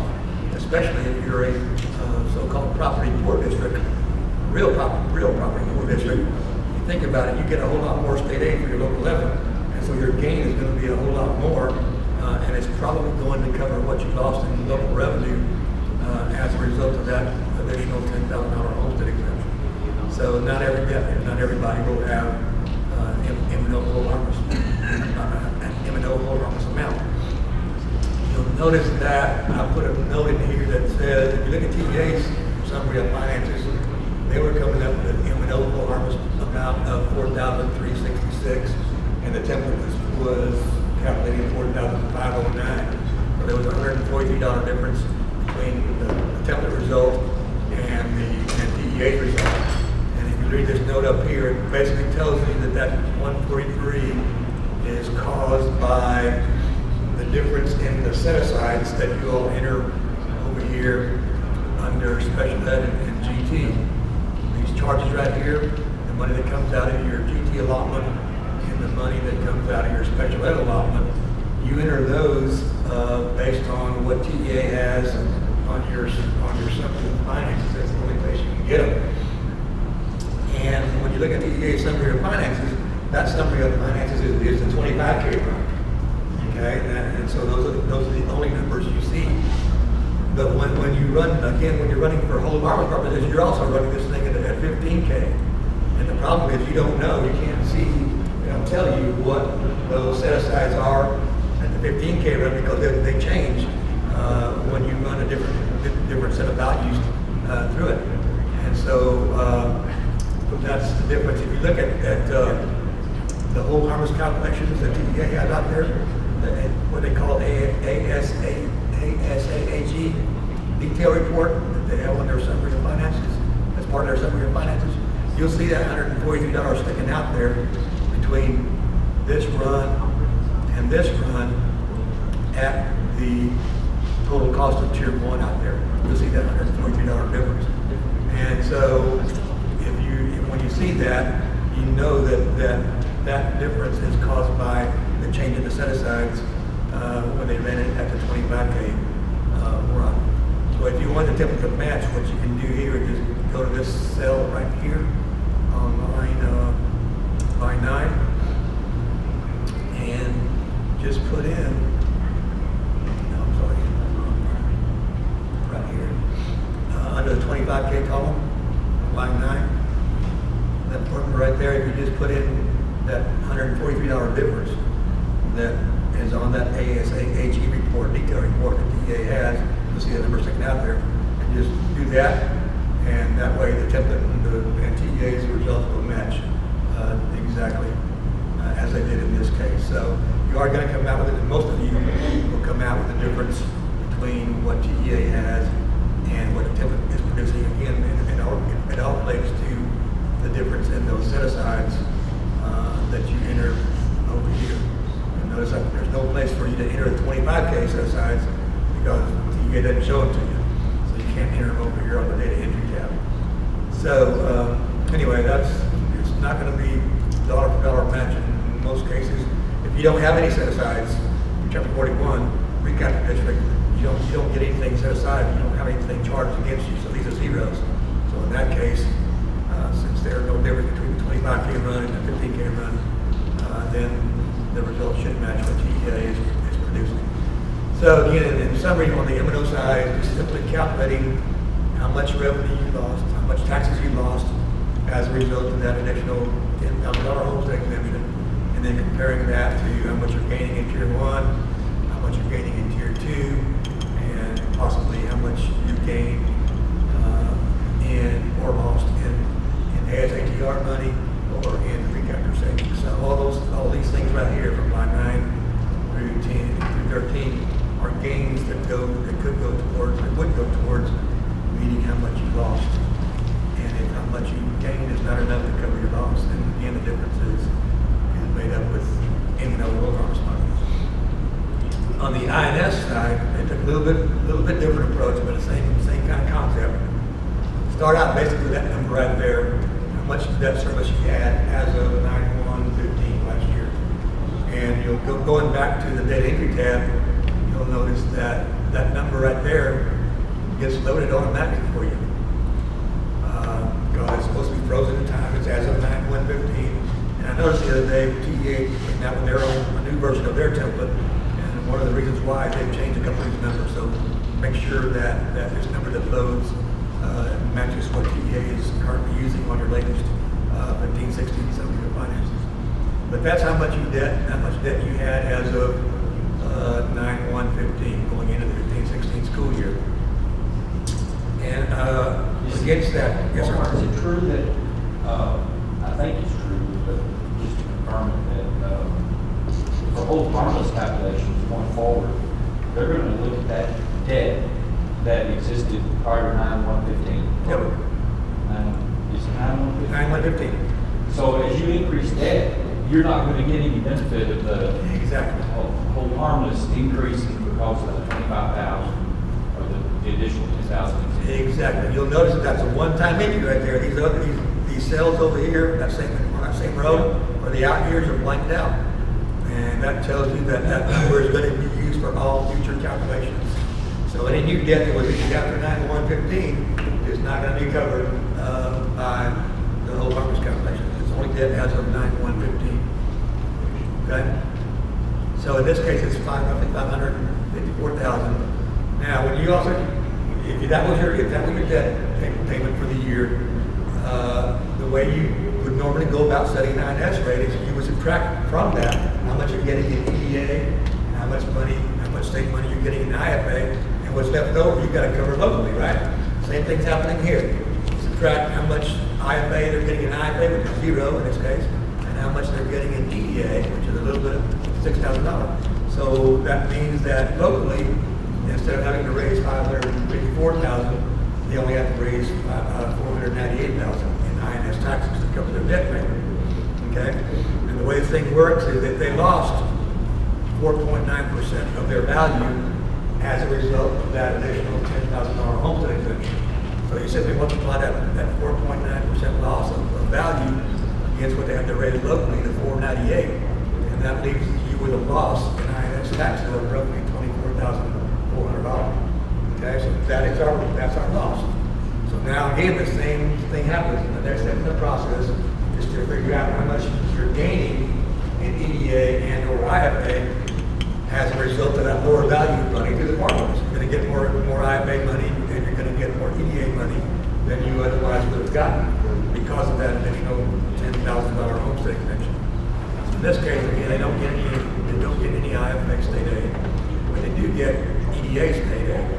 So the difference between what they're getting at 25K versus what they would have gotten at 15K gets them a gain of $28,000 that goes towards meeting their $24,000 loss. So in this case, they're gaining more. The formulas are producing more gain than they actually lost, so that's why you see a zero down there in INS hold harmless money. So again, same thing, you're calculating a loss of revenue, loss of taxes, and then measuring that loss against how much you're gaining in the formulas as a result of that lower value running through there. So that's what hold harmless is all about. On the M&O side, TEA put that allotment, if you have one, they put it over here in the other program detail report. So you'll see it show up right there, which means it was part of your foundation school fund money that you got paid monthly the time they put it on there to the end of your payment period. So it's part of your foundation school fund amount. And then on the INS side, they created a whole new line on their summary of finances right there to bring in the INS, any INS hold harmless money. So that got paid out, I think, when they paid out EDA and IFA a few months ago. So that should have been covered as well. You'll see a note right here, I've got right here under EDA. The template is only calculating $56,000 of EDA state aid. TEA shows $76,000. And again, this is another reason why I chose this district to demo, is because when they went to $1.04 to $1.17 in 15-16, they actually did a tax swap. They didn't increase their total tax rate. They just swapped some line. They moved some line as pennies over from the debt side over to the M&O side. You'll notice that their M&O rate was 17 cents and now it's down to 10 cents. And because it's now down to 10 cents, they're only collecting $552,000 in INS taxes in 15-16, where before they were collecting $866,000. So that $551,000, $50,000 in INS taxes is not enough to meet their local share requirement in EDA, and that's why they're not getting their full state share of EDA. They could get their local share is here on line 14, $748,000, but they're only collecting $551,000, so they're short of meeting their local share requirement, and therefore the template is not giving them their full state share, because in order to get your full state share, you have to meet your local share. So that's what this line over here on the data entry tab is all about. This line right here where it says unequalized taxes used for EDA/IFA local share.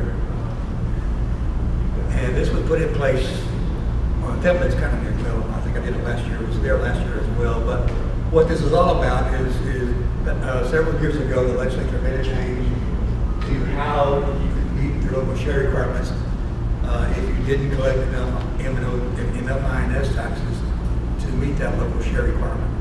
They basically went back to 99-2000, and they said, okay, for any given year, starting with 99-2000, if you collected more M&O taxes than you needed to maximize your state aid, those additional taxes were never equalized because you'd already maxed out the system, and that's why the TEA calls them unequalized taxes.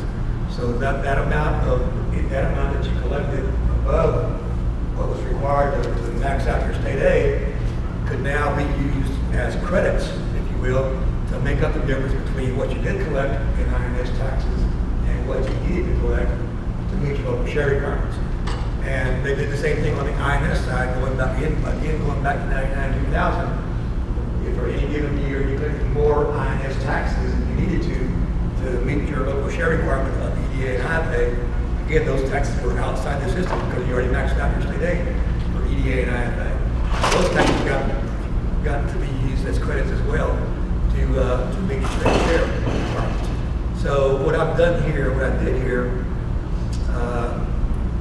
is if you go to the EDA detail report and look at that link there, you'll see down below there, what I did was brought in the amount of credits, if you will, that can be used to meet those local share requirements if for some reason you didn't collect enough INS taxes to get you there. TEA has been maintaining the file of these credits since 1999-2000, and I've downloaded the ballots going into this year, this past year, and showed them to you to let you know that how many credits you do have if you need them. So in this case, they have plenty of credits to meet their local share requirements. So since they did the tax swap and they're not collecting enough INS taxes, and you know that they've got enough credits that can be used to make up the difference, then what you need to do here, in order for the template to calculate the full state share, is just put in a number that will match. That will match their local share. So some of these two numbers now should be enough to get to that local share requirement we saw a while ago. And when it does that, then now they're getting their full state share. So they were able to meet their local share requirement with a combination of actual INS taxes and credits that could be used for that purpose. So now the template again will match. TPIA has already given the credit for that, even though in the past they haven't done that until they run finals and then look at your audit report. But they'll do it automatically. At the end of the year, when it's all said and done, they'll go to your audit report and see how many INS taxes you actually collected, and they'll compare that amount to the local share of EDA and IFA. And if you're short, they'll go to this file they maintain to see if you have enough credits. And if you do, they'll give you your full state share as they did in this case.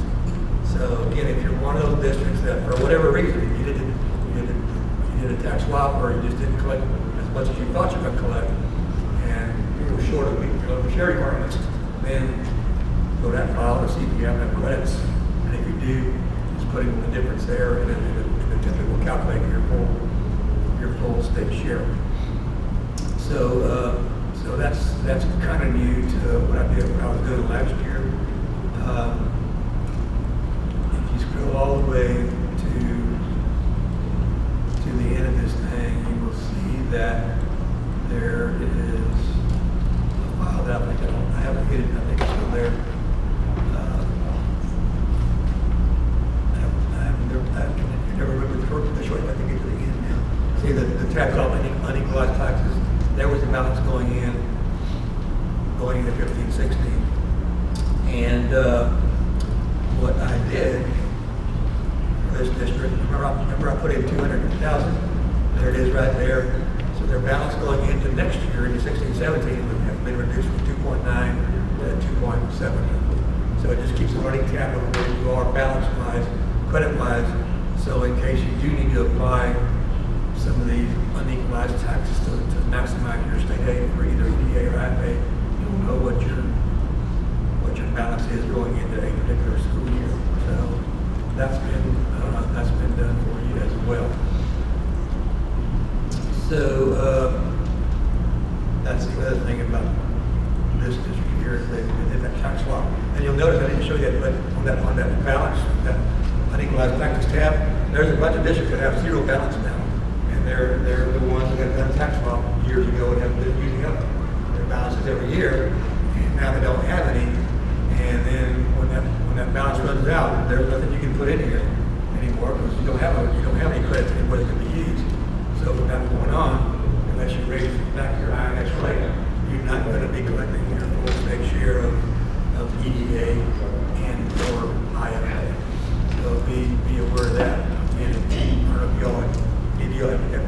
y'all done a so-called tax swap? Nobody? No election in September. Do it. Okay. Make sure your house doesn't affect your EDA and or IFA, and make sure you got enough credits to cover the difference. And if you do, just put them on here so the template will know that the calculate your full state share. That won't really affect us if you don't only get EDA, right? That's correct. Yeah. That's only if you get EDA and or IFA. Okay, so that's what that is all about. There is, once you plug in, let me see if I did this on this run.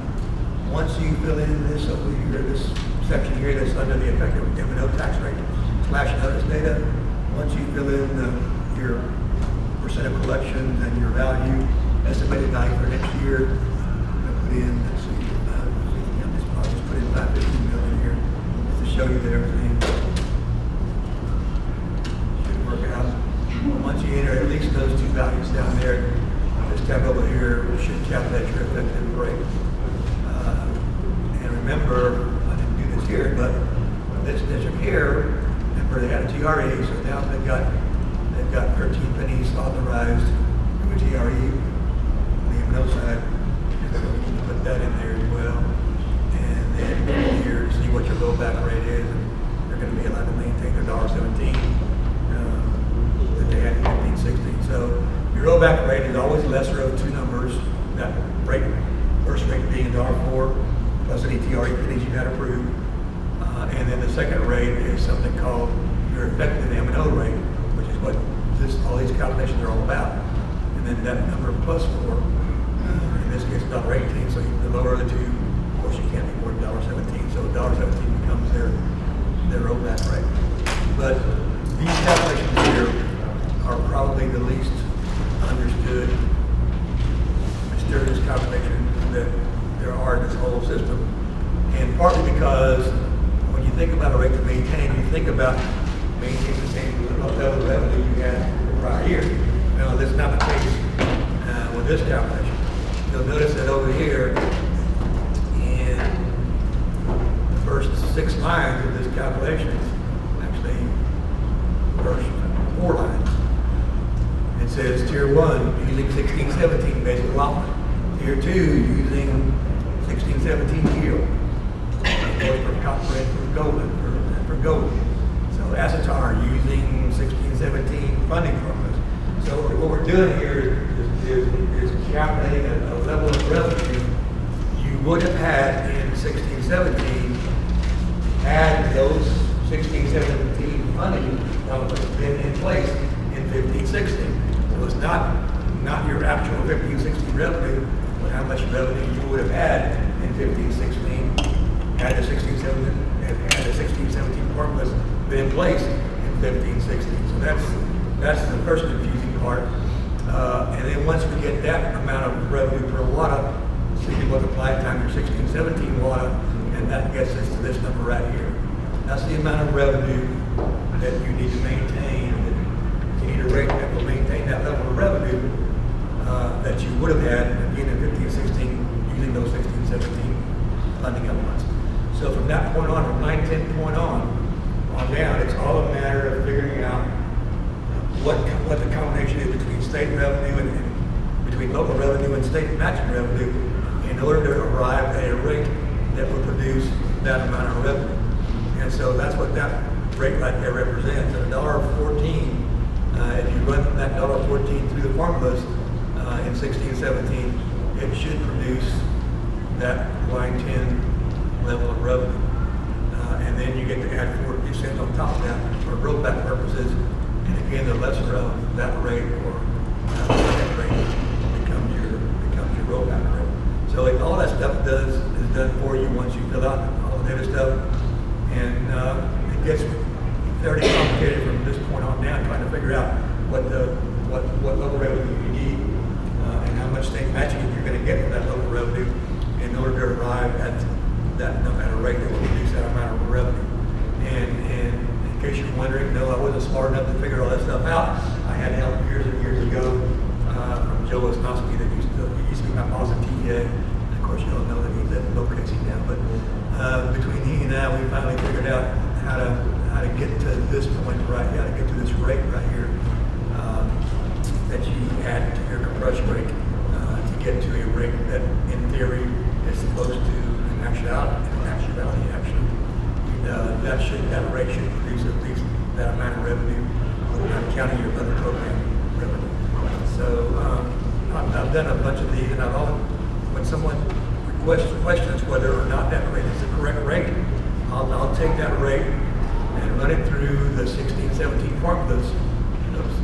Run it through, I'll change the rate over here to whatever rate that was right there. And I'll run it, and I'll make the adjustment right there to the collections based on that rate. And I'll run it through, and I'll come down here to the summary at the bottom of the report, 16-17 tab. And that rate should produce about the same amount of revenue that line 10.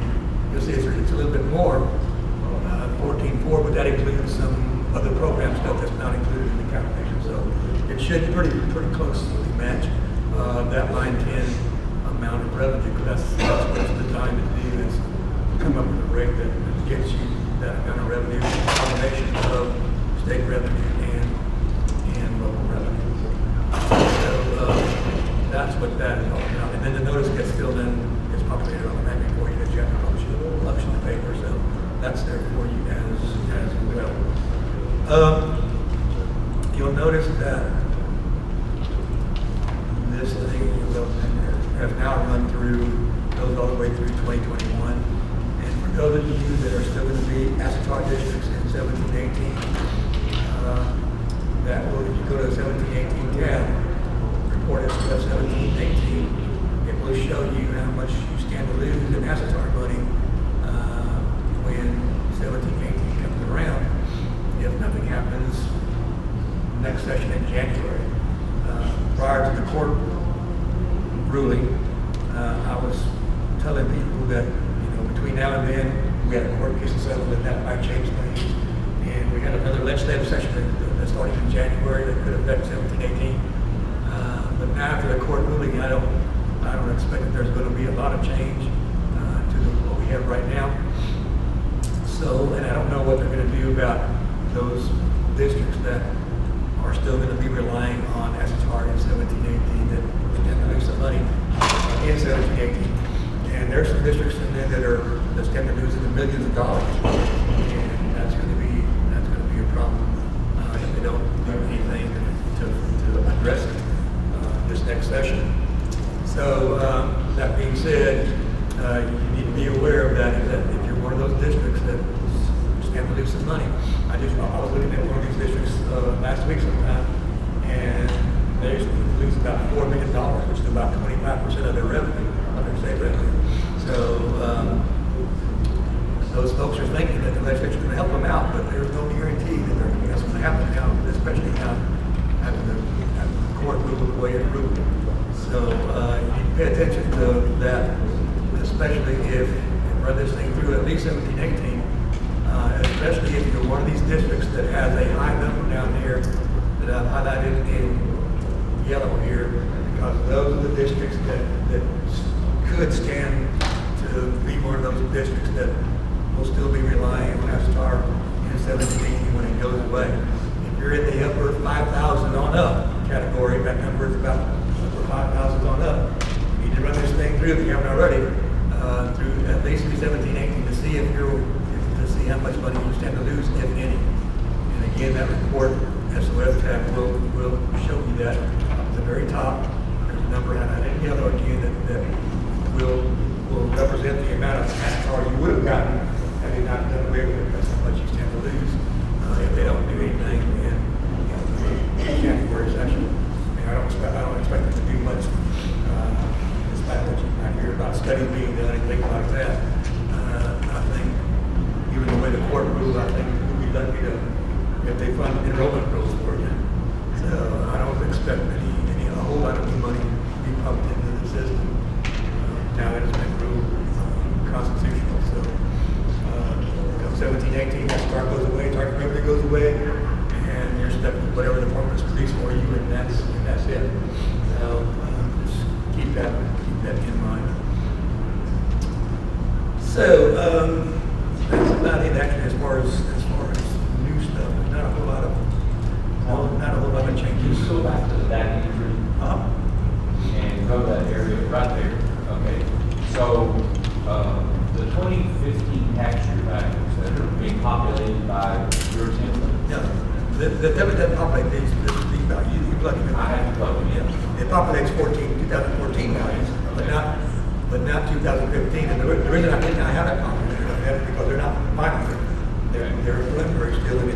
So, and you're saying that the TPIA values on their summary finances could be very different? No, it shouldn't be. It should be the same as what you pull up. Let me just do that for you here.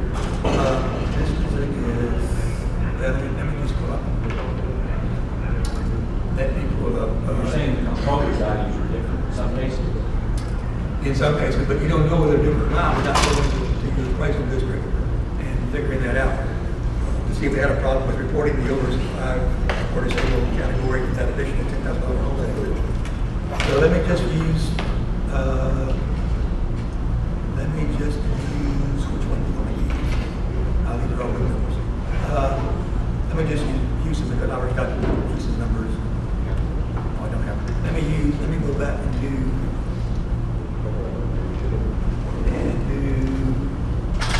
this right here.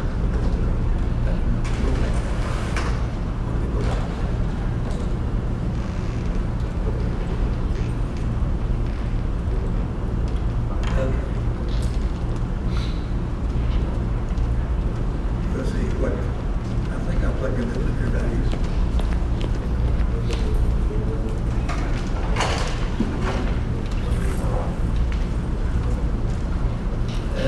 Property value.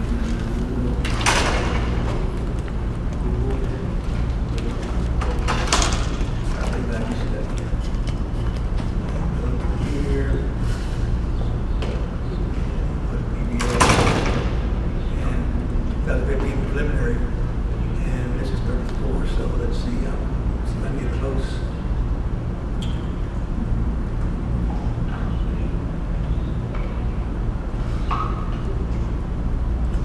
Let's see what this is. I get to go back.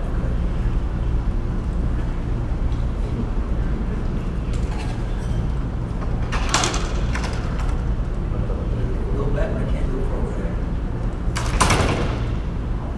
Alright, sorry.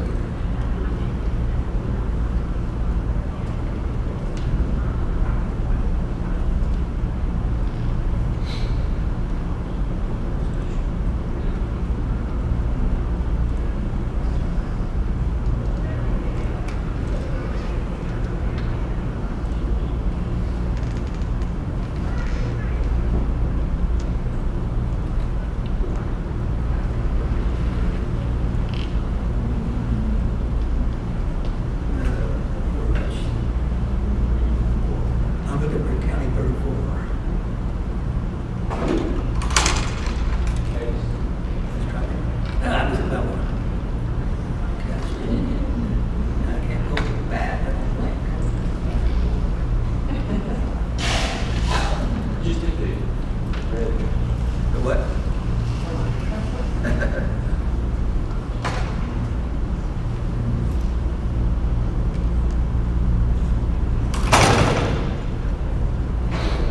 Okay, one more time. I was at Castro.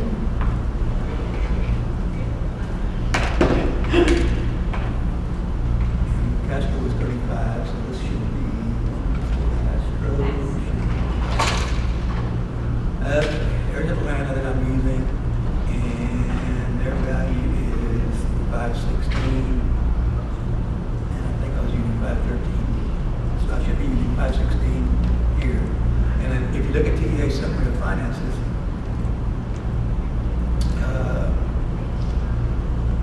that should be the value that's on there 16, 17 summary of finances.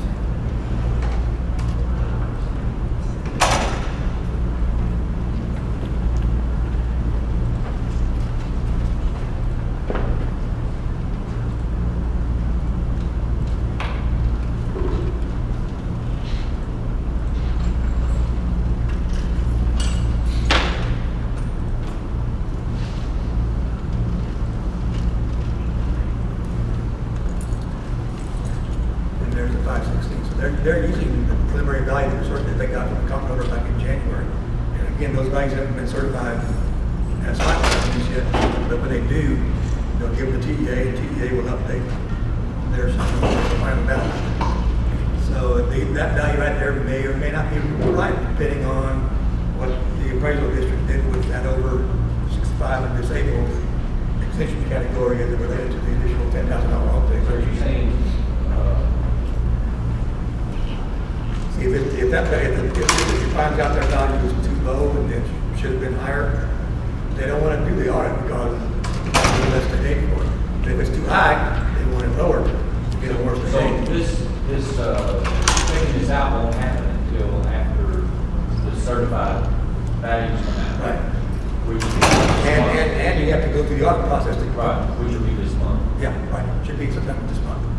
Actually, should wait July. So then somebody's mentioned to you that, how did you find out that they're different in some cases? Someone from one of the law firms that audits property values. And then they also sent me a copy of what the comptroller, I think, sent to you guys Yeah. about a month or so ago. So, Is that my phone number? no, it's not right. I think they're trying to charge us for that change. Are they? You know how they get 10% what they. 7.5 or whatever. Whatever that number is, yeah. Yeah, I mean, they would be entitled to it. Well, would they? I mean, if it's a law change and the comptrollers have caught up, I don't think. But they're not gonna catch This it. is an error. It's an error. They're not gonna catch From what up. I understood, it has to do with some software that didn't calculate it correctly. And I was told, I don't know this for a fact, but I was told that if your appraisal district uses Pritchard and Abbott to do this stuff for them, then it's probably wrong, because that software was wrong. Now, again, that's just what I was told. Who's Harris County? I have no idea. That's just, again, I hadn't confirmed that, that's what I was told by some folks over at the New Brandon. That software in particular is wrong, for sure. Richard Hammond. They're a company that does, that some appraisal district contract with, to do their appraisals for them.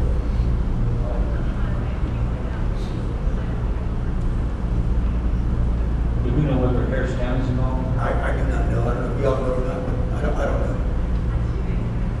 But again, I was told that, but if your appraisal district uses that software, it's wrong. But I don't know whether it's wrong high or wrong low. So, yeah, we have to find that out. Yeah, so now I can see why the controller's office is saying, hey, you're not going to deal with this. They didn't make a mistake. Right. And it's too late to, after they certify the preliminary values at the end of January, you have a certain amount of time to file to protest those values. And that time is long gone. So the only way to get them changed at this point is through the audit process. That's what I was told. Yeah, because the time to get them to adjust it before the audit is in March. Yeah. You have to file a protest or appeal. Yeah. So the audit process. Yep.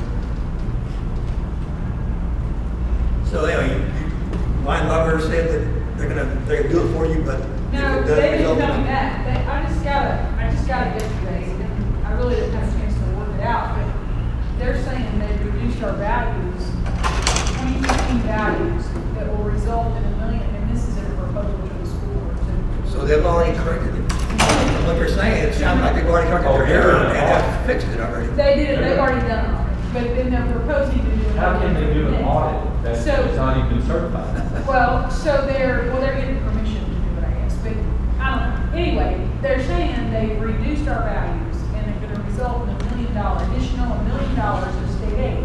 And I'm like, I already accounted for that value because I already had the lower value from their report. So I thought we didn't generate another $1 million of state aid. So, but our agreement with them is 10%. So I'm gonna have this 10% or $100,000 or thereabout expenditure that I don't. But I guess you can find out if they lowered the value as a result of fixing the software problem that someone had, or did they actually go in there and audit the preliminary value? Well, I was gonna call them and find out why the vast difference. I mean, because we've never had anything like that. We've had state aid gain, but not $1 million, out of 22 million. I mean, that's a lot of money. So I just haven't had a chance to do that because I just got it yesterday afternoon. But I sent him an email just now saying, hey, what is that? How that happened? So I'm just wondering if it's something to do with this that you're talking about. Probably, would be my guess. If they're talking about the 2015 values, yeah. Right, and I'll email the CAD to find out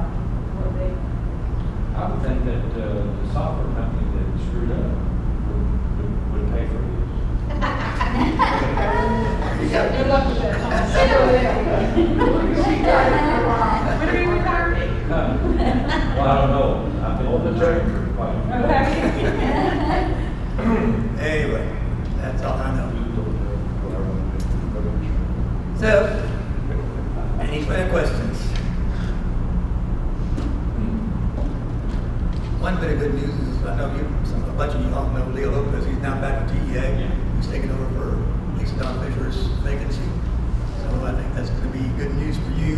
You have someone to go to that can sympathize with you a little, as much as possible. So, anyway.